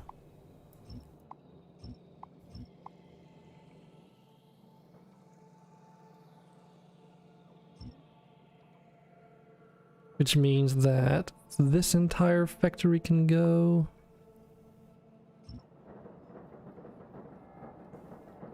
So can these lights down there and up here.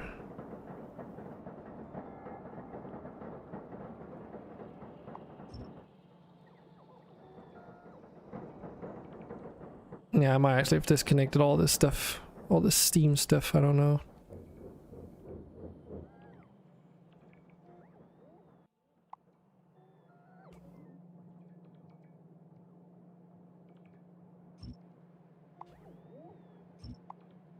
I mean, just because we're disassembling all this stuff doesn't mean that the resources are completely gone. They're just put in storage. Yeah, that also means that we can take this fucking massive factory down. Including that. And then there's the output side. Might accidentally disconnect some things from power doing this. But, I think that's okay.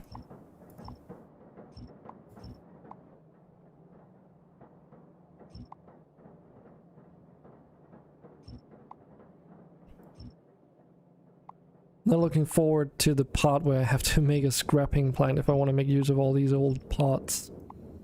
Because that's going to be a royal pain up the butt. Also, not everywhere do I have, like, roboports, so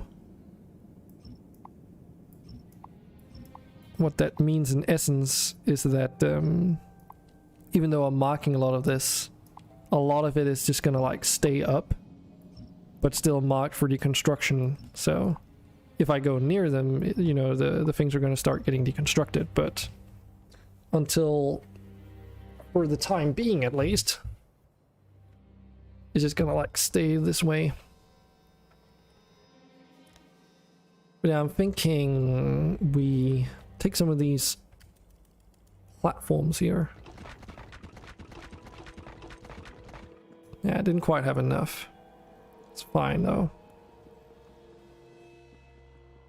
We take some of those, and you know, because I like playing it safe.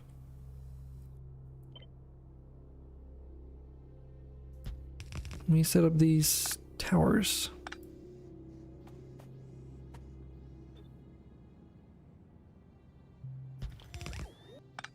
Don't need that additional one.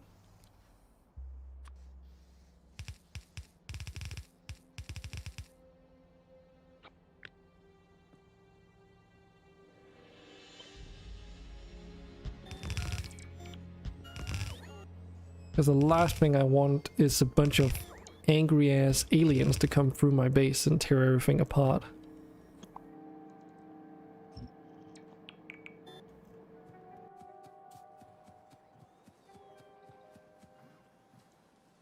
Can't remember, will they? Yeah, they will supply me with platforms if they can.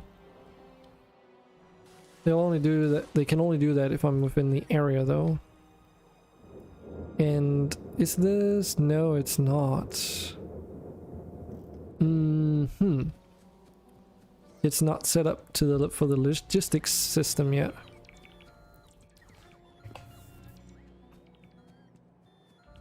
It's probably because I switched out the storage container from a logistics provider chest to a warehouse.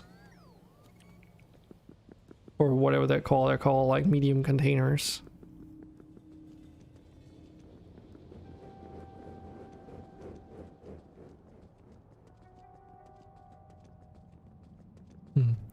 I probably should take some time either today or tomorrow redoing some of that text for that monster stone thing, because it's a little bit much.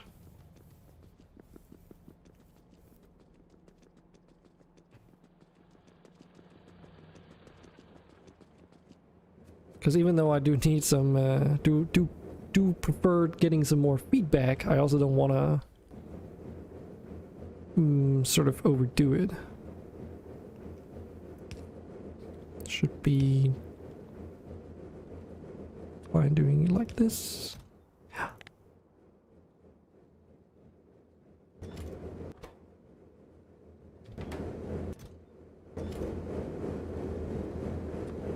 Now I just need to make roboports. Or towers, as these are called. These are technically not roboports. Where do we want to build them? I could build them through the middle here.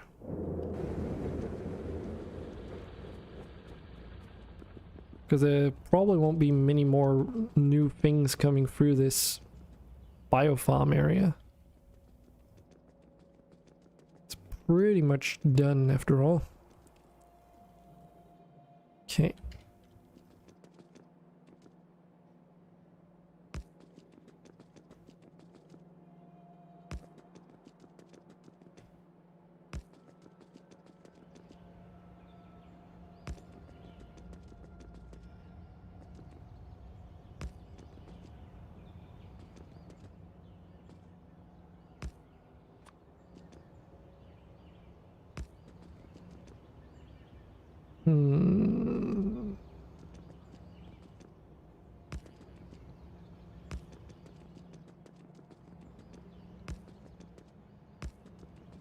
Guess that also means I get a power line going through all of this. Not really like it's necessary, but hey.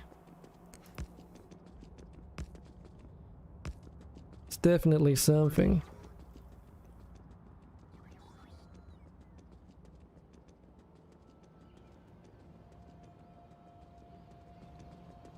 Now we have it at least onto there.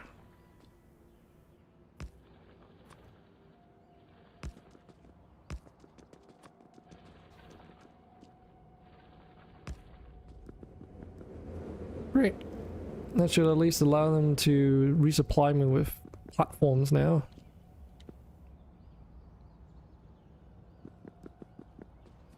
Oh right, because diagonally across you can go much further. I was like, how is this reaching so far? No, it makes sense. I guess that means they can also repair that wall if that never ever becomes relevant. No vehicles nearby. It's like way down here, geez. Just like sitting down there enjoying themselves. Can't wait till like clear out that old base so that there's a better path through it all, because right now it's really not good. I'm also not looking forward to dealing with the science aspect, because the whole science lab situation is a bit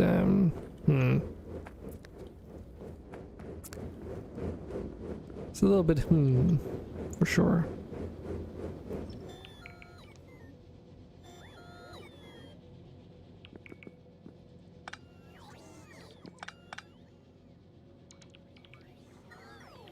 Oh, that's true.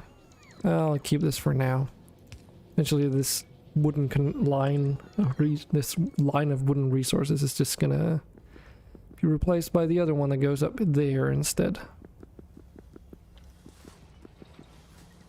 Heck, I could even split it off now and get rid of it, because it's already going down here.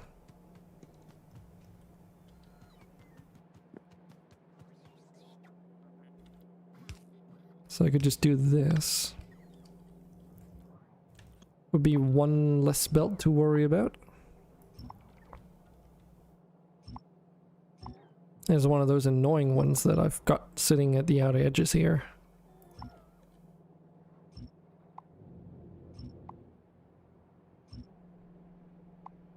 Bloop. Cleans up that intersection a little bit too. How's that warehouse down here doing anyway? It's getting halfway. It's almost halfway full.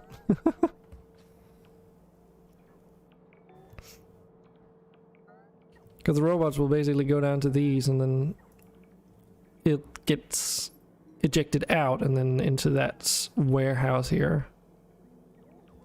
It's not the fastest of extraction systems, but hey, it works. Something I was thinking in regards to bullets as well is that instead of going up, I think I want to go in the opposite direction. Because what that will allow me to do is to just move the ammunition this way around.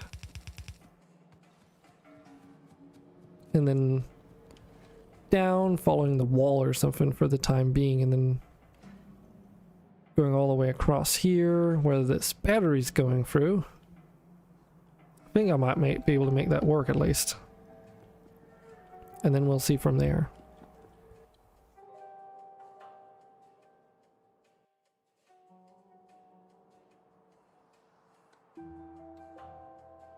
Wait, didn't I get any?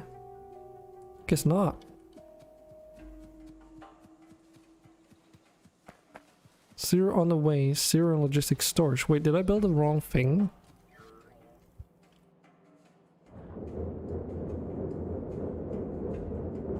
Oh shit. I didn't build any, I built all the robo towers over there, but I didn't actually check if any of them reached the thing. God damn it.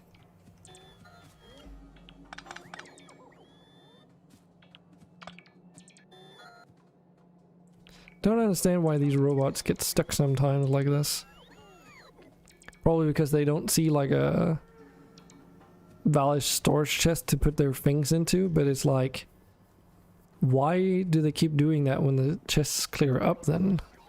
That is something I don't understand.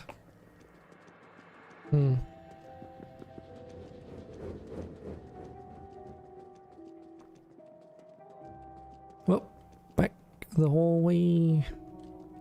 That's also why this is taking so long for me to get this entire base under control. Moving all the stuff around is just like travel distance, really. Okay, so we built one there, yeah, because it has to be in the orange area. That's the problem. I forgot about that. That should do the trick. And yes, moving along the sidewalks here is actually faster than on the road itself.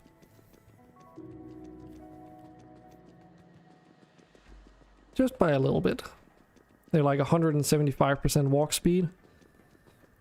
And the asphalt is 150.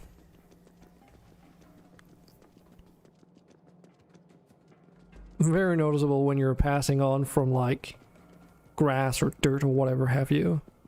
And then onto the pavement. Not so much from the asphalt. Okie dokie. Bullets. That's what we were looking at.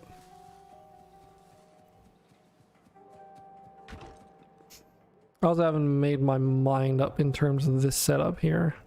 Because of course these factories that we make along here shouldn't be like high volume stuff. Which inadvertently bullets are, so hopefully this is gonna meet the supply and demand.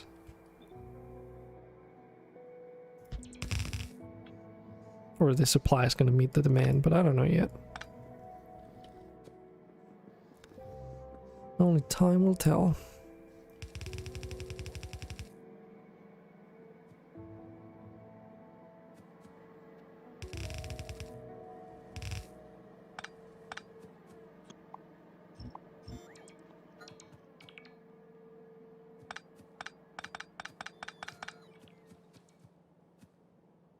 This is one of those pots where it's like no diagonal belts. God damn it.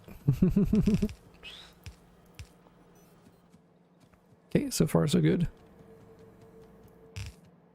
Do I actually know that? Yeah. Let's get rid of that fertilizer.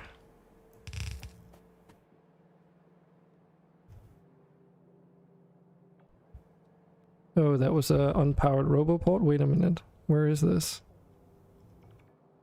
Oh, I think I know why. It must be because, okay. It's because I changed some things. Now it's no longer powered.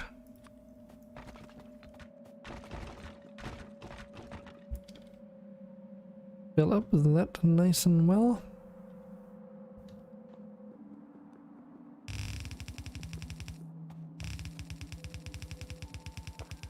Eventually, I probably want to move my bullets around through train and such, since we'll be supplying outposts with ammunition as well. But right now, at least for the base, just supplying it through this conveyor belt might be fine. Or should be fine, rather. No need to overthink it just yet.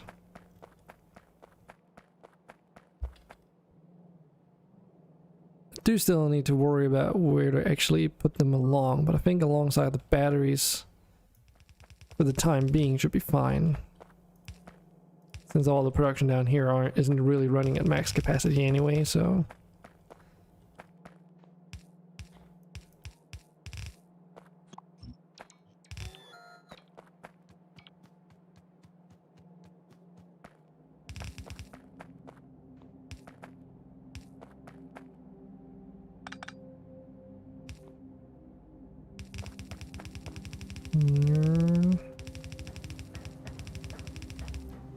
Wait, what? Oh, you sneaky bastards. It's like a single tile of water right there.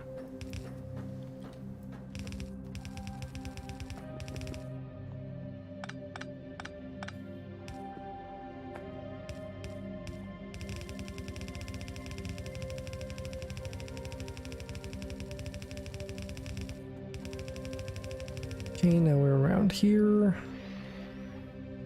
where we can do a little bit of fancy stuff.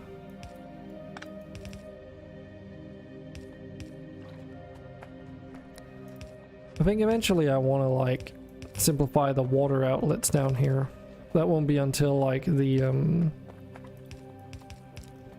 rest of the base has been moved at least.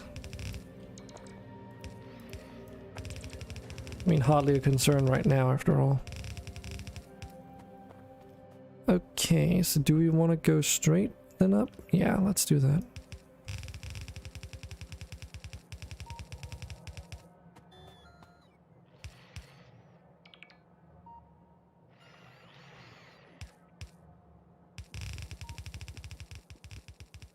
There's a lot of diagonal segments here. There's even like a, what is this, iron or tin? Iron faucet. Let's run that on the side of the road. Oh my god, I even ran out of belts. Okie dokie.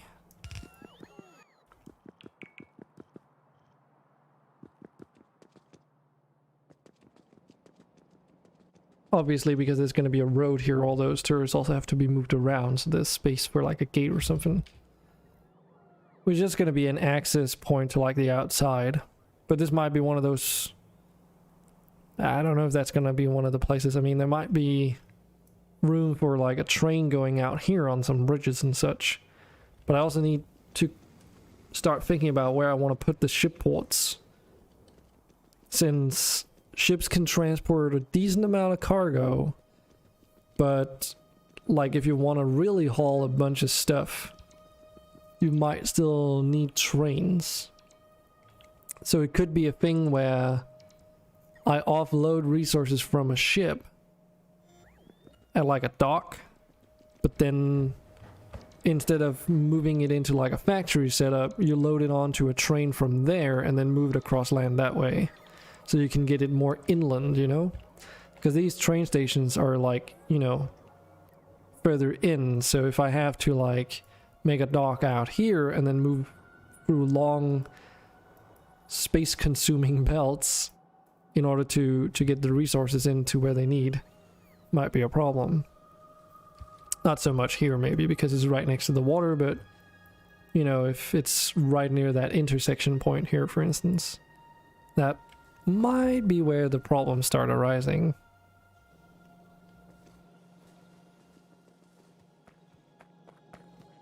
I just went back to get some fast belts so we can finish that setup.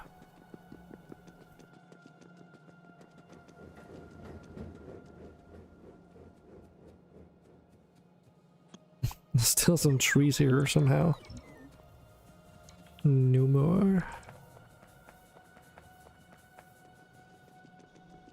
haven't quite made up my mind if I'm going to be streaming tomorrow. I am thinking that if I will be streaming, it's probably gonna be some TTW, New Vegas stuff.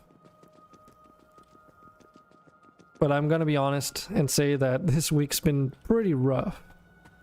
There's just been a lot of information that I needed to like take in. And that's also why I haven't been streaming on some of the other days.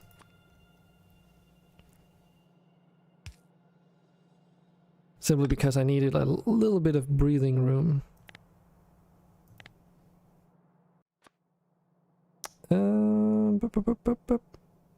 Yeah, let's do like this.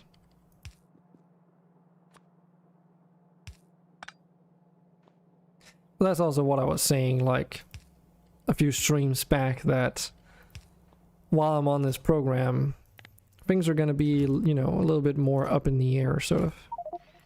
You feel that?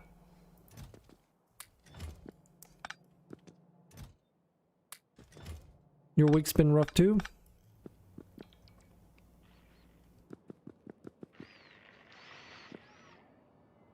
But yeah, it's like I'm trying at least to sort of squeeze in some streams here and there whenever I have the energy. So that's why I'm here now, for instance. Put in 12 hours on a recent stream. Yeah, that's true. Work is kicking your ass. Oh, I can imagine. You got a point though. I did spend like 12 hours in stream not too long ago. And it's also like, from what I've noticed, just speaking my mind, I guess, it seems to be more reasonable to, like in a grand scope of things, to do shorter like 2 to 3 hour streams throughout the week rather than doing a 12-hour stream throughout, you know, one day. That's at least been my observations. Because, you know, there's no point in streaming to begin with if people aren't showing up after all. Because then I could just be relaxing and, you know, playing the same games but off stream. Not a stalker, but you get pretty decent views on your streams. Really.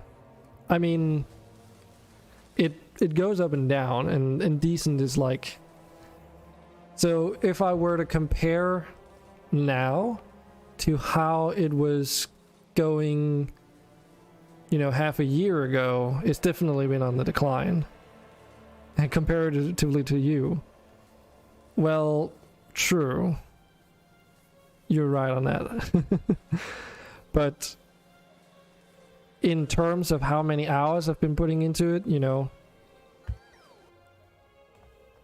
it hasn't really been getting much better either. Which is frankly what you want to aim for, right? Improvements.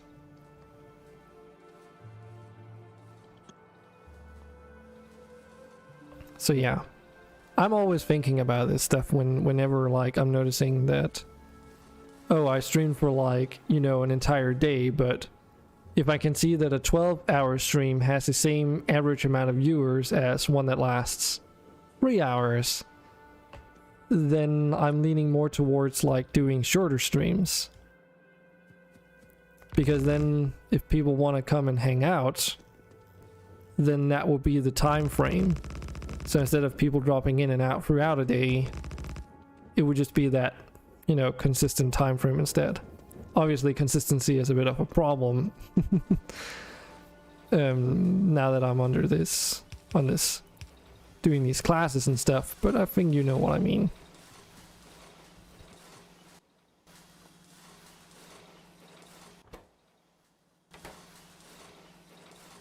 Oh, shoot. Let's just quickly fix this. I forgot to put in an inserter or something.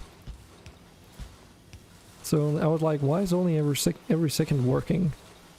Huh. That explains it.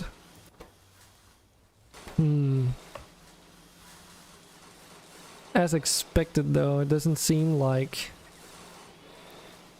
I'm producing nearly enough plates. And now the issue is that if I want to expand this production here,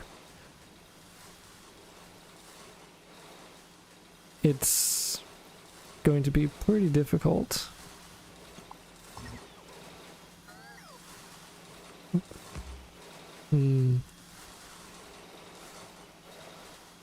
Because we're just looking at this face value, right?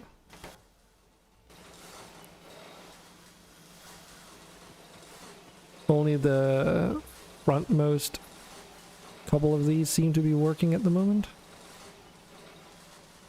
Optimally, it would be about every single one of these.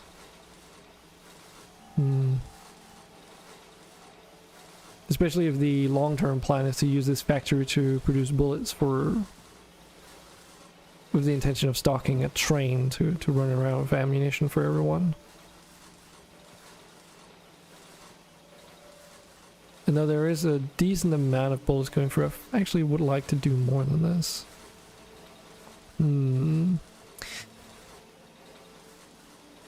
Slightly annoying. How do I deal with this?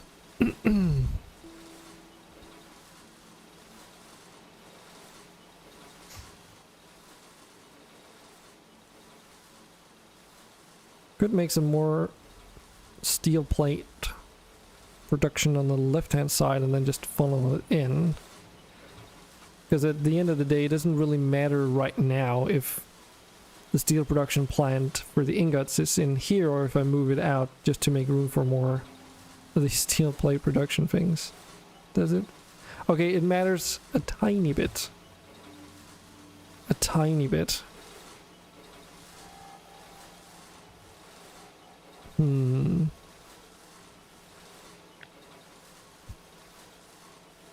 Is he gonna do it?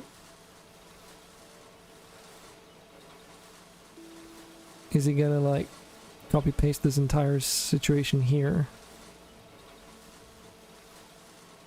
and then delete all of that with the intent of rebuilding it further out? Yes, he is.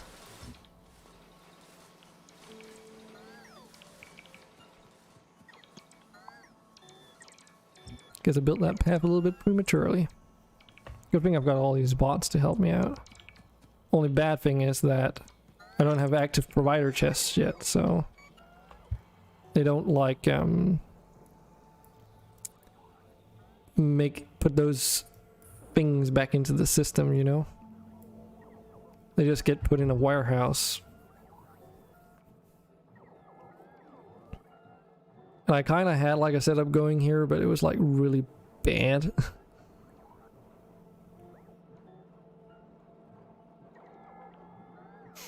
Because it wasn't like taking account for the type of things that would be extracted from there. I could improve on it by using inserters with filters attached to them, but I digress. I did not do it like that.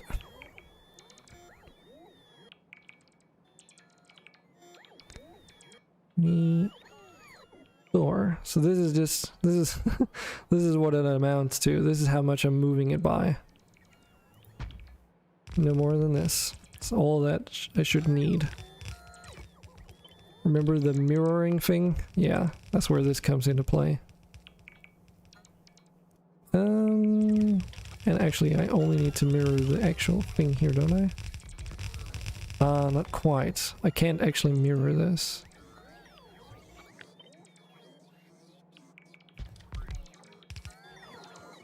Let's start by hooking in these resources first though. Oh shit.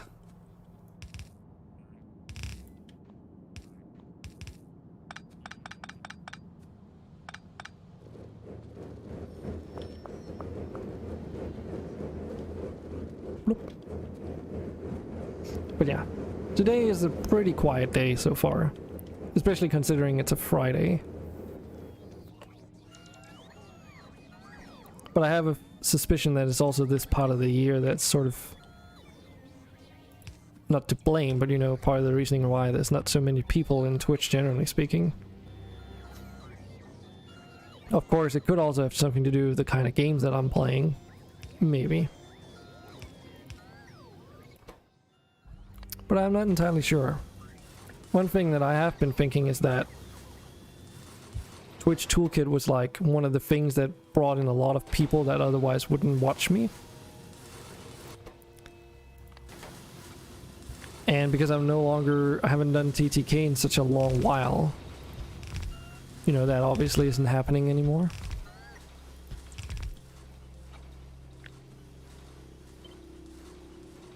Yeah, let's do one more. Here we go, so that's what I was thinking. And originally this is what I was contemplating whether or not I should have done, and clearly I should have done that. And I wanted to move it over just simply because then they could sort of share that steel ingot throughput here from the factories, which saves a bunch of space.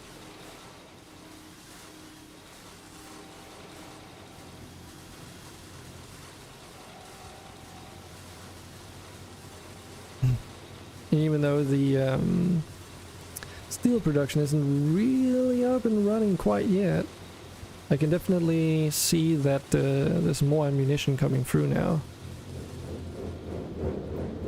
Now that I mentioned the steel production itself, does seem like I need more of these mixing machines. Can't really add too many more though, we're out of space. But at least this should improve the situation a little bit.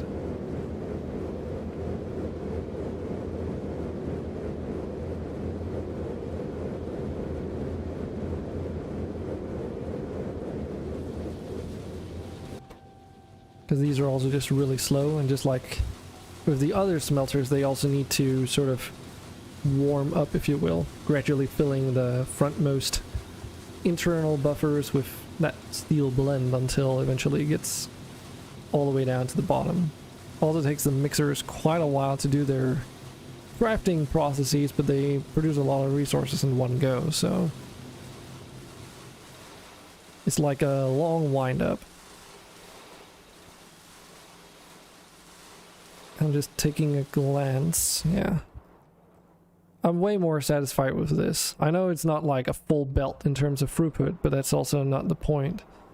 The main point was like getting the most out of all these armor-piercing magazine factories. They could still do more work, but this is good enough at least.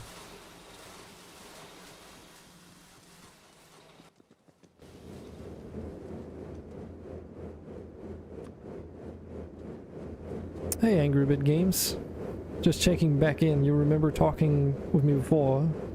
We also think I were developing a game. Yes, that is correct. That was Monster Stone. Yes, exactly.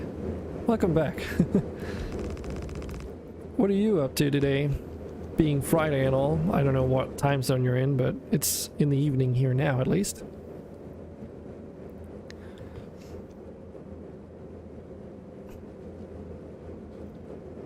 But yeah, I was and am, or let me try and like put it in words correctly. I'm currently not developing on it full time. That won't be until a few months from now. But that is in the cards, as they say. Found bugs in your code base, so you decided to refactor stuff and got 100 errors to claw through. Great. Ouch. Yeah, I wouldn't even. Yeah, I'm not even gonna try refactoring my code with visual programming at the moment. That would just take forever to do. For literal ever to do. And I don't even think it would matter in the end. Because not because my code is poorly written per se, in terms of efficiency and method. It's just how it's like organized inside the inspectors in Unity and being separated from each other in functionality. That's where it does really poorly. But yeah, if you're just looking at a pure like how many system resources it uses, it should be pretty optimal. You sure it's completely different trying to refactor node-based stuff versus code-based stuff? Not necessarily, with the node-based stuff at least, since I'm using the C# script still for the variables. So for me, it's literally just going to be like, cut out the nodes, assuming you've set it up correctly, paste it into a different place, and then do the same for the script-based variables, which is going to be the most tedious, annoying part of it all. Moving the bloody variables. Now that you do mention it, that does actually cause one problem, yeah. Because even though if you would be copy-pasting all the node-based stuff, you would have to go in and replace all the variables for all the nodes. It'll tell you which nodes are referencing variables that don't exist, or actually might not even do that. Yeah, that might actually be a complete pain in the ass, because it won't tell, like, oh no, it would, yeah, because if you're moving the variables from one script to another, then it's still referencing that script for the variables in your bolt code.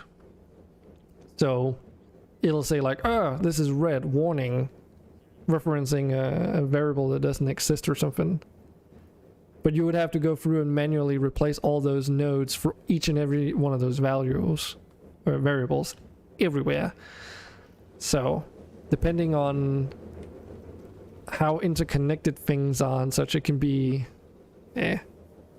really troublesome. And again, I don't think it's worth it. So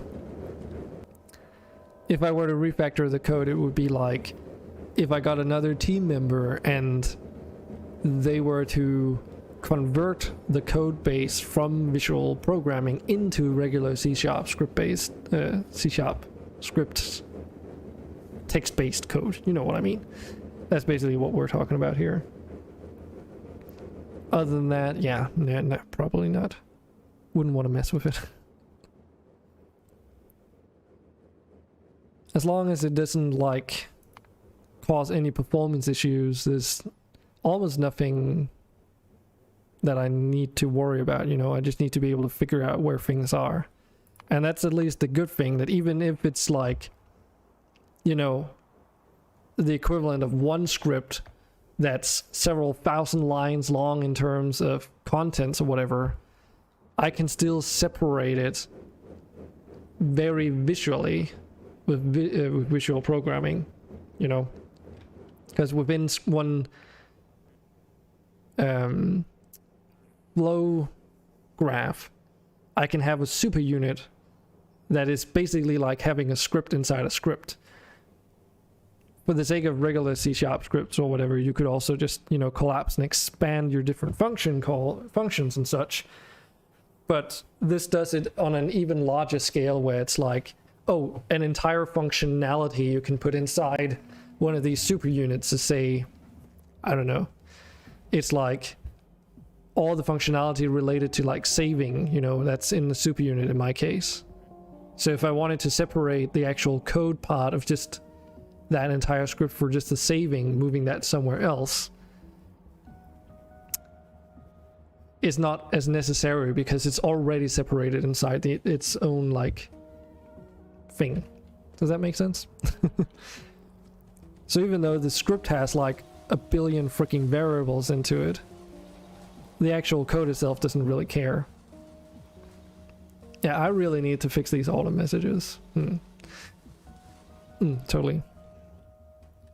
But yeah, I'm also playing a lot of Factorio. Actually, I haven't saved in a while. I don't think I've saved once today. Yeah, this save is now 77 hours long.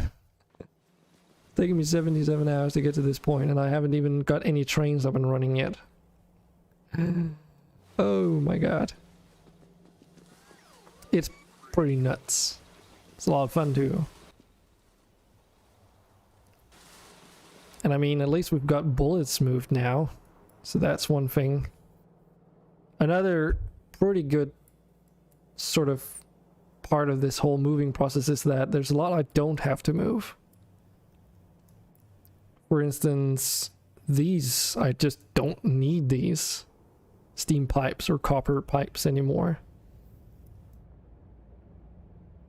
Similarly, over here with the inserters, all of this I can pretty much just tear down entirely. Like, I could have done that a long time ago even. The only things I need to redo is like redo is science.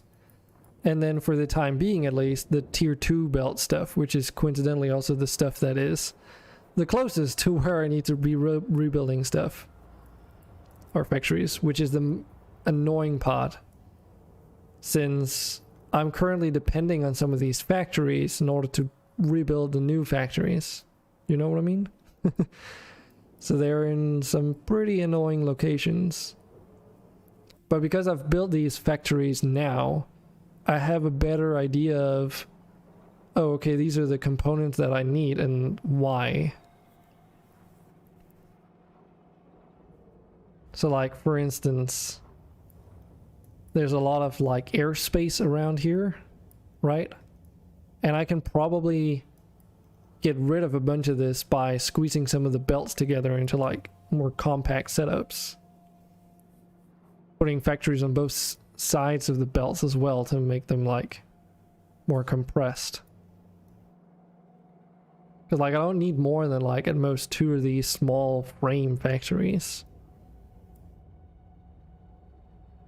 So I could have moved all these steel, like just an example, I could move this nuts and these bolt production facilities, I could move those down here in a line, and then I would save this entire block up here.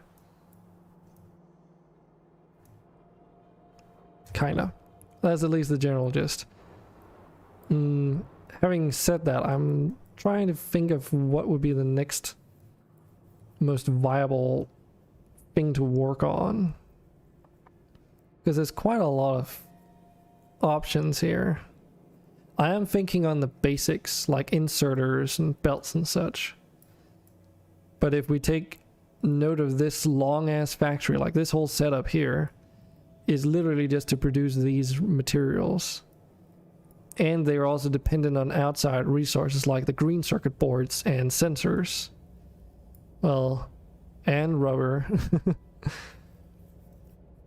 But other than that, there's a lot of things here that are made locally. I think they're also making those small iron frames. So if I make a centralized factory for those and move them where I need them to be, might be a better option than doing a localized factory for every place that I need small iron frames.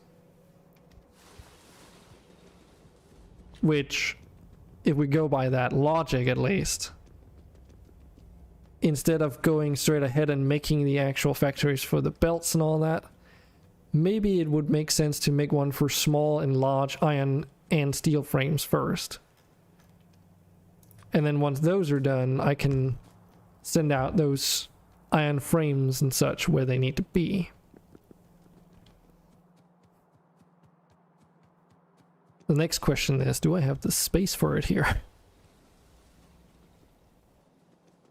Because the main drive behind doing all that is going to make it so that I don't need as much space for all these assemblers making belts and whatnot, because they don't need all those additional materials.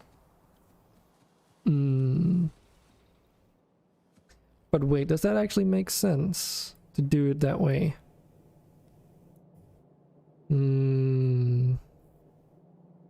Right. Because there is still the other factor too. A lot of these factories require things like just straight up iron plates, iron gears, iron rods. On top of one of them requiring iron frames. I don't even remember which one it is. This one is the only thing that needs the iron frames here. But they also need all the other stuff. Now, it doesn't make any sense to like produce gears in a centralized factory because they need so many of them, especially for the belts here. Well, maybe it does make sense to make those locally at least. Like the gears. Because to make gears you also need iron plates. So you need 2 factories side by side at least in order to make that happen. And in order to make the underground belts, in order to make the splitter, in order to make the loader, you also need belts. Which then just scales up the amount you need if you really want to be able to make these fast. Because you can't just make do with one factory that makes transport belts, because then you're not going to have enough for the other factories. In the other place, the way that we did this was I have like every second one, like each building that also needs these belts has a dedicated factory for that alone. The good thing is that means that, you know, they don't have to wait for the other factories to be done with the belts. The downside is that I needed to spend like extra space for these passive providers because I wasn't producing belts fast enough for the one factory.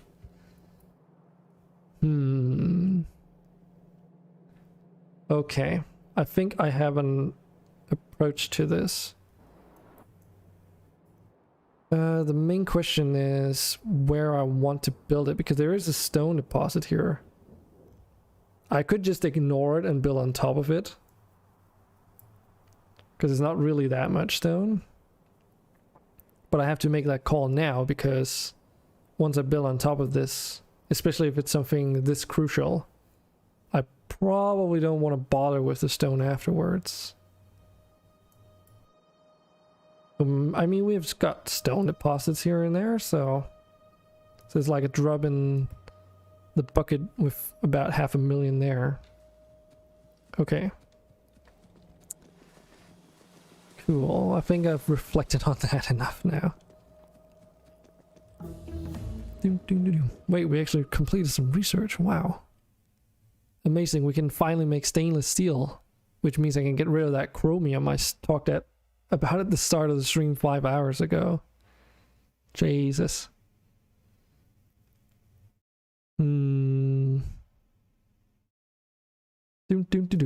That's some sound. No, that's just the research complete sound.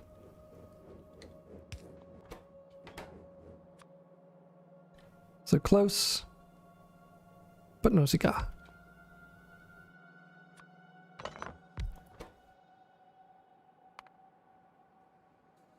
Stainless steel. Not looking forward to that, because that requires like regular steel, I'm pretty sure, mixed with chromium.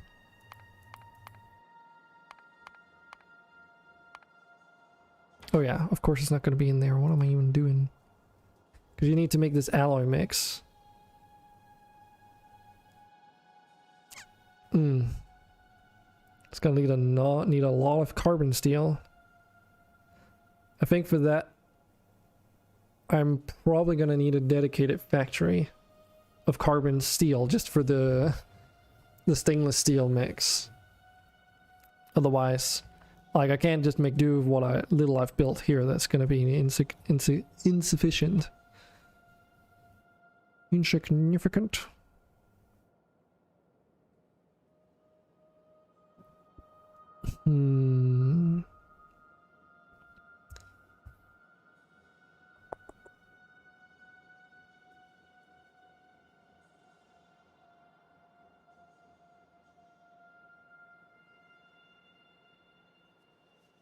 Yeah, so the really annoying part about the splitter, the fast splitter and loader, is that they need those additional, like, basic circuits and a small iron frame. And the regular, like, just the belts need 4 different components already. And it's every 0.8 seconds I need 4 iron gears if I want to work them at maximum capacity. Which, if we look at that, it takes 0.8 seconds to make an iron gear. Which you could turn around again and say, oh, okay. So that means I need 8 factories just to provide the iron gears, because you need 4 for iron plates, which takes 0.8 seconds. And then those iron plates go in and become iron gears. So, and that's just for one of these belt factories. Damn. But that's kind of what I expected. I have worked with it before. But this time I want to do things a little bit differently than the last time. Or the other setup. So we need to have 1, 2, 3, 4 different things, right? Not forgetting anything, just double checking here. Yeah, so over here I have 4 belt factories, and that's like, you know, sufficient. So I think since that prototype sort of showed me stuff, that I should just use that as a baseline for how many we make. So that's why we make 4 here. This time, however, I'm gonna build them all like right next to each other. And we're gonna need an output in the back.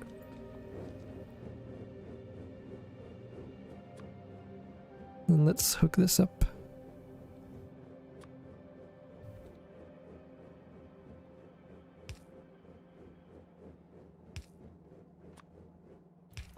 Okay, let's configure these bad boys.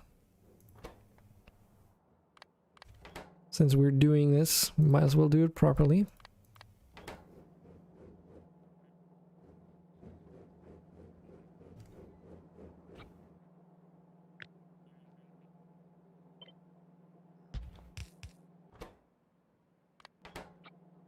Do I want to do it that way?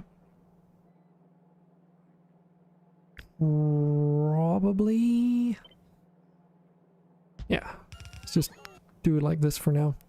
I was contemplating if I want to use an entire belt just for... nah, screw it. Let's only use one... use the inner edge for the actual transport belts. The reasoning is then I can share that belt with other things. And there's also a pretty cool way that we can sort of separate the belts in the first place so that we can store them. Don't know if that's how that's going to work out, but we'll see. Well, I can make defender capsules now. Yeah. I probably need a dedicated factory for these. They're pretty strong. You basically pop them down, they fly around, then you just shoot at the enemies in a pretty long range around you. Way more efficient than the shotgun versions. Maybe I should try and research this prototype artillery just for fun. That one's just for fun. You can keep that. I think this is an okay way of doing it.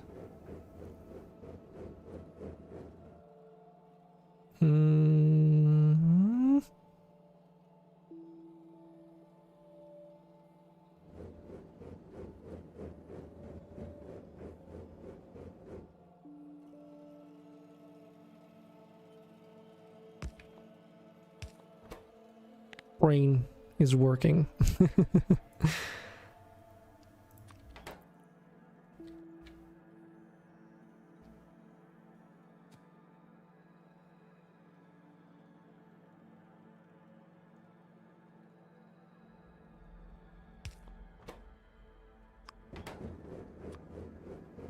Oh right, I don't even need that, do I?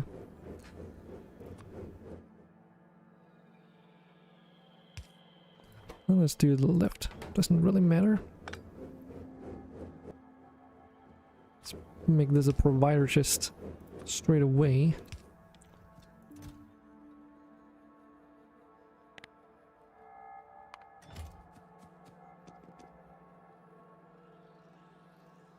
Oh right, it's just outside the orange area. It's not an issue. We can put a robo tower down here. And let me see, yeah. Just put some underground belts there.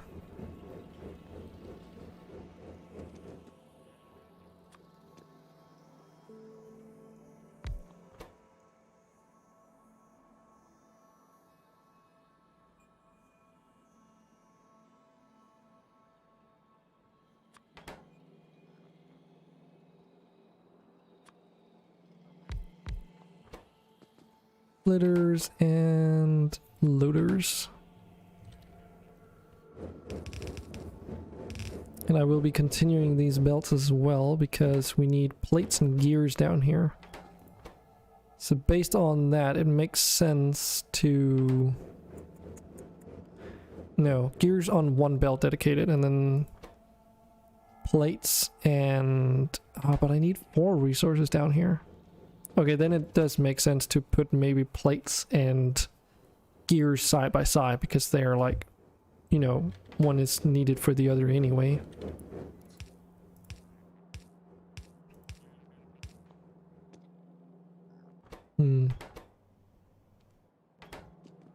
Not sure if I'll be able to deliver the amount of gears that I need.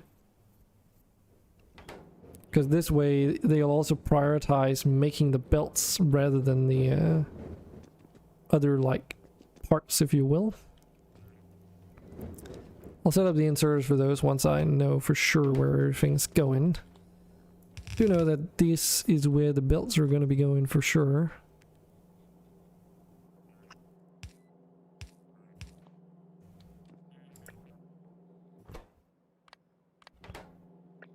And that is why I was thinking whether or not I wanted to put the belts from these factories on the same, you know, side or whatever. Because I put them on the inner, then I can like put some resources through the back here as well. So for instance, I think one candidate would be these small iron frames. Hey, Sapphire. If I've been snowboarding or skiing before? No, never actually. I have never done that, no. Peculiar thing to ask. Why do you ask?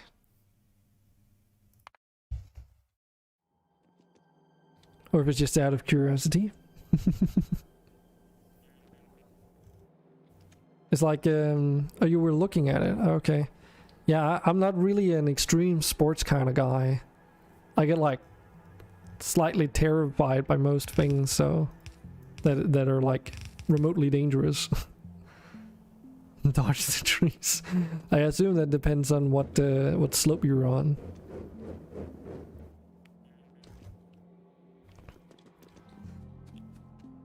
But yeah.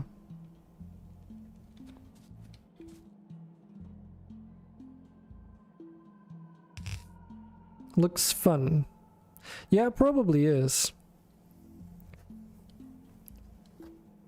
It's just that if you want to go like snowboarding or skiing in Denmark, it's a little bit difficult because we don't have mountains here.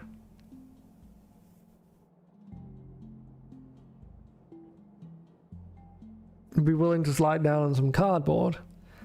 Ah, well, I've ridden plenty of, like, done plenty of sleigh riding as a kid, though. That's because all we get around here are hills. Yeah, I can see that. But wait, isn't it like... Yeah, it's like hot over there right now, I suppose.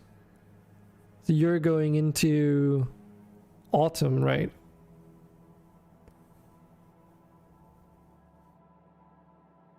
Come on, Cyber, you should know this. We have like Hawkeyes from there.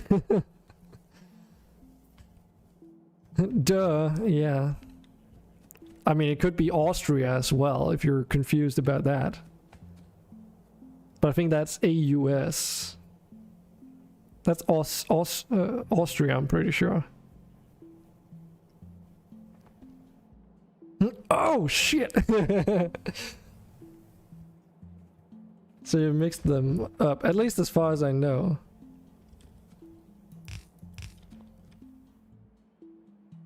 At least as far as I know. Don't worry about it, Cyber. You're probably not the only one who's... I've done that in the past too, that mistake.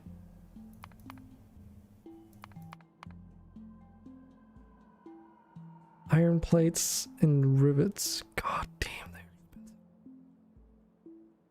Why are they so expensive? Hmm.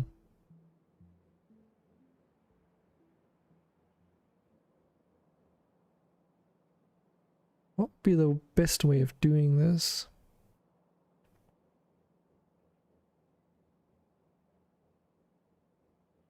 Hmm.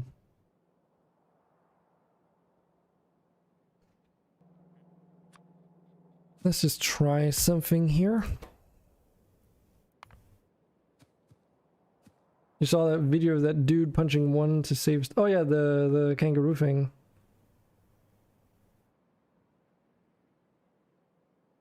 Can only do it for 2 months of the year. Cost like 3 to 4,000. Steve Harvey. Yeah. I mean, if Hawkeye has taught you anything, Cyber, it would be that they're freaking dangerous. The force in their kick is ridiculous. Like it's just gonna completely decompress your chest and break all the bones in your rib cage. So just think about that for a second. Hmm.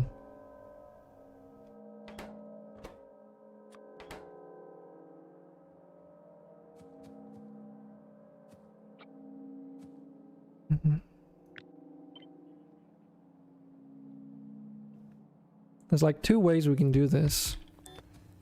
Either I make the plates and then send those down and then into the other side and then output like so. And of course the ingots in there. But what if we try to do something different here? Be a little bit special.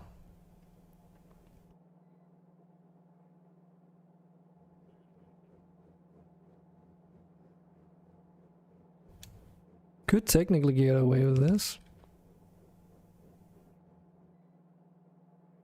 It's gonna be funky, but it will work.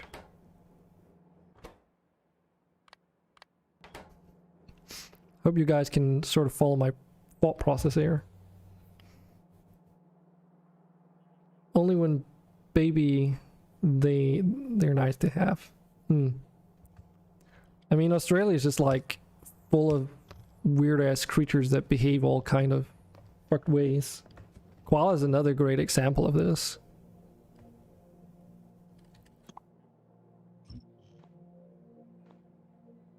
It's like, how is it again? The mating rituals are just really awful. If I remember correctly. Just this one little detail at least.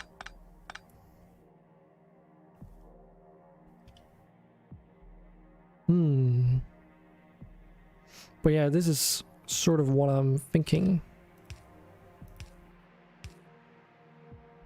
Lol.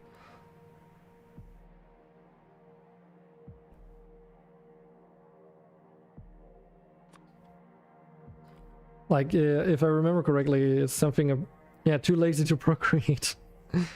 Something along those lines, right? Nah, I think it's... Isn't it because they're like... I think it's like the females, they're super picky or something.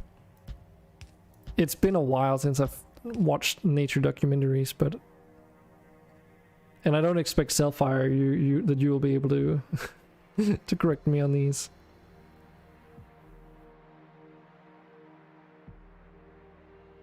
Yeah, I mean, sometimes I don't know what I'm doing either. Also, my ability to configure all these inserters is like modded anyway, so normally like this is just how it is. This is an inserter. It takes stuff from the tile left to it and then puts it on the one on the opposite side. And you can rotate them, that's it. You too. Well, trust me, I'm not an engineer.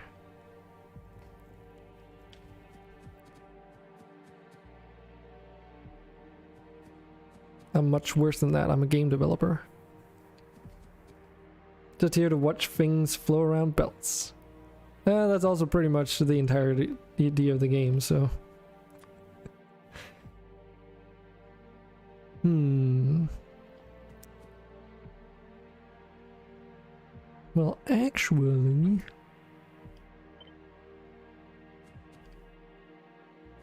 a soothing voice.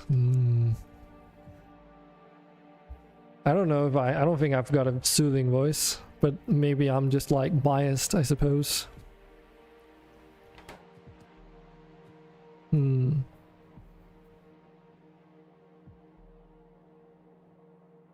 You have some honey.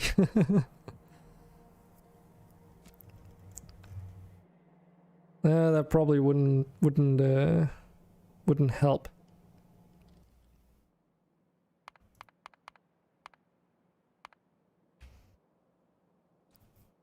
So for this I just need completely different resources. Right. But I also need iron plates. Well, since I need the iron frames for other places too, but yeah, okay. So what was the other thing that we needed for this? Just regular iron plates. Got it.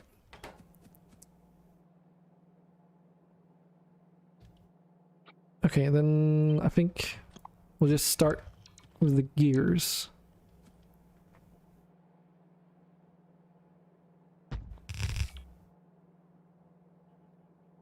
COVID makes trying to go somewhere super hard.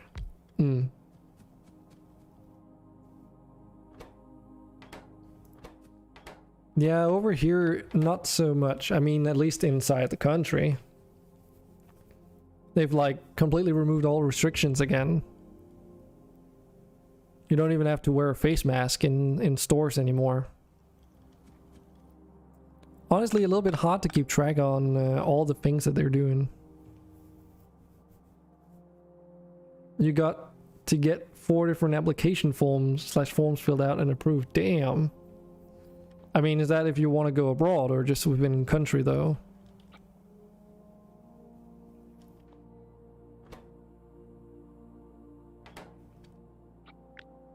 Obviously there's a massive difference here. Yeah, okay. Well, we don't have states here, so Denmark is pretty small. And do it again the way back. Yeah. So over here they were doing the Corona passport thing. But then like they just all of a sudden decided to lift all restrictions. But we were looking forward to like, oh, okay, the vaccinations are going to be running out soon, so in order to have a valid passport, you know, you basically were being forced into getting the third shot, which like I haven't gotten the third shot because I'm like, oh, for fuck's sake, I don't want to be sick again. Because I felt so terrible at the second shot. And unless absolutely necessary, I don't want to at the moment.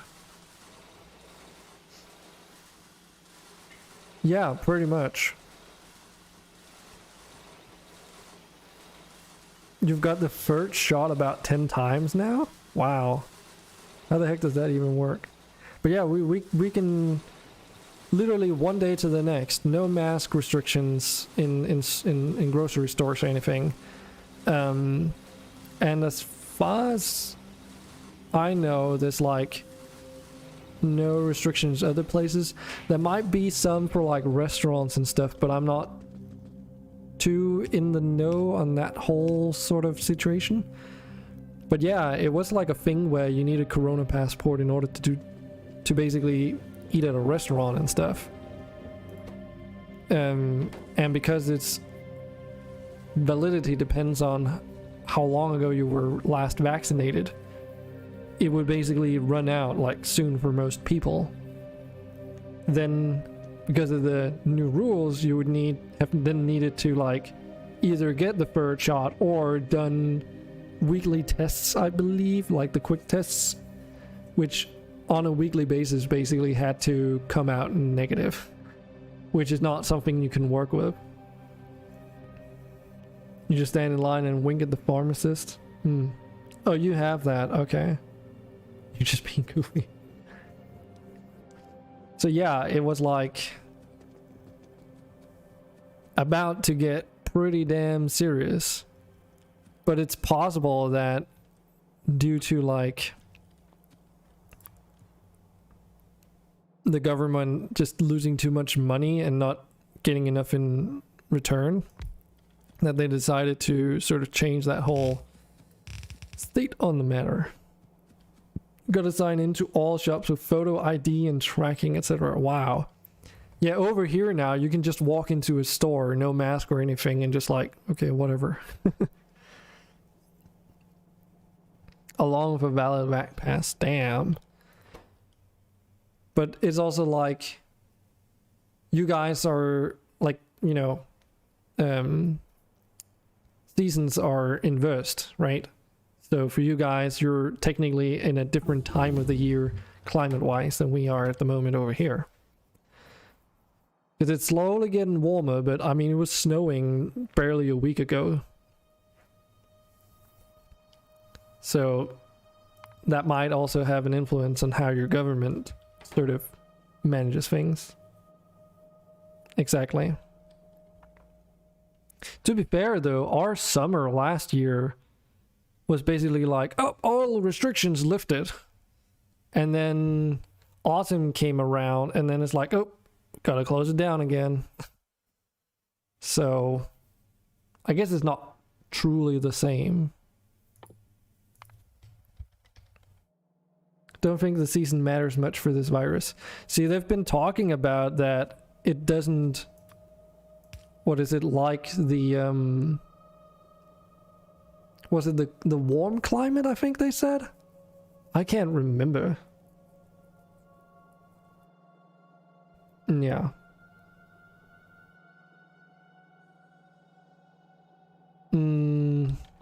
That's also like the thing over here where it's like, which people are questioning now with the whole opening up of the country again, because looking at just the graphs and numbers that they were like, look at this graph, you know, they were sort of implying that, oh my god, it's going the wrong way.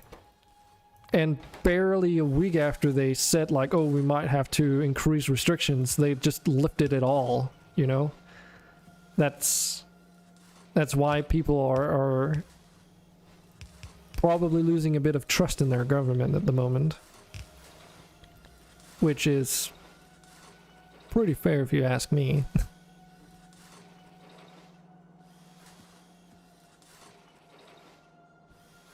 How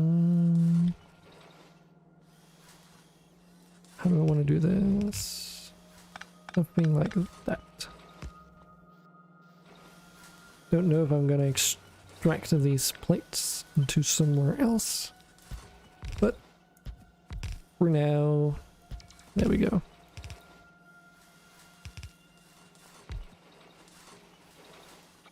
Oh shit. Oh, I mustn't have hit that one. There we go.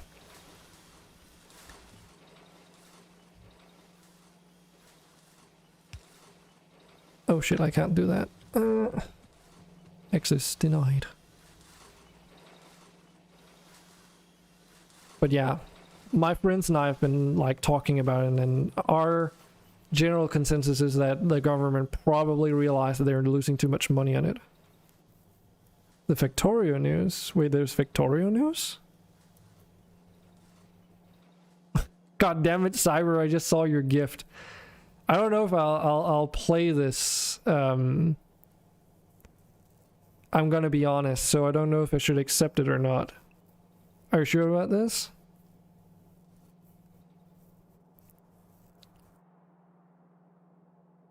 Okay, I'll accept your gift. I got it now. Expansion? Wait, excuse me, what? This is the first I hear of it. Why is there nothing on Steam about this? Oh, there is. It wasn't there earlier when I started up the game, so this is like just in now. So this is like really, really new news. Like 2:36 p.m. That was about... Yeah, so that was literally like half an hour after I started streaming, aka got home or something. It's a bit more than that. If it's my time, then it's like 6 hours ago. We don't think that the expansion will take less than a year to develop. Well, it has been less than a year. It's not finished, so we kept our word on that. We don't think that it'll take less than a year.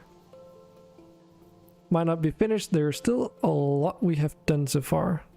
Okay, so we can read the full blog post.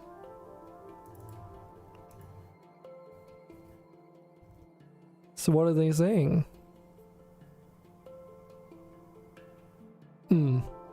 Time goes by. 7-step plan, okay.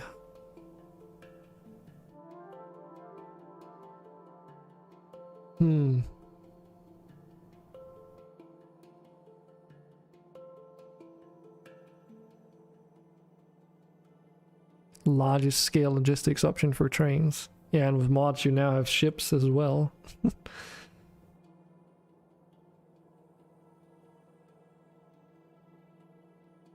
Okay. Don't want to be specific about many things, not even the expansion name. Start by giving you some general idea about the scale of the project. Okay. Should feel like a big addition as the whole... As big an addition as the whole vanilla game. Wow. That's why we plan to price it at $30. That seems pretty reasonable then. That's some pretty big words though. Because if anything's to go by, you could read into this a couple ways. You could either say, understand this as they've expanded their development team, and it might take them less time to develop that amount of features and content as is in the current game, which has been in development since like how many years? It's $30 US dollars. That would be the currency. So this would be 30 US dollars. Then you adjust for regional pricing and currency, and then you figure it out that way. Is my guess. This dollar sign, at least over here, literally means US dollars. That's at least how they use it around here. So if you do put that in front or in the back or whatever, to me that means it's 30 US dollars. I know it could be, but that is not the general consensus as far as I'm concerned, at least. So it would always be US dollars. Considering they're probably communicating to a global market, that's why it's in dollars and probably US dollars as well. Why would it be Australian dollars? Why would it be euro? If it were euro, they would use the euro symbol after all. If it would be pounds, they would use that one, so. But, you know. That's at least how I would see it, so it's probably US dollars. But going back to what I was saying, so the thing about this is that if they haven't expanded their team and they want it to be as feature and content rich as the base game is already, how long is it going to take them to make this in order to fulfill that promise of content and features, you know? Because if you look at the vanilla game, it's taking them several years to develop a lot of the stuff. Granted, a lot of the things were also very basic components of the game, like terrain, you know, movement, interactions with putting down belts and all that stuff, and gradually refining things. And in more newer times, we're talking things like graphic updates, making it so that emission maps are actually used in game, that kind of stuff, you know? So I guess if you want to be realistic, you would probably separate the content in the base game based on the type of feature we're talking. Like, is it something that's fundamental to the game engine, if you will? Or is it like trains, a feature in itself? Or turrets would be another one. Belts would be another. Like core game mechanics, you know? Using water for something like the whole oil refinement process, rather than the fact that there exist water tiles in the game. Because comparatively, those are like two completely different things in scale. So even if we filter out all those basics, which have taken them a long time to do, they've still spent a lot of time perfecting all these other aspects of the game, which, granted, they'll probably release an expansion with all the content and then they'll work on it afterwards, is my guess. Does that make sense? And that's probably what this 7-step plan is for.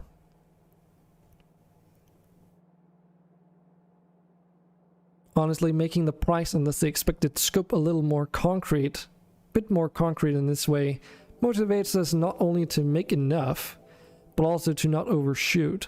So we wouldn't spend another 9 years doing it. Yes, they even mentioned it themselves. Generally, the fact that the team size has increased, so what I was mentioning earlier, and there are a lot of things in the engine that we already solved, like I just talked about, you know, should hopefully imply that the expansion takes way less time than the base game. So literally all the things that I just covered is what they also say here, right? But now I've brought you through the thought process of why that is, at least, you know. Similar to like Euro Truck, once they got back game, adding extras is, oh yeah, once they got the base game, adding extras is fairly easy. Depends on how complex the systems are going to be, and what they plan with it. Like, say they wanted to do something on the scale of the space exploration mod. Like, I imagine that mod in its own right has taken quite a long time to develop. Not just because it adds like a whole new dimension to the gameplay, but also completely new features. Well, I guess not really features, it's more new content that are based on pre-existing features, like higher tier belts, inserters, new weapon systems, all that, but still, like, you know, based on things that already exist in there. If we're talking completely new things, you know, what could be something new that isn't like a roboport logistics system, for instance, or the trains or the belts and all that. Basically, that's what you should think at this point. Which also means that, you know, if we've got logistics and construction robots, trains, fuel processing, belts, smelting, all that stuff, like, you know, just if you list all the major features they have, crafting, whatever, and you want to do something comparatively, like, all of a sudden the scope seems to become really big all of a sudden. So even though they're saying all this and putting a price tag on it already, I find it a little bit hard to differentiate between what they consider, like, what do they consider, you know, the things in the engine that you've already solved. Like, what does that mean, right? Is that including things like how to move things around on belts, or do you mean like, because that, you know, it's moving items around, which is also used by inserters and some other aspects of the game, like trains, inventory management, that kind of stuff. Or is it like also, or is it only like rendering and that kind of stuff? Hard to say.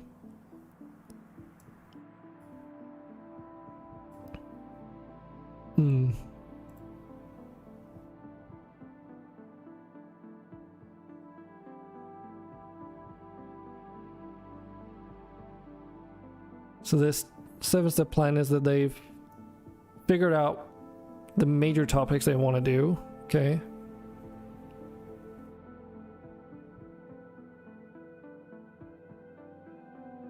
Make mock objects for rails, train stops, and signals, so different people can start implementing the behavior in parallel. Okay, that sounds reasonable. Which, again, with like the trains, they've reworked the way that the rails and train positioning has worked multiple times throughout the development of just the base game. So again, the question is, are they going to make like an initial implementation and then keep refining it, or are they going to like actually refine it so that it's ready on release? Because if they're going through this 7-step plan as part of it, you know, that's probably what they would be doing, eh?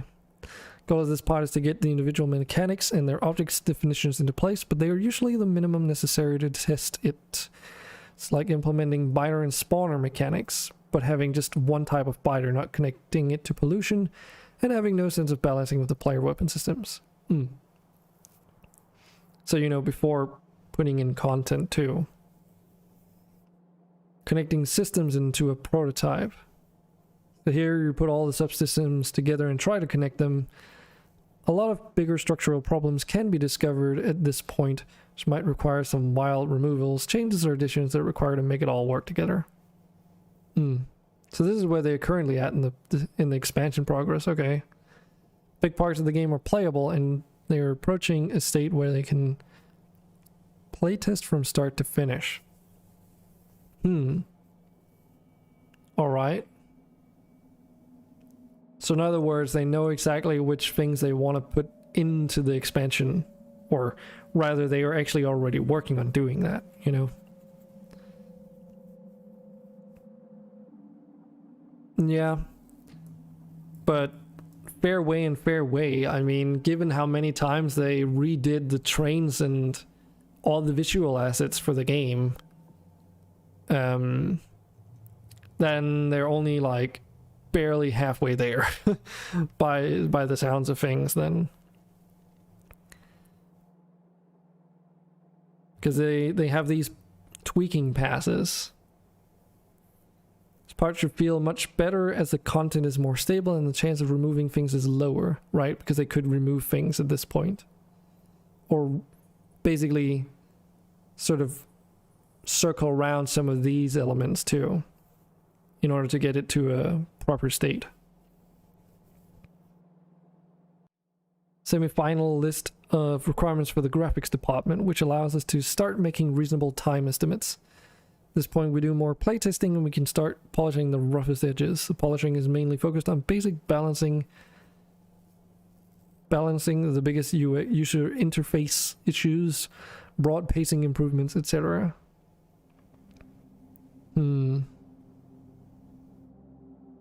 Yeah, kind of a loop where we implement additional things based on the feedback from the previous loop of playtesting. You know, should expect. Beta test. Most of the graphics are in place and the game is fully playable. Game feels close to finished. We can tweak the final details like new simulation screens, tips and tricks, achievements, and so on. Can also start to invite a limited number of players, yada yada yada, modding API, etc., and then they release it, I guess. The tricky part is that we want to release basically directly to stable without an experimental phase. Like when they released 1.0. Okay, so that answers that concern I had. The reason is the obvious problem we would have otherwise. The experimental release is not interesting to many people, but by the time it becomes officially stable, it is old news and nobody cares. Hopefully the focus on automated tests and beta testing should make it smooth enough. Makes sense though.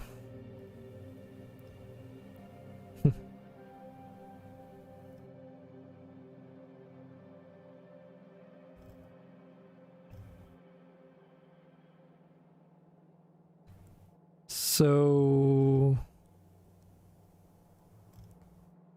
this is not in the game. New enemy types, maybe? So the big question is if they're going to have an overall theme for the expansion, or if it's going to be like a mixed bag. Because it could just as well be like a combat-oriented one specifically, you know? To add in more combat-specific features.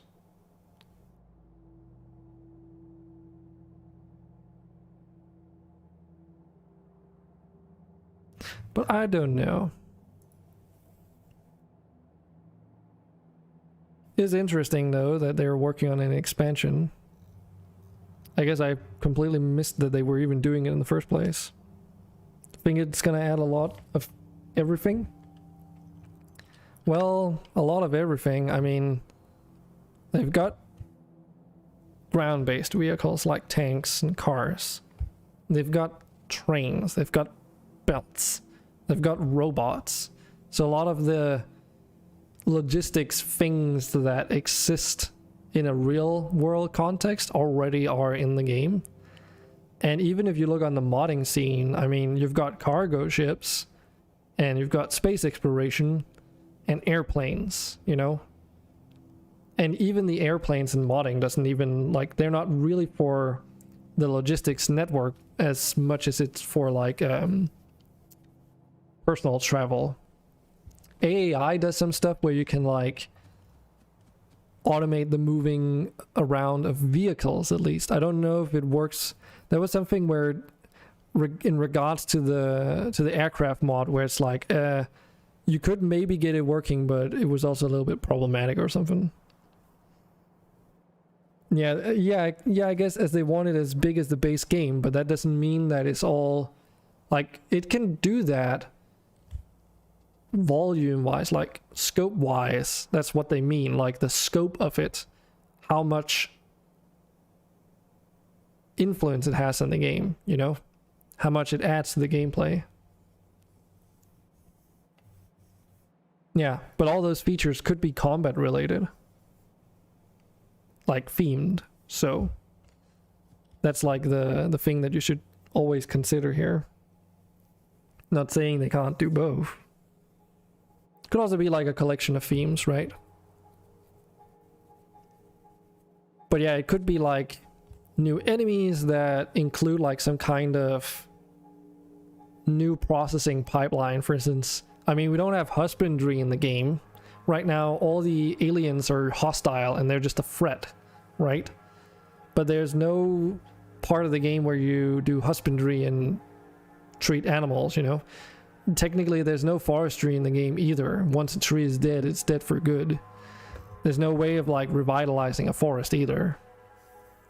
So there could be some features there that even on a modding side of things aren't really like easy to implement either. Does make me wonder though, how many things they're gonna look at and say, oh, okay, we could totally do this, but someone's already modded it into the game, so why should we do something someone else has already done really well, you know? Like the cargo ships mod, why would they do it if someone else has already done it? Because it's gonna like just split, like they need to earn money at the end of the day, so there's no reason for them to implement something that people don't care about if it already exists for free. Get what I'm saying? So that's also why we should basically try looking at all the mods that exist and see, is there anything there that doesn't exist that we might be interested in? You know? So don't expect like something to the tune of space exploration because it already exists as a mod. Hovercraft. That already exists as a mod.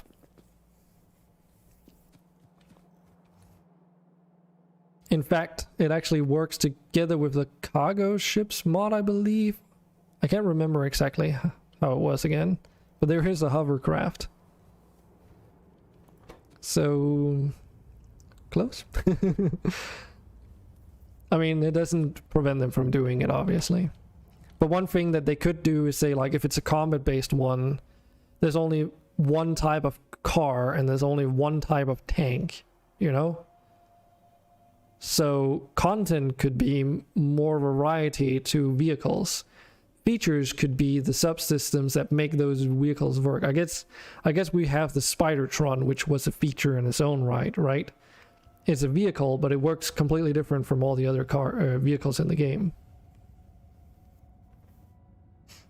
You think it plays like this industrial pack you have here, where it changes a bunch of stuff and makes game more different, play different? See, that's a good question. I mean, if it's actually going to do that, that is. Because kinda, yes, I can see it, but then at the same time, maybe not so much. Yeah, and that's the thing though, because the game plays very differently with Industrial Craft because of the whole early game being switched out with Steam for a long extended period of time. It just changes so many things because of the nature of it all.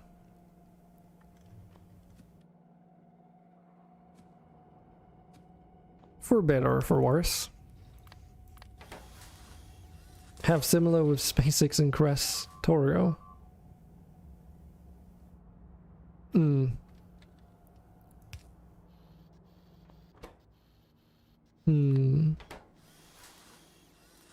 Yeah, you're right. But Krastorio and space exploration are more endgame focused than early game, as far as I know. Because I've got Krastorio on here as well. Though I did initially try it out, you know, on its own at some point. At least I found that for Krastorio, it felt more like an endgame thing. Because you basically had, especially like space exploration, you had to basically play through the whole base game, right? Because you need to do the rocket launch to even get started on it. So it's an extension to the game, which is also a really cool thing. Could be focused more on after you've done base game too. See, that's what I think might be the case as well. Like that sounds a reasonable, like a reasonable guess at least. If we think in RimWorld terms, the way that they've done their expansions, like they've come forth and said how they did that. Part of how they did what they did was to that they saw people spend the most of the time playing in mid to end game for RimWorld, and as a result, they didn't want to like add a bunch of stuff to the game that was in the early game. Right? So that's why with the royalty DLC, at least that's the case with the royalty DLC. So that's why with the royalty DLC that it adds this whole like mid to end game thing where you're building up your royal court and getting all these higher tier stuff.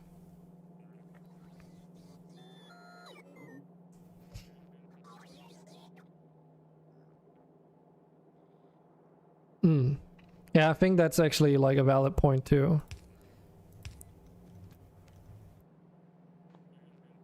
That you'll see a lot of the quality of life features carry over into the base game. If there is any, that is.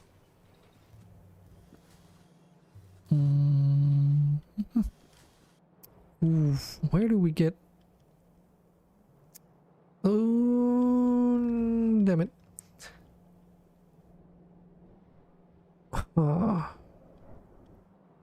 I need to add a fur belt to this. God damn it. God damn it.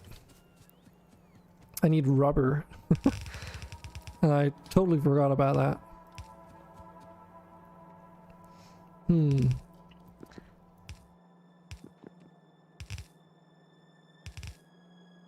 But yeah. I mean, it's interesting, you know, whenever you get new content for games.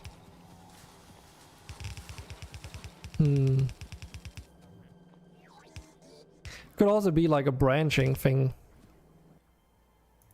But yeah, I think you're probably gonna be more, it's gonna be more likely that it's definitely like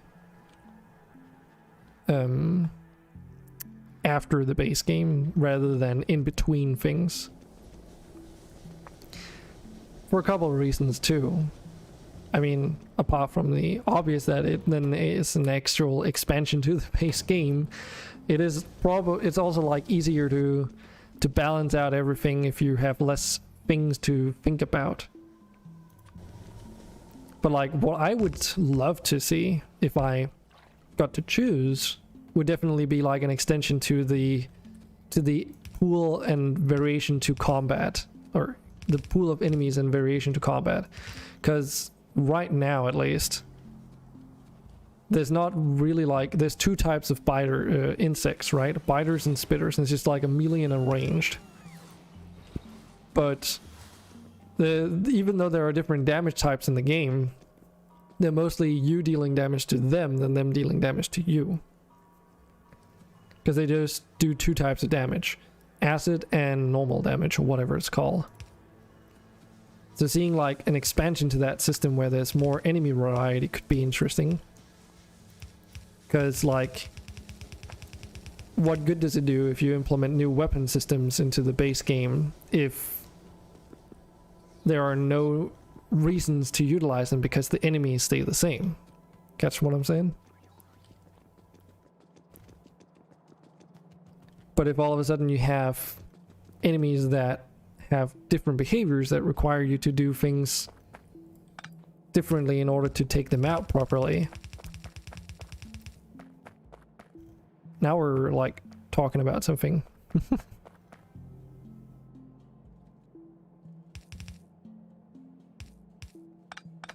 But I guess, you know, all we can do is really hypothesize what it could be. Damn devs and them wanting to keep their hype up and secrecy and stuff.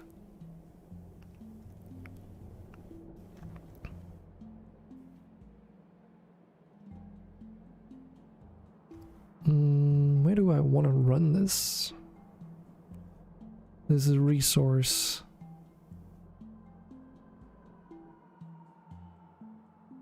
Probably there.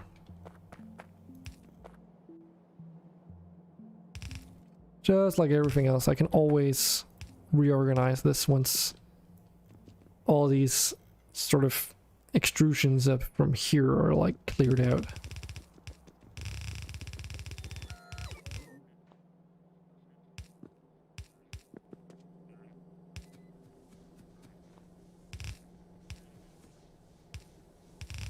Whoop. Eh. Goddamn belts. Why are you doing me like that?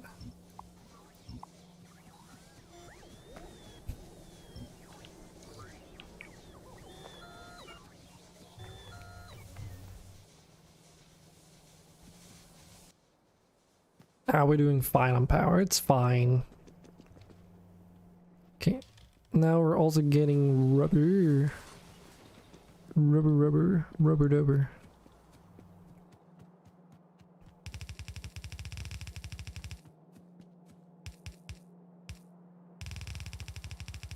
Just barely fits in here.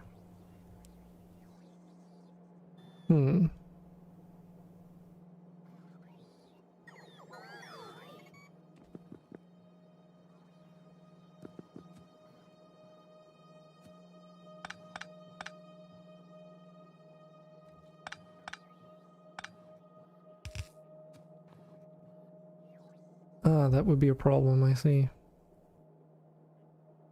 Oh, that's annoying.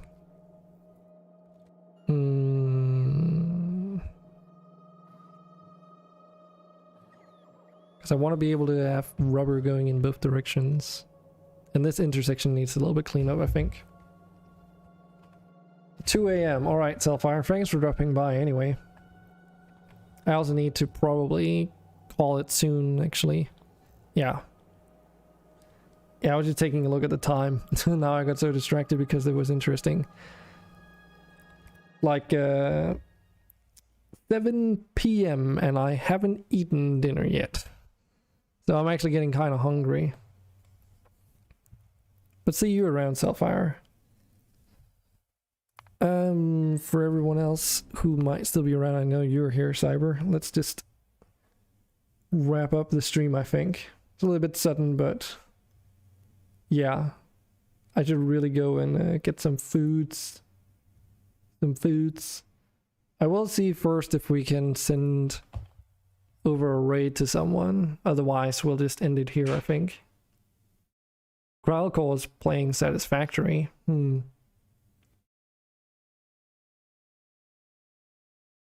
Amazing pasta party simulator, he says.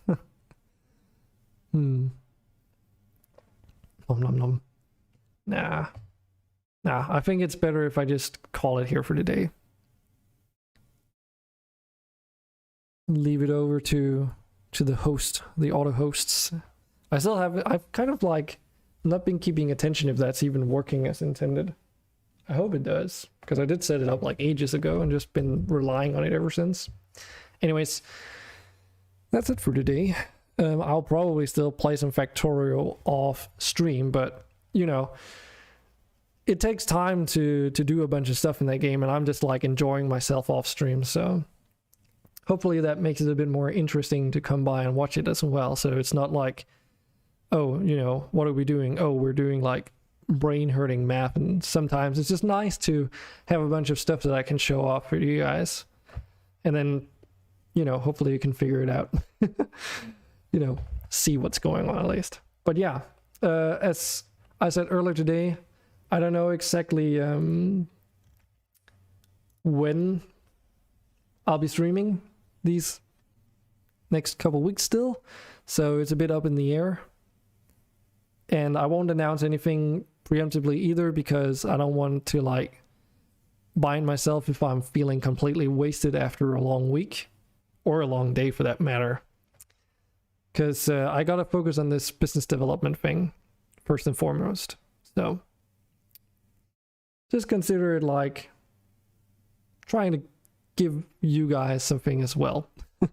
But it just doesn't always work out. Anyways, I've been prattling on for way too long. I should probably leave it here, and thanks everyone for dropping by, and I will see you all in the next one, I hope, whenever that is.